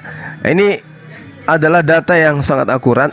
Bagaimana kemudian Yesus itu sesungguhnya anak Maria yang datang kepada Bani Israel membawa kebenaran, hikmat Injil, itu diselamatkan. Sementara penyaliban itu terjadi kepada pengkhianat. Karena orang yang minum anggur itu adalah orang yang berbeda dengan yang berjanji tidak minum anggur. Begitu juga yang makan roti. Saya tidak akan makan roti lagi kecuali nanti di hari kemudian, di hari kebangkitan. Tapi ternyata ada yang makan roti setelah keluar dari kubur. Terakhir dari saya, di dalam Markus 14 nomor 50 jelas sekali dikatakan, di depan orang yang ditangkap oleh tentara Romawi, di belakangnya ada seorang menggunakan kain lenan. Setelah ingin ditangkap, orang tersebut melepaskan kain lenan dan lari dalam keadaan telanjang. Orang yang lari dalam keadaan telanjang ini melepaskan kain lenan. Sementara di dalam kitab Yohanes jelas sekali satu-satunya orang yang menggunakan kain lenan yang diceritakan setelah Yesus melepaskan jubah adalah Yesus anak Maria. Nah, sekarang pertanyaannya adalah, kalau Yesus bukan yang menggunakan kain lenan dan bukan Yesus yang melepaskan kain lenan lari dalam keadaan telanjang, lalu siapa oknum yang lari yang ingin ditangkap ini? Menggunakan kain lenan dan kemudian lolos dari penangkapan. Memang ada yang ditangkap. Memang ada yang ditangkap. Yang dikira Yesus, yang dicium oleh Yudas. Yang kucium itulah dia, tangkaplah dia. Nah, Yesus kemudian tentara Romawi kemudian menangkap oknum yang dicium oleh Yudas. Tetapi ternyata di dalam perjalanan menuju Golgota ada seorang pemuda yang menggunakan kain lenan, begitu mau ditangkap lari, melepaskan kain lenannya, lari dengan telanjang. Indikasi itu adalah Yesus karena satu-satunya yang menggunakan kain lenan itu adalah Yesus. Kalau ada orang lain menggunakan kain lenan, tolong tunjukkan datanya di mana. Kalau ada orang yang lari telanjang melepaskan kain lenan, itu siapa? Tolong tunjukkan datanya di mana. Demikian dari saya. Terima kasih. Nambah dong. Mantap. Itu Markus 14 ya Guru Boleh ya? nambah enggak? Saya boleh nambah enggak? Iya, Iya dek. Markus 14. Oh. Ya. Saya nambah ya. Ya, Kalau kita Ustaz, lihat di dalam Nubuat Mazmur 91 ayat 3 sampai ayat 12, Yesus cuma nonton doang. Nih ya, saya bacakan ya. Sungguh dialah yang akan melepaskan engkau dari jerat perangkap burung, dari penyakit sampar yang busuk. Dengan kepaknya ia akan menudungi engkau. Di bawah sayapnya engkau akan berlindung. Kesetiaannya ialah perisai dan pagar tembok. Engkau tak usah takut terhadap dahsyatnya malam, terhadap panah yang terbang di waktu siang, terhadap penyakit sampar yang berjalan di dalam gelap, terhadap penyakit menular yang mengamuk di waktu petang. Walau 1000 orang rebah di sisimu dan 10.000 di sebelah kananmu, tetapi itu tidak akan menimpamu. Nah, ini ya, jelas Yesus itu tidak akan mungkin bisa diganggu. Ya, walau 1000 orang engkau hanya menontonnya dengan matamu sendiri dan melihat pembalasan terhadap orang fasik, sebab itu adalah tempat perlindunganmu, telah kau buat tempat perteduhanmu. Malapetaka tidak akan menimpa kamu dan tulah tidak akan mendekat kepada kamu, sebab malaikat-malaikatnya akan diperintahkannya kepadamu untuk menjaga engkau di segala jalanmu. Mereka akan menatang engkau di atas tangannya supaya kakimu jangan terantuk kepada batu. Nah, ayat ini juga dikutip oleh iblis di dalam Matius 4 ayat 6 ya. Malaikat akan datang menatang engkau di atas tangannya supaya kakimu jangan terantuk kepada batu. Ini nubuatan untuk Yesus. Dia selamat, dia tidak mungkin bisa dicelakakan. Karena apa? Karena dijaga oleh para malaikat. Yesus hanya nonton saja. Karena yang bisa menjadi tebusan itu Dinda orang Kores. Halo? Ya. Jadi waktu Yesus ketemu ibunya yang Dinda Kores monitor. Kores. Bentar Bang. Bang Kores.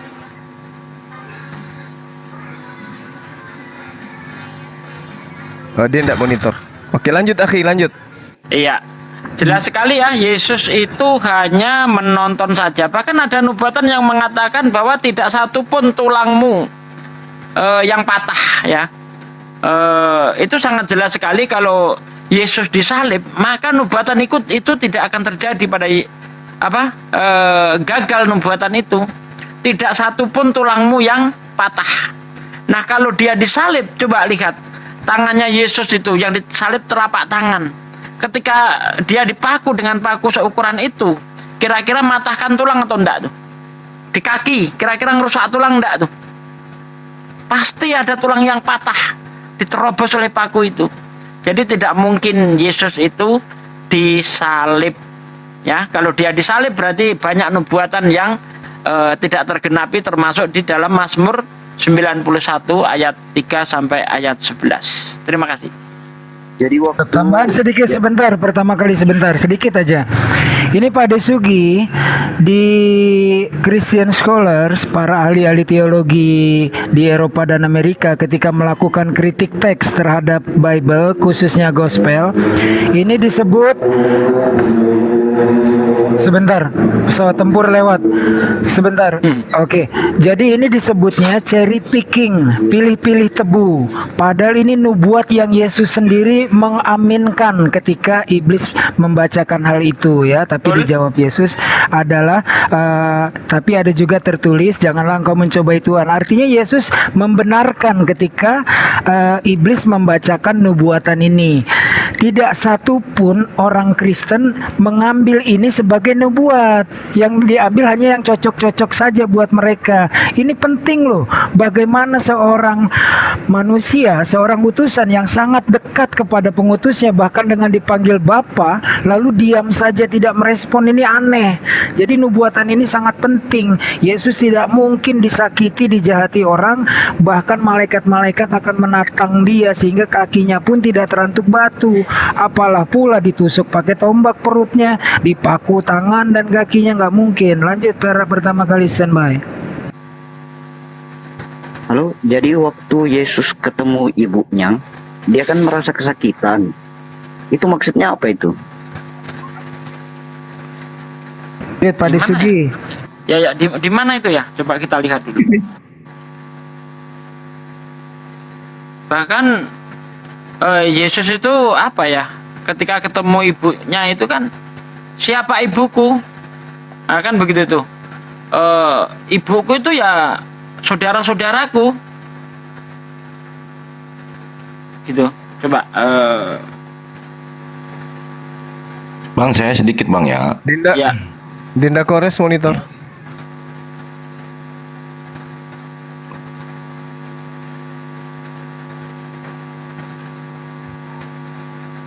Lanjut bang, lanjut.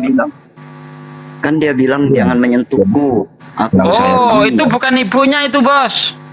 Itu Maria Magdalena itu di dalam Yohanes 20 ayat 15 sampai ayat 17 itu. Itu bukan ibunya itu, Maria Magdalena itu. Baca dari ayat 1. Yohanes 20 dari ayat 1 itu. Makanya saya bingung ibunya yang mana ibunya ya? Itu Yohanes 20 ayat 15 sampai ayat 17. Itu Maria Magdalena. Kalau itu Maria Magdalena, mengapa dia bilang jangan menyentuhku? Apa dia merasa sakit saat disentuh? Nah itu tahu. Karena dia habis digebukin. Coba. Kalau dia masih merasakan sakit lagi, berarti dia tidak bangkit. Berarti jasad yang dipakai itu masih jasad yang lama. Karena menurut Yesus di dalam Lukas 20 ayat 37,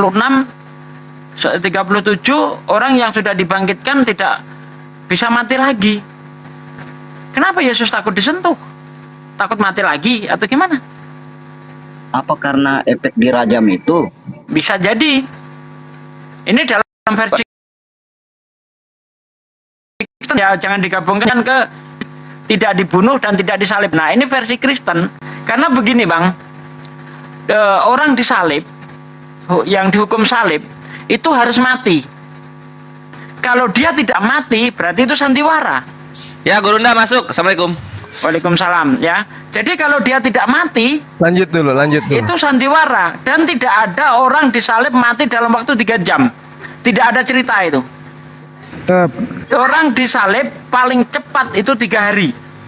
Makanya Pilatus heran ketika katanya Yesus itu mati. Heran dia, kok bisa cepat mati? Padahal setahu Pilatus orang disalib itu paling cepat 3 hari. Apa buktinya? Dua orang yang disalib di sebelah kanan dan kirinya, untuk mati dia harus dipatahkan kakinya. Betul? Betul. Nah, tambah boleh, Gurunda Sugi tambah sedikit ya. Tunggu dulu. Oke, siap gerak. Jadi begini, saya melihat peristiwa itu Yesus pura-pura mati. Kenapa Yesus itu pura-pura mati? Karena Yesus tahu Kalau dia tidak pura-pura mati, kakinya dipatahkan. Kalau dia kakinya dipatahkan, maka ada nubuat yang tidak tergenapi seperti yang saya katakan tadi, tidak satu pun tulangnya yang patah. Nah, apa untungnya Yesus itu pura-pura mati? Dia akan cepat diturunkan dari salib.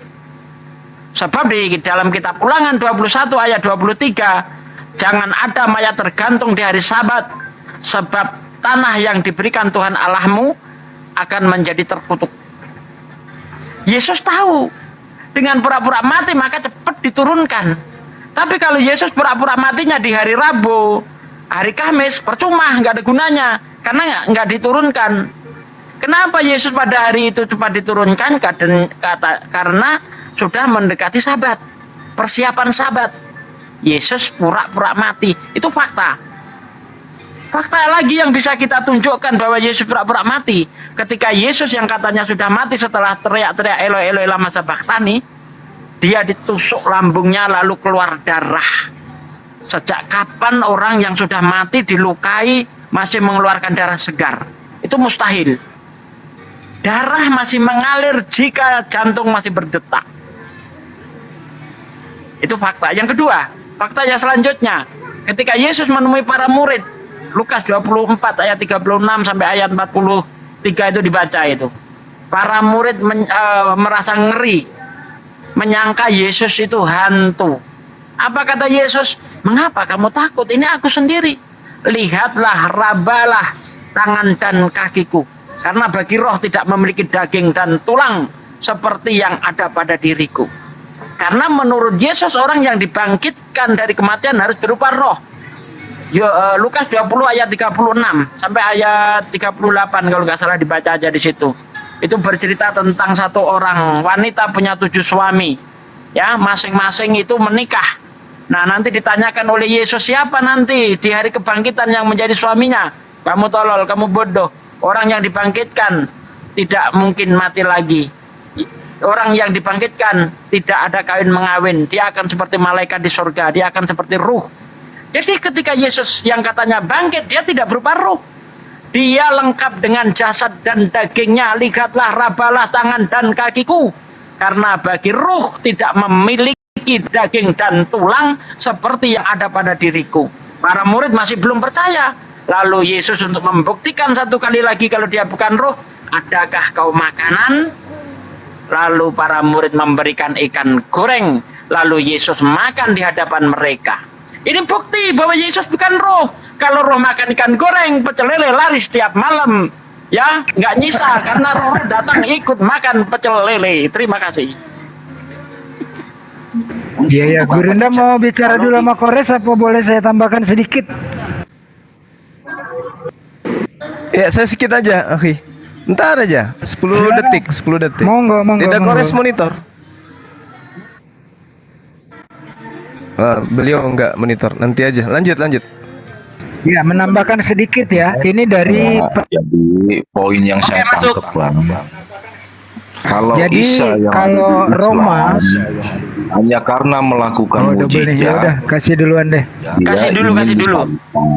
Itu. Jadi sangat jauh berbeda Bang kalau Yesus dalam iman Kristen itu karena memang dia menyetarakan diri sama dengan Allah, maka ia ingin disalibkan. Tapi kalau Isa ini berbeda. Yang kita tahu, mukjizat itu adalah mendatangkan kebaikan, justru ingin disalib, begitu. Kan alasannya nggak logis, begitu Bang.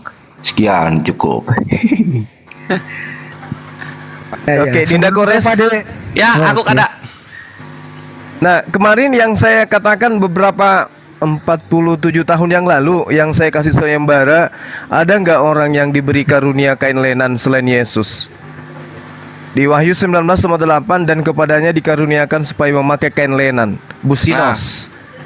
Nah, yang diberikan kain lenan itu hanya Yesus. Dan memang betul di dalam Yohanes 13:4, lalu bangunlah Yesus dan menanggalkan jubahnya. Ini sebelum penangkapan. Lalu bangunlah Yesus dan menanggalkan jubahnya. Ia mengambil sehelai kain lenan dan pada pinggangnya. Lalu kapan ada seorang muda yang waktu itu hanya memakai sehelai kain lenan untuk menutupi badannya, mengikuti dia. Mereka hendak menangkapnya. Lalu selanjutnya di Data 52 orang muda ini melepaskan kain lenan lari dengan telanjang. Ini siapa ini? Sudah 47 tahun saya cari tahu kepada teman-teman Kristen yang menggunakan kain lenan selain Yesus. Itu siapa?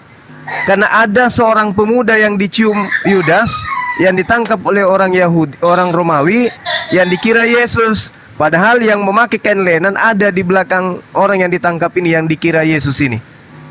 Pertanyaannya sampai sekarang belum ditemukan. 47 tahun. Siapa yang menggunakan kain lenan selain Yesus? Kalau kita temukan dia adalah Timbul, si Timbul atau siapapun itu, Jero atau siapa, atau Mantalinting tem kendek diobela, maka jelas Tandi lintim yang kendek diobela lah yang lari telanjang dengan melepaskan kain lenan. Tapi kalau tidak, maka kita masih punya kesimpulan, yang lari melepaskan kain lenan itu adalah Yesus anak Maria. Demikian. PR masih berlaku 100 tahun ke depan. Silakan.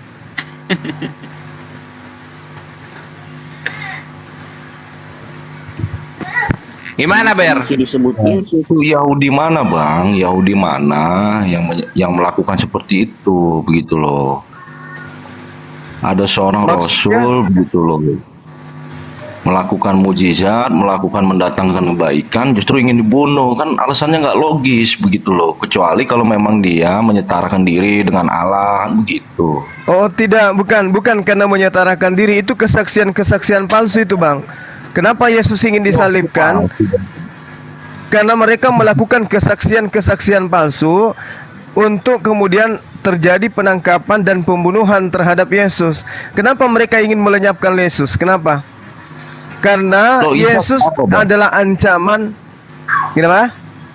Isa kenapa? Gitu loh. Alasannya kenapa begitu ingin dibunuh, ingin disalibkan tuh kenapa Isa itu? Oh Isa karena karena Isa ini datang kepada Bani Israel, mengajarkan Bani Israel kembali kepada hukum Taurat. Orang Yahudi tidak terima. Kenapa? Karena Nabi Isa semakin hari semakin banyak pengikutnya. Dengan banyaknya pengikut yang berpindah dari imam-imam rabi-rabi Yahudi, maka pemasukan mereka tiap bulan berkurang. Kenapa? Mereka yang ikut Nabi Isa tidak lagi kemudian bayar perpuluhan kepada imam-imam ini, orang-orang Farisi. Itu ancaman bagi mereka. Bisa-bisa semua jemaat kita ini berpindah ke Isa. Maka diberikanlah kemudian dicarilah solusi bagaimana caranya Nabi Isa ini kemudian dibunuh. Makanya dikatakan difitnah dia sebagai anak haram, dikatakan dia anak zina. Loh, Bang. Itu sebabnya. Yahudi mana, Bang? Iya. Yahudi mana yang tidak menegakkan hukum Taurat, Bang? Saya baru dengar itu. Yahudi mana? Yesus sendiri mengatakan di dalam Yohanes 7, orang yang banyak ini yang tidak mengenal hukum Taurat, terkutuklah mereka. Matius 7 ya? Matius 23 ayat 2 dan seterusnya. Mereka hanya mengajarkan tapi tidak menjalankan. Coba dibaca itu. Loh iya, tadi kan abang bilang Isa datang kepada orang Yahudi itu karena kondisinya itu kan di saat itu orang kaum Yahudi itu tidak menegakkan hukum Taurat. Iya, loh yang kita tahu sampai sekarang orang Yahudi itu memegang kuat teguh hukum Taurat. Berarti Yesus bohong dong. Kan Yesus sendiri ngomong, ya, ikuti apa yang mereka ajarkan, tetapi jangan kamu ikut. Bentar bang. Ikuti yang mereka ajarkan, tetapi jangan kamu ikuti yang mereka perbuat. Karena mereka hanya mengajarkan, tetapi tidak melakukannya. Itu dia. Coba Matius 7. Sekarang faktanya orang Yahudi itu takluk di dalam hukum Taurat.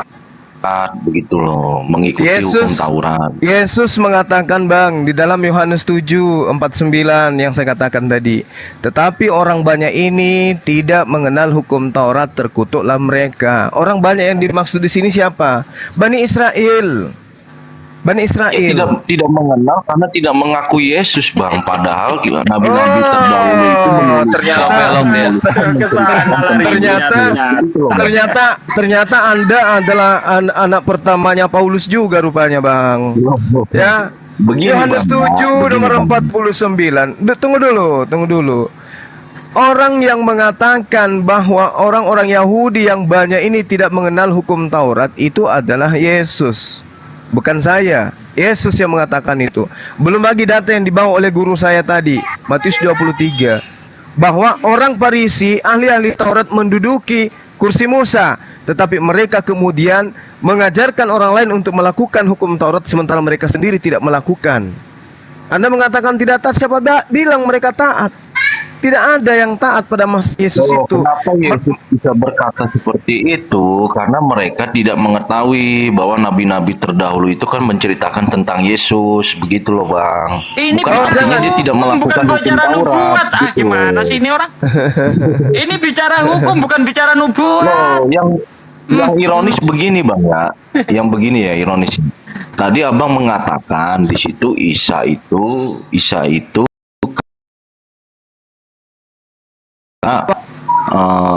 tidak menegakkan hukum Taurat. Itu sejarah mana yang menyatakan begitu? Toh sampai sekarang pun orang ini Yahudi pengakuan itu ini pengakuan Yesus di dalam Yohanes 7:49. Kalau Anda tidak percaya, ditipek saja Yohanes 7 itu. Ini aku kasih datanya. Aku kasih data Gurunda. Artinya dia tidak menegakkan hukum Taurat, bukan itu karena dia Ini tidak coba tahu, gitu gini loh Berlian, salah satu hukum Tuhan yang ditinggalkan oleh Yahudi, contohnya di sini. Ini Ulangan 23:13. Di antara perlengkapanmu haruslah ada padamu sekop kecil, dan apabila engkau jongkok kada hajat haruslah engkau menggali lubang dengan itu dan menimbuni kotoranmu. Ini kan ditinggalkan. Loh, kok nggak nyambung jadinya Bang? Loh, ini Tadi hukum kan Taurat ini loh. Ini Ulangan 23 loh. Ulangan 23. Tadi kan dikatakan Isa, di zaman Isa itu Yahudi itu tidak memberlakukan hukum Taurat. Iya, ini hukum Taurat. Hukum Taurat Yahudi, kalau misalnya ada hajat, lagi ada BAB, itu pakai sekop. Mereka sudah tidak menjalankan lagi. Dan kita tahu faktanya sampai sekarang orang Yahudi itu memegang teguh hukum Taurat, begitu. Ya udah buktikan Yahudi yang kalau ke WC bawa sekop. Siapa? Silakan. Berarti Yesus bohong kalau begitu, karena Yesus sendiri menceritakan bahwa mereka tidak menjalankan hukum Taurat, tapi menurutmu orang Yahudi masih menjalankan hukum Taurat. Karena mereka tidak mengenal Yesus, begitu loh. Bukan berarti dia tidak menegakkan berbicara hukum Taurat. nubuat. Kamu udah baca belum ayatnya? Saya tanya, kamu udah baca belum ayatnya? Bentar, saya tanya, kamu udah baca ayatnya belum? Tentang Yesus. Bang Berlian, jawab dong, jawab jujur dong. Kamu udah baca ayatnya belum? Bang, dijawab dong. Udah baca ayatnya belum? Udah baca ayatnya belum? Dijawab dulu Bang. Dijawab dulu. Nah, saya tanya. Yahudi di zaman Isa tidak menegakkan hukum Taurat, itu datanya dari mana? Udah ngawur cara diskusinya. Yesus sendiri yang ngasih bukti masih juga dianggap bohong. Aneh. Loh, saya malah justru mengiyakan apa yang diperkatakan oleh Yesus gitu loh. Nah, iya, Yesus ngomong mereka hanya mengajarkan hukum Taurat tetapi tidak menjalankan. Kok masih ngengkel kalau orang Yahudi itu menjalankan hukum Taurat? Loh, Yesus kan ngomong juga, kalian mempelajari hukum Taurat, mengenali hukum Taurat, tapi kalian tidak mengenal aku. Padahal nabi-nabi terdahulu itu menceritakan tentang aku. Begitu loh, ayat mana itu? Coba ayat mana? Saya tanya, ayatnya udah kamu baca dengan baik belum? Artinya di situ banyak nggak berani jawab. Yahudi itu gimana orang belum pernah baca ayatnya tapi nafsir. Nah, ini kebodohan yang sangat nyata. Ayatnya saja belum pernah dia baca, kok bisa nafsir? Seharusnya dibaca dulu ayat itu, baru Anda itu tahu ini bicara tentang apa. Kamu aja belum baca ayatnya kok nafsir. Aduh, parah. Emang seperti itu. Kamu udah baca ayatnya? Orang Yahudi di zaman Yesus itu mengerjakan hukum Taurat. Kamu sudah baca ayatnya belum? Kamu udah baca ayatnya belum? Heran aku. Inilah ya salah satu kebodohan orang Kristen. Dia itu belum pernah dengar baca ayatnya, begitu ayatnya dibacakan langsung nafsir. Padahal dia belum pernah baca ayatnya sendiri. Ini adalah sebuah kebodohan yang sangat nyata. Oh, oke, lanjut. Coba dibaca dulu. Orang udah kita baca dari tadi. Sekarang saya tanya, kamu udah baca belum? Loh iya makanya di situ iya bukan makanya artinya belum baca orang penafsir Yahudi gimana sih? tidak takluk kepada hukum Taurat. Gitu. Assalamualaikum warahmatullahi wabarakatuh. Waalaikumsalam warahmatullahi wabarakatuh. Gimana orang bagaimana orang bisa menilai sesuatu sementara dia sendiri belum melihat? Ini aneh. Anda belum pernah melihat, tapi langsung berani menafsir. Lucu. Itu lucu. Ustadz Tadi Sudi. kan di zaman Isa, di zaman Isa itu kan Yahudinya Jadi tidak begini, takluk, tidak takluk kepada hukum Taurat. Bung, dari Betul tadi nggak, Bang? dinyimak ini loh ya. Dari tadi dinyimak itu tentang persaliban. Nah, di situ banyak berselisih tentang Bible kalian. Sangat fundamental sekali bahwasannya tulisan-tulisan di dalam Biblos kalian atau buku itu berselisih sebuah. Contoh, seperti tadi dipaparkan teman-teman atau Gunda Zuma Markus 14:50 tidak ada saksi persaliban, ya. Terus kita lihat di dalam Matius 27:46-52, Markus 15 sebentar 34-38, apa teriakan Yesus sewaktu disalib? Apakah Eli Eli lama sabachthani, ataukah ya Bapa, ke dalam tanganmu kuserahkan nyawaku. Nah, di sini penulisan ini antara Matius, Markus dan Lukas ini beda-beda. Apakah ini firman Tuhan? Sebenarnya itu pokoknya gitu loh. Inti-inti daripada daripada Biblos kalian ini, gitu loh. Loh iya Bang, dibuktikan dulu Yahudi di zaman Isa. Pembuktiannya satu. Ya, Yahudi sebenarnya udah di zaman jelas Isa gitu loh. tidak takluk kepada hukum Taurat. Coba dibuktikan dulu Bang, sejarah mana itu yang menyatakan begitu? Faktanya sampai sekarang orang Yahudi itu takluk kepada hukum Taurat. Hapus itu Tipex Matius 23 dengan Yohanes 7:6. Aku berbicara Isa Bang. Nabi Isa alaihissalam itu, Bung, dengarkan saya. Sejak dari kecil aja sudah ditolak. Fa'atatsbihi qaumaha tahmilu. Qalu ya Maryam laqad ji'ti syai'an. Loh, kan tadi Abang bilang Yahudi di zaman Isa itu kan tidak melakukan hukum Taurat, tidak takluk kepada hukum Taurat. Yahudi nah, di zaman Isa itu Yesus. Loh, yang kita bacakan tadi Yohanes 7 itu kan Yesus, Bang. Yang kita bacakan Matius 23 kan Yesus. Tadi kan di awal berbicara Isa, Bang. Kalau Isa udah jelas, Isa itu ditolak karena dia tidak diimani sebagai nabi, karena dia tidak memiliki apa-apa, kerajaannya tidak ada, kekuasaannya tidak ada. Maka dia ditolak. Pertama dari tidak takluk kepada hukum Taurat. Tadi apa bilang begitu, Bang? Dari lahir aja dia sudah ditolak, dia difitnah sebagai anak haram. Yes, Nabi Isa itu jelas di Al-Quran tuh. Laqad ji'ti syai'an fariyan, itu jelas itu. Jadi Nabi Isa itu ditolak. Tetapi Nabi Isa mendapatkan banyak pendukung. Orang-orang yang cinta perpuluhan ini kemudian merasa terancam. Wah, bahaya ini. Harus disingkirkan si Isa ini. Karena semakin hari semakin banyak pengikutnya, perpuluhan semakin berkurang. Dan itu kalau kita lihat dalam kitabmu benar saja. Mereka para rabi, imam-imam membuat persengkongkolan untuk melakukan kesaksian-kesaksian palsu agar Yesus itu ditangkap dan dibunuh. Baca dalam Matius 26, Matius 22, itu jelas itu. Rabi-rabi, imam-imam. Aku ikut penjelasan Bang Juma loh. Tadi kan Bang Juma bilang Yahudi di zaman Isa itu tidak takluk kepada hukum Taurat, makanya Isa datang untuk menegakkan keadilan. Kan begitu tadi penjelasan Abang. Lah iya emang. Ya emang. Nah, sekarang dari buktinya, dengarkan saya. Sampai sekarang takluk kepada hukum Taurat, Bang. Itu loh faktanya, Bang. Sekarang yang mana? Hukum Taurat yang mana? Emang masih ada hukum Tauratnya Nabi Musa sekarang? Ada. Sejarah mana yang menyatakan Yahudi tidak takluk kepada hukum Taurat? Sejarah mana? Yesus ditolak tidak ketika dia datang kepada Bani Israel? Bukan Yesus, ini berbicara Isa. Nenek lu kiper, kau nuntut sejarah, kamu bagaimana Yesus? Sekarang begini, Bahlil dengarkan saya. Kau percaya Yesus atau Isa? Kau percaya Yesus atau Isa?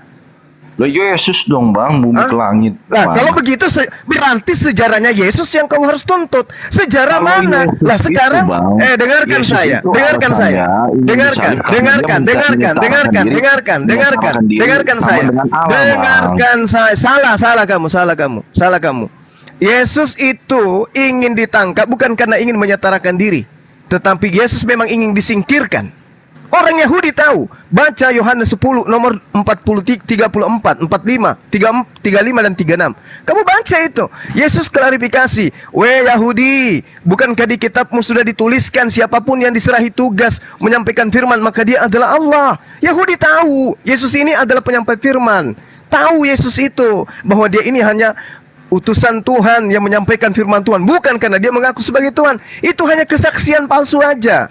Matius 26, 59, Matius 22 nomor 15. Anda jangan bahlulnya kebangetan dong. Ini sekarang zaman canggih sekarang. Anda mengatakan mana sejarahnya? Yesus, orang-orang yang ada pada zamannya tidak melakukan hukum Taurat. Loh, apakah Anda kufur terhadap kitab Anda juga? Yesus mengatakan orang banyak ini tidak mengenal hukum Taurat. Terkutuklah mereka. Kata siapa? Yesus. Anda cari sejarah. Sejarah berarti normal, sesuatu yang betul-betul terjadi. Nah sekarang Anda mengimani kitab Anda yang memberitakan orang Yahudi meninggalkan hukum Taurat, tidak mengenal hukum Taurat. Jangankan melakukan, mengenal pun kagak. Datanya Yohanes 7 nomor 49. Anda ini pendebat dari mana? Berbicara sejarah berarti sejarah itu netral, tidak mungkin dua cerita. Tidak mungkin dua versi yang berbeda. Kalau di Al-Quran, Nabi Isa alaihissalam itu jelas. Dari bayi aja, dari ibunya aja hamil sudah ditolak. Terlepas mereka taat hukum Taurat ataupun tidak taat kepada hukum Taurat. Buktinya, di antara mereka kemudian tidak ada yang melaksanakan apa yang diperintahkan oleh Tuhan terkait dengan kurban. Mana-mana setiap tahunnya mereka melakukan kurban seperti yang diperintahkan oleh Nabi Musa. Ada selayaknya. Tidak ada kan? Bait suci mereka mana sekarang bait suci mereka? Di mana mereka diperintahkan ketika masuk ke bait suci, mereka harus melakukan prosesi-prosesi yang diajarkan hukum Taurat. Mana? Ada? Enggak ada. Terus sejarah apa yang Anda ingin minta? Mana? Apa nama bait sucinya sekarang? Bukankah dalam bukankah di dalam kitab saudara dikatakan sendiri bahwa bait suci itu sudah hancur? Enggak ada lagi kata Kristen. Nah, bait suci sekarang berubah menjadi tubuh kita masing-masing. Kurban itu bukan acara tahunan, Bang. Kalau di Yahudi, Bang, kurban itu bukan acara tahunan. Tapi acara setiap saat. Loh, itu acara ketika memang kita membutuhkan pendamaian, begitu loh. Nah, iya memang betul. Siapa bilang tiap tahunan? Siapa yang katakan itu? Saya mengatakan mana kurban-kurban itu lagi? Mana mereka lakukan? Ya, nggak ada kan? Kan Bang, jadi kalau ketika kita berdosa diperdamaikan melalui kurban. Sudah yang pasti kamu harus sadari. Ya, saya katakan Anda bahlul. Kenapa? Anda berbicara mengenai sejarah. Kitab Anda adalah kitab sejarah yang dikliping menjadi sebuah buku. Katakanlah kitab suci. Padahal itu kesaksian-kesaksian, kumpulan cerita-cerita peristiwa yang terjadi pada masa itu, dituliskan kemudian oleh pengarang kitab saudara. Itulah sejarah Anda, telan itu. Yesus mengatakan orang banyak di sini tidak mengenal hukum Taurat. Terkutuklah mereka. Kenapa bisa terkutuk? Karena tidak melakukan hukum Taurat. Anda minta sejarah di Islam. Dia tidak mengenali Yesus. Dengarkan. Di Islam diceritakan dalam surah Al-Maidah, belum sampai ke Yesus, baru masih ada sampai kepada Musa, mereka sudah menolak hukum Taurat itu. Itu di Al-Quran. Al-Maidah mengatakan itu. Bagaimana dengan Musa di dalam kitab saudara yang Anda ambil? Apakah Musa tidak pernah mengatakan, sedangkan aku masih hidup, engkau sudah memperlihatkan sedangkan aku masih hidup, engkau sudah memperlihatkan kedegilanmu kepada Tuhan, apalagi nanti ketika aku mati. Itu Musa. Di dalam kitab Ulangan diterangkan seperti itu. Lalu kemudian Yesus datang. Orang banyak ini yang tidak menang hukum Taurat, terkutuklah dia. Lalu Musa sama Isa jaraknya berapa tahun, Bang? Musa sama Isa, Bang? Dengarkan saya. Kalau di zamannya Musa aja sudah melakukan pembangkangan terhadap hukum Taurat, jangan mimpi di masa Isa orang taat kepada hukum Taurat. Sekarang kalau saya tanya, Al-Quran mengatakan kitab itu telah disembunyikan, dicampur adukkan, diubah-ubah. Bolehkah Anda menunjukkan kepada saya Ketika Al-Quran mengatakan pengikut Bani Israel, Bani Yakub, pengikut Musa itu merubah-rubah kitab yang datang kepada Nabi Musa dan nabi-nabi yang lain. Bisakah Anda menunjukkan kitab yang ori? Bisa? Yang abang, Bang, gimana? Kok jadi di kami? Kami Kenapa? kan pegang, Bang, Injil dan Taurat. Nenekmu kiper, mana ada kau pegang apa? Apa yang kau pegang? Apa yang kau pegang? Loh, umat Kristen memegang Injil dan Taurat, gitu loh. Pingin muntah aku dengarnya. Banyak cerita. Al-Quran. Wahyu yang diturunkan Allah mana, Bang? Injil dan Taurat itu, Jabur itu, di mana? Al-Quran, dengarkan saya. Pasang otak kau, jangan kau bahlul selamanya. Ingat, Al-Quran itu menerangkan Taurat untuk Nabi Musa dan kaumnya, bukan untuk Islam.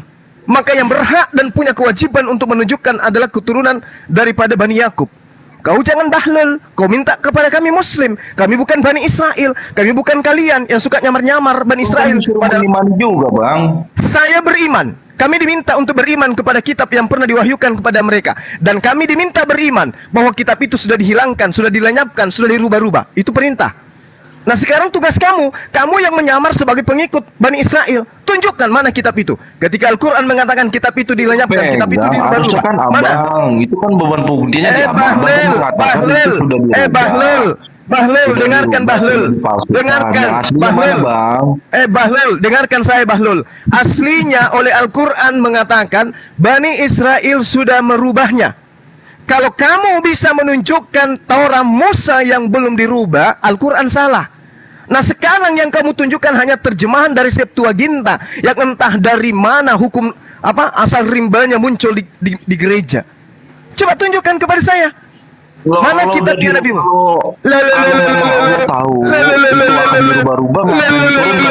Allah tahu, dengarkan Bahlul. Allah tahu Tauratnya Nabi Bahlul, dengarkan Bahlul. Allah tahu bahwa Bani Israel itu adalah bangsa tegar tengkuk, sama seperti kau. Otakmu nggak berfungsi sebelah. Saya sudah mengatakan, Bang, kenapa diturunkan kalau udah tahu akan dirubah gitu? Justru inilah nanti yang menjadi alasan kepada mereka. Aku masukkan kalian ke dalam neraka, sebab ketika datang kepadamu hukum-hukumku, engkau merubahnya. Engkau menggantikannya dengan hukum manusia. Sama seperti Kristen. Hukum Tuhan datang kepada Bani Israel. Dengan matinya Yesus di atas tiang salib, Dia telah membatalkan dan segala perintah yang ada dalam hukum Taurat. Lalu muncul karangan Paulus yang Anda jadikan sebagai hukum kehidupan. Ini alasannya kenapa mereka nanti akan masuk ke neraka. Begitu juga Anda. Pahami itu. Allah mengatakan, saya mewahyukan, saya memberikan kitab Torah kepada Bani Israel. Mereka merubah, mereka menyembunyikan, mereka mengganti perkataan-perkataan Tuhan dengan perkataan manusia. Apa buktinya hari ini? Perlu disuruh mengimani loh, Bang. Kami beriman bahwa Tuhan kami pernah mewahyukan kitab Taurat yang dirubah kemudian oleh mereka. Itu yang kami imani. Oke? Nah sekarang tugasmu adalah sebagai kaum Bahlul, tugasmu adalah menunjukkan kitab Tauratnya Nabi Musa yang ada sekarang. Mana tunjukkan ke saya? Saya berhenti menjadi apologet. Kalau kamu bisa tunjukkan kitabnya Nabi Musa, saya berhenti jadi apologet. Kalau kamu bisa, yang kamu pegang itu adalah cerita dongeng itu. Tidak ada yang bisa kau tipu di sini. Saya paham. Kau itu jangan menipu. Tidak akan ada umat Islam yang engkau tipu di sini. Mari kita buktikan. Sekarang kan Allah. Mari kita buktikan. Mari kita buktikan. Mari kita buktikan. Dinda Kores bisa open kamera. Dinda, kita buktikan ke Dinda Kores. Kalau udah tahu itu akan berubah-ubah, kenapa lagi mesti perlu diimani kan begitu? Dinda Kores. Yang kami imani adalah kitab yang datang kepada Nabi Musa. Kitab itu sudah dirubah. Kami percaya. Tahu ngerti iman nggak? Iman itu percaya. Kami meyakini Allah pernah mewahyukan sebuah kitab kepada Bani Israel dan kitab itu sudah dirubah oleh Bani Israel itu sendiri. Apa akibatnya? Apa pembuktiannya? Orang Kristen umat Bahlul bin Dongop bin Laknat ini tidak memiliki lagi kitab Tauratnya Nabi Musa. Yang kau punya dari bahasa Indonesia. Bahasa Indonesia dari mana? Dari bahasa Belanda. Dari bahasa Belanda dari mana? Dari bahasa Romawi. Romawi menggunakan bahasa Yunani. Dia mengambilnya dari bahasa Septuaginta. Kitabnya Nabi Musa. Bisa kau tunjukkan? Bisa. Loh iya, Allah kan tahu itu akan dirubah-rubah. Kalau udah tahu mana kitabnya Nabi Musa? Tunjukkan kepada saya mana kitabnya Nabi Musa. Lah ini yang saya pegang, Bang. Nenekmu kiper, coba kau bacakan sama saya. Kau tunjuk, buka kamera, kau coba tunjukkan kepada saya. Hukum Taurat kan hanya ada di dalam Alkitab. Hanya orang bahlul bin pemakan babi yang bisa kamu bodohi. Paham? Yang kau pegang itu apa tuh? Iya. Iya. Apa ironisnya? Apa ironisnya? Ketika dia menurunkan Injil dan Torah itu akan dirubah. Kalau udah tahu kenapa diturunkan gitu loh. Baik, saya tanya samamu. Allah tak dengarkan bahlul. Saya paham. Saya katakan kau bahlul supaya kau sadar sedikit pun. Dengarkan. Apakah Tuhan tahu bahwa Adam akan makan buah pengetahuan itu? Hah? Loh, ini berbicara kita, bukan berbicara manusia. Berbicara kita. Ini saya tanya supaya takmu itu berfungsi. Saya tanya sama, apakah Tuhan tahu bahwa Adam akan pengetahuan dan buruk? Tahu tidak Adam? Suara putus-putus, Bang. Suara putus-putus. Kamu ya tahu tidak Tuhan kau itu bahwa Adam bakal makan buah pengetahuan baik buruk? Tahu tidak Tuhan kau itu? Atau jangan-jangan Tuhanmu nggak tahu? Loh, analoginya nggak tidur kali itu kau. Kita berbicara kitab kok abang larinya ke Adam begitu loh. Bagaimana mungkin tidak dengar? Dengarkan Bahlul. Kau kan mengatakan tadi Bahlul, ya? Kau mengatakan bahwasanya saya Bahlul berkata, nama saya Berlian. Kalau Tuhan sudah tahu Bani Israel akan merubah Taurat, kenapa dia wahyukan? Saya juga menyatakan kepada kamu Bahlul, kalau Tuhanmu sudah tahu Adam akan makan buah pengetahuan baik dan buruk, kenapa Tuhanmu menciptakan Adam? Kalau Tuhanmu tahu bahwa Adam akan mewariskan kemudian dosa kepada keturunannya, kenapa dia ciptakan Adam? Kenapa? Loh, itu justru menunjukkan kakinya, Bang. Itu loh.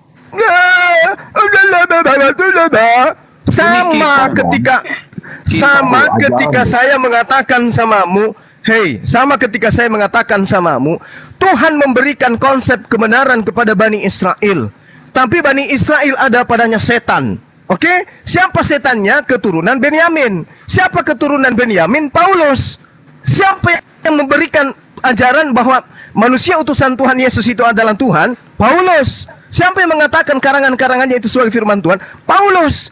Kenapa bisa berubah itu? Karena di atas muka bumi ini ada setan. Dan setan terakhir yang nyata sebagai manusia sebelum pengikutnya datang Kristen yaitu Paulus. Iya, saya sudah. Kamu belum paham juga sampai di situ.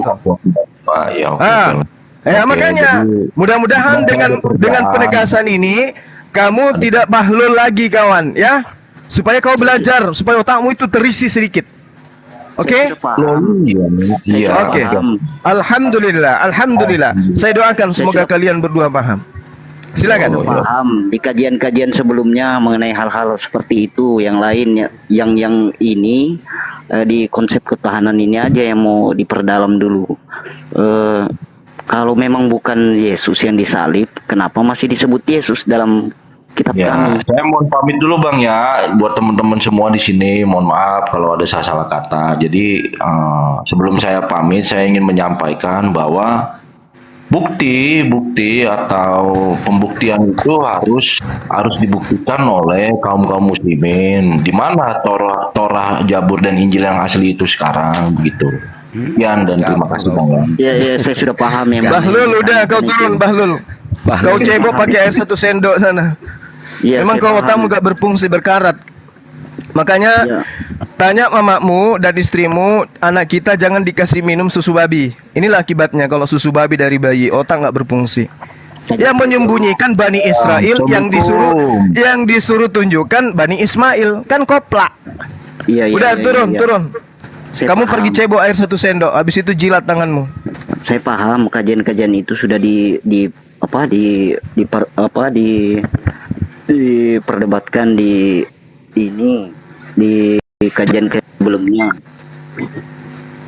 Lanjut Bang, ke Gurunda kena ribut nanti naik pakai akun yang lanjut. Terus yang mau saya tanyakan, kenapa di Alkitab masih memakai Yesus? Kalau bukan Yesus, kenapa dia masih memakai Yesus gitu? Sebelum Gurunda naik, di dalam Bible Bapak itu Bible 2011 itu Isa semua loh. Itu Nabi Isa semua. Nah, Itu mungkin itu ya dulu ya kalau pertanyaan Bapak itu ya. Jadi sebelum kita lihat apa Gurundana atau Ustadz Suki mau tambahkan. Jadi gini Bang, 2011 baik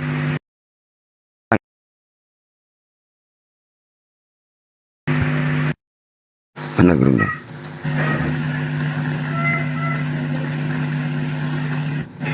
Nah, jadi kalau untuk pertanyaan LAI ya coba lihat terjemahan-terjemahan atau kita lihat ya seperti tadi ya.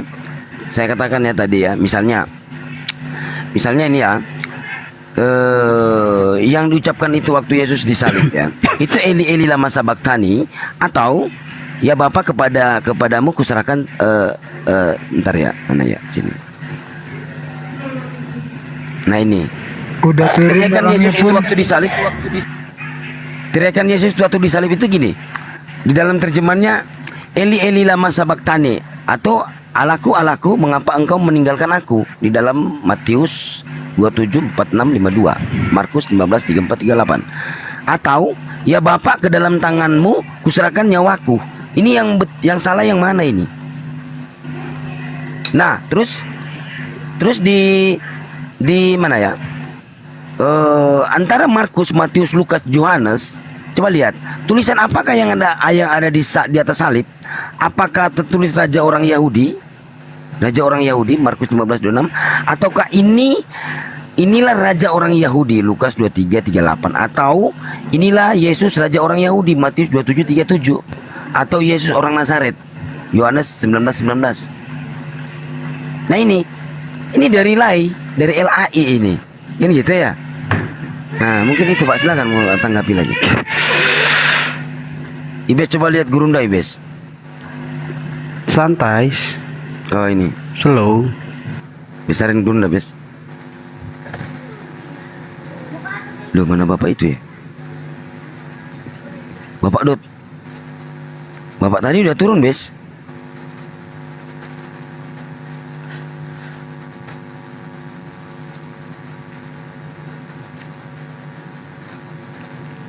Begitulah, udah turun. Udah turun. Oten kok nggak ada yang pinter. Aduh, pusing ya. Udah jelas tadi ya. Sudah jelas Yesus yang ngasih tahu, ya kan, bahwa orang Yahudi tidak taat lagi terhadap hukum Taurat. Masih nanya lagi. Udah jelas. Kan, Waalaikumsalam warahmatullahi wabarakatuh. Waalaikumsalam. Yang lucu lagi dia belum baca ayatnya, begitu dikasih tahu, langsung tafsir. Mendadak langsung tafsir, kan seharusnya dibaca dulu sebelum dan sesudahnya bagaimana, kan gitu, baru bisa ditafsir. Baca aja belum, baru dengar pertama kali ini, wow langsung begini, wah so hebat kali. Oten, aduh bener. Tadi yang dijelaskan Gurunda itu tentang hukum Torah atau perpuluhan itu yang dari mana ya, Yahudi. Nah itu kan ada di Yohanes 11:45-57 sampai yang pembunuhan Yesus itu kan dinubuatkan oleh Imam Kayafas. Nah, kan gitu sebenarnya ya. Tapi ya gimana ya, pikiran mereka bingung juga. Tapi ya kita hanya menyampaikan aja gitu. Mau kurang masuk otak kau nanti lama-lama. Masih kau datang besok. Kau udah sesat, mau pula kau ngotot nyesatin orang. Dasar bahlul. Mana sejarahnya kata sejarahnya orang Yahudi taat kepada Taurat, nenekmu kiper. Kalau taat Nabi Isa nggak perlu turun. Kalau taat Allah Subhanahu wa taala kemudian tidak perlu menyelamatkan dia. Kasih data Yohanes 7:49. Enggak, itu Isa. Lah, memang ada dua nabi yang diutus bernama Isa dan Yesus itu beda. Dasar karpet. Kakak Kirani kurang gede nak suaranya, nak gedein lagi sayang. Iya biar Bapak keganggu ya. Yohanes 7 berapa tadi Gurunda? Yohanes 7:49 ya? Iya. Sama dengan Matius 23 itu. Satu perikop dibaca sampai data 36 itu tamat kita di situ. Siap. Kalau didalami Matius 23 yang dibawa Guru Sugi tadi itu selesai mereka. Kenapa? Di data nomor 36-nya semua ini akan apa? akan dipenuhi oleh angkatan ini. Jadi semua yang disebut ular beluda, apalagi serigala buas, apalagi keturunan ular beluda, apalagi biawak, guguk, monyet, sapi, biawak, semuanya dipenuhi angkatan itu, angkatannya Yesus. Berarti nabi palsu dari angkatannya Yesus muncul, serigala dari angkatannya Yesus. Matius 23, satu perikop itu 1 sampai 36. Dan ini semua akan digenapi oleh angkatan ini, kata Yesus. Jadi orang neraka yang didirikan oleh orang Farisi itu seangkatan dengan Yesus juga. Artinya Paulus ini kena, Lukas ini kena,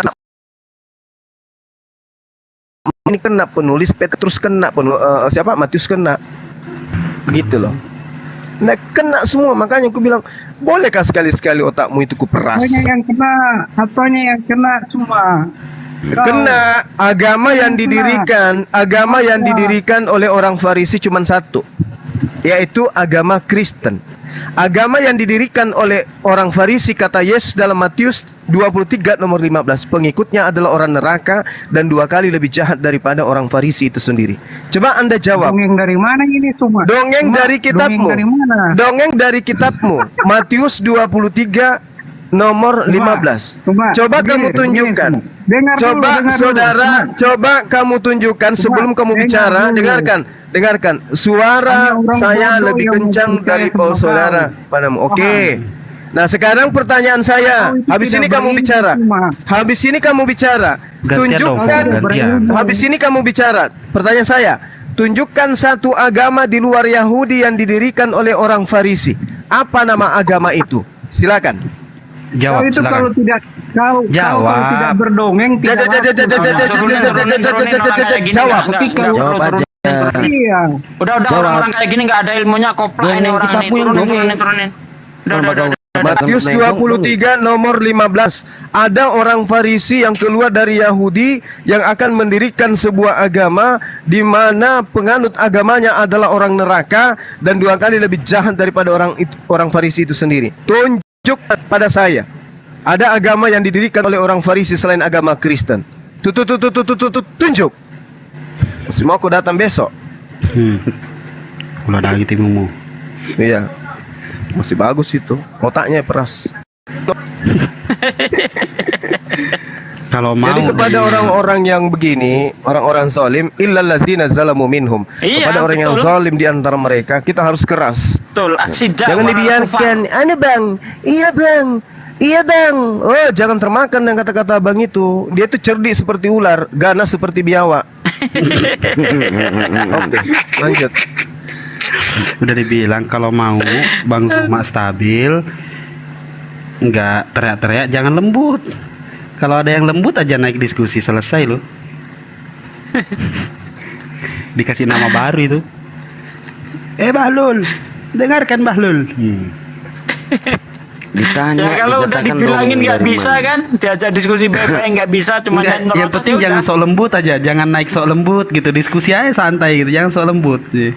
Ngotot kayak gitu pasti ya kan ditanya ini kan lembut, ditanya lah, dikatakan lah kamu jawab dari kitabmu kan gitu. Katanya dongeng, Gurunda dongeng ya, kitabmu yang disuruh jawab kok. Berarti si Vo ini sudah mulai belajar Bible, udah jadi 1 Korintus 4 nomor 10 juga. Oh itu si Fox ya, ganti anu ya dia ya.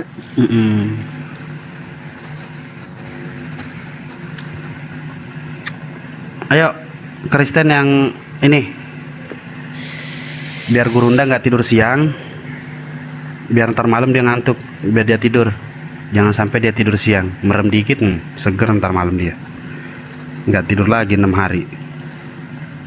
Dia bisa, yuk naik yuk Oten.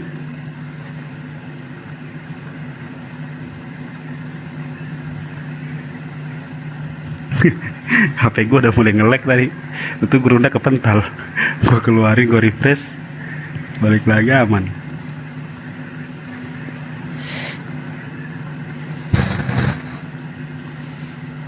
Halo Ten, naik. Nggak ada permintaan Bes? Ada sih, cuma namanya berbau-bau ini semua. Lihat aja yang iya kan. Ada Vano dari tadi nggak diajak ngobrol, Bang Sidik. Hah? Pak Vano lagi mikir mau syahadat hari ini atau besok. Ya. Masih ada yang insyaallah. mau diperas kepalanya. Ini kali ini, mungkin yang masih mau nih.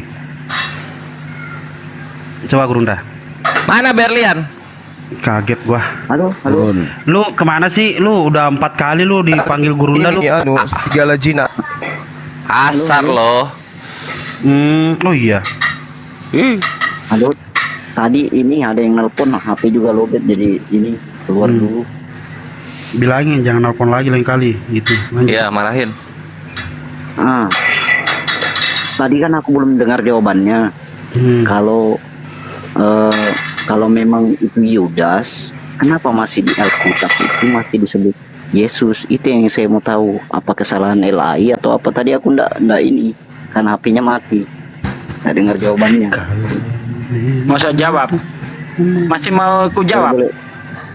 Boleh. Oke, jawabannya ada di 1 Korintus 15 ayat 15 sampai ayat 18. Di situ Paulus mengatakan, saya ambil intinya saja, kalau Yesus tidak disalib, tidak mati dan tidak bangkit, maka sia-sialah ajaranku. Ya. Jadi karena memang Kristen ini ajarannya itu berdasarkan penyaliban. Penyaliban tidak ada penebusan dosa. Ya, tanpa penyaliban kan sudah wajar kalau mereka itu mempertahankan Yesus itu. Tetapi kalau kita jeli untuk membacanya, pasti kita akan menemukan bahwa Yesus memang tidak disalib. Ya, seperti yang saya katakan tadi, apalagi kalau kita lihat tanda Yunus di dalam Matius 12 ayat 39.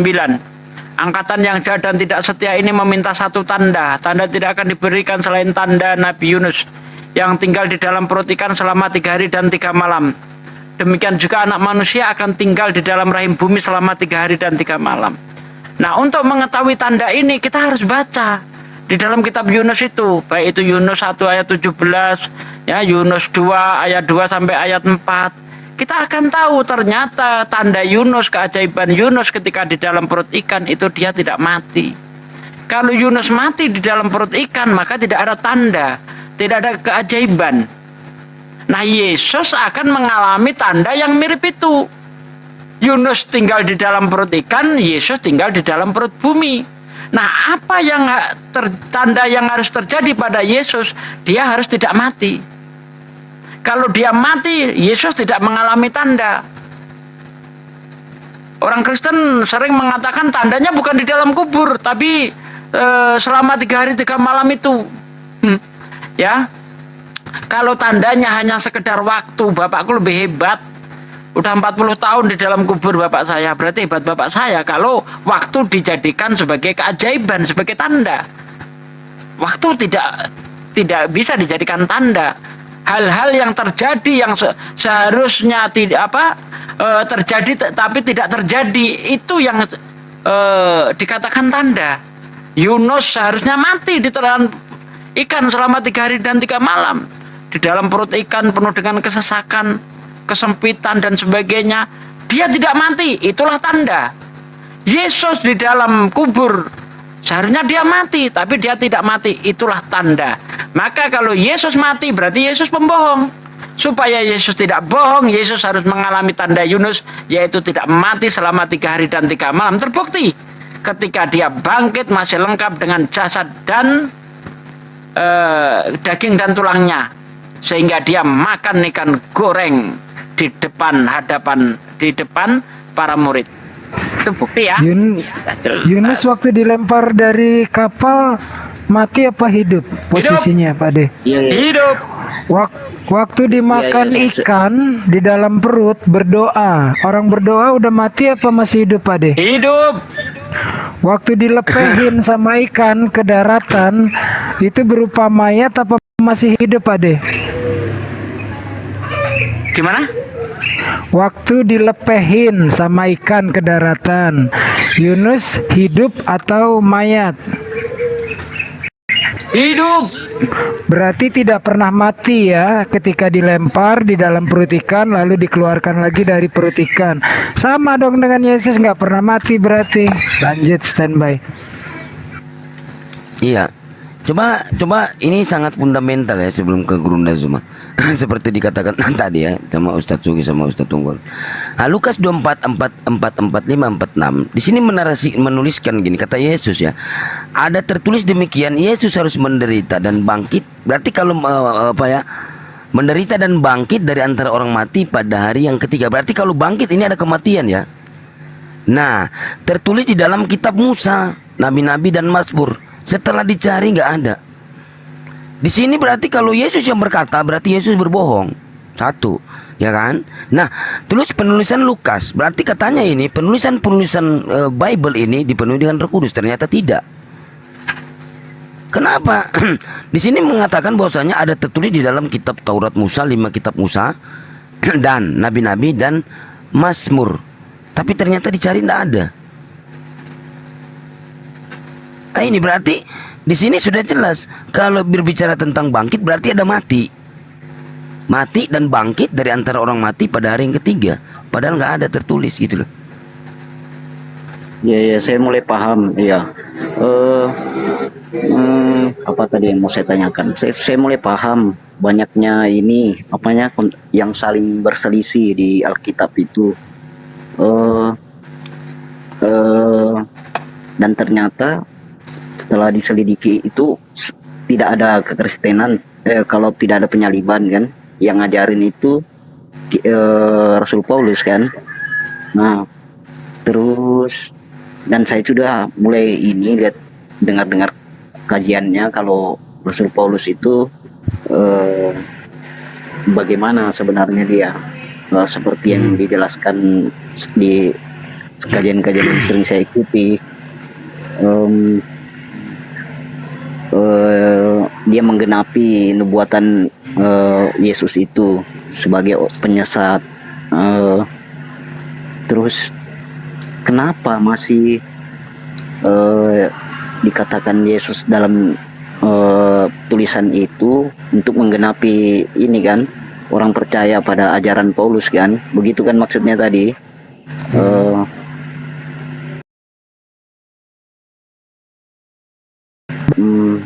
Apa ya? Bentar.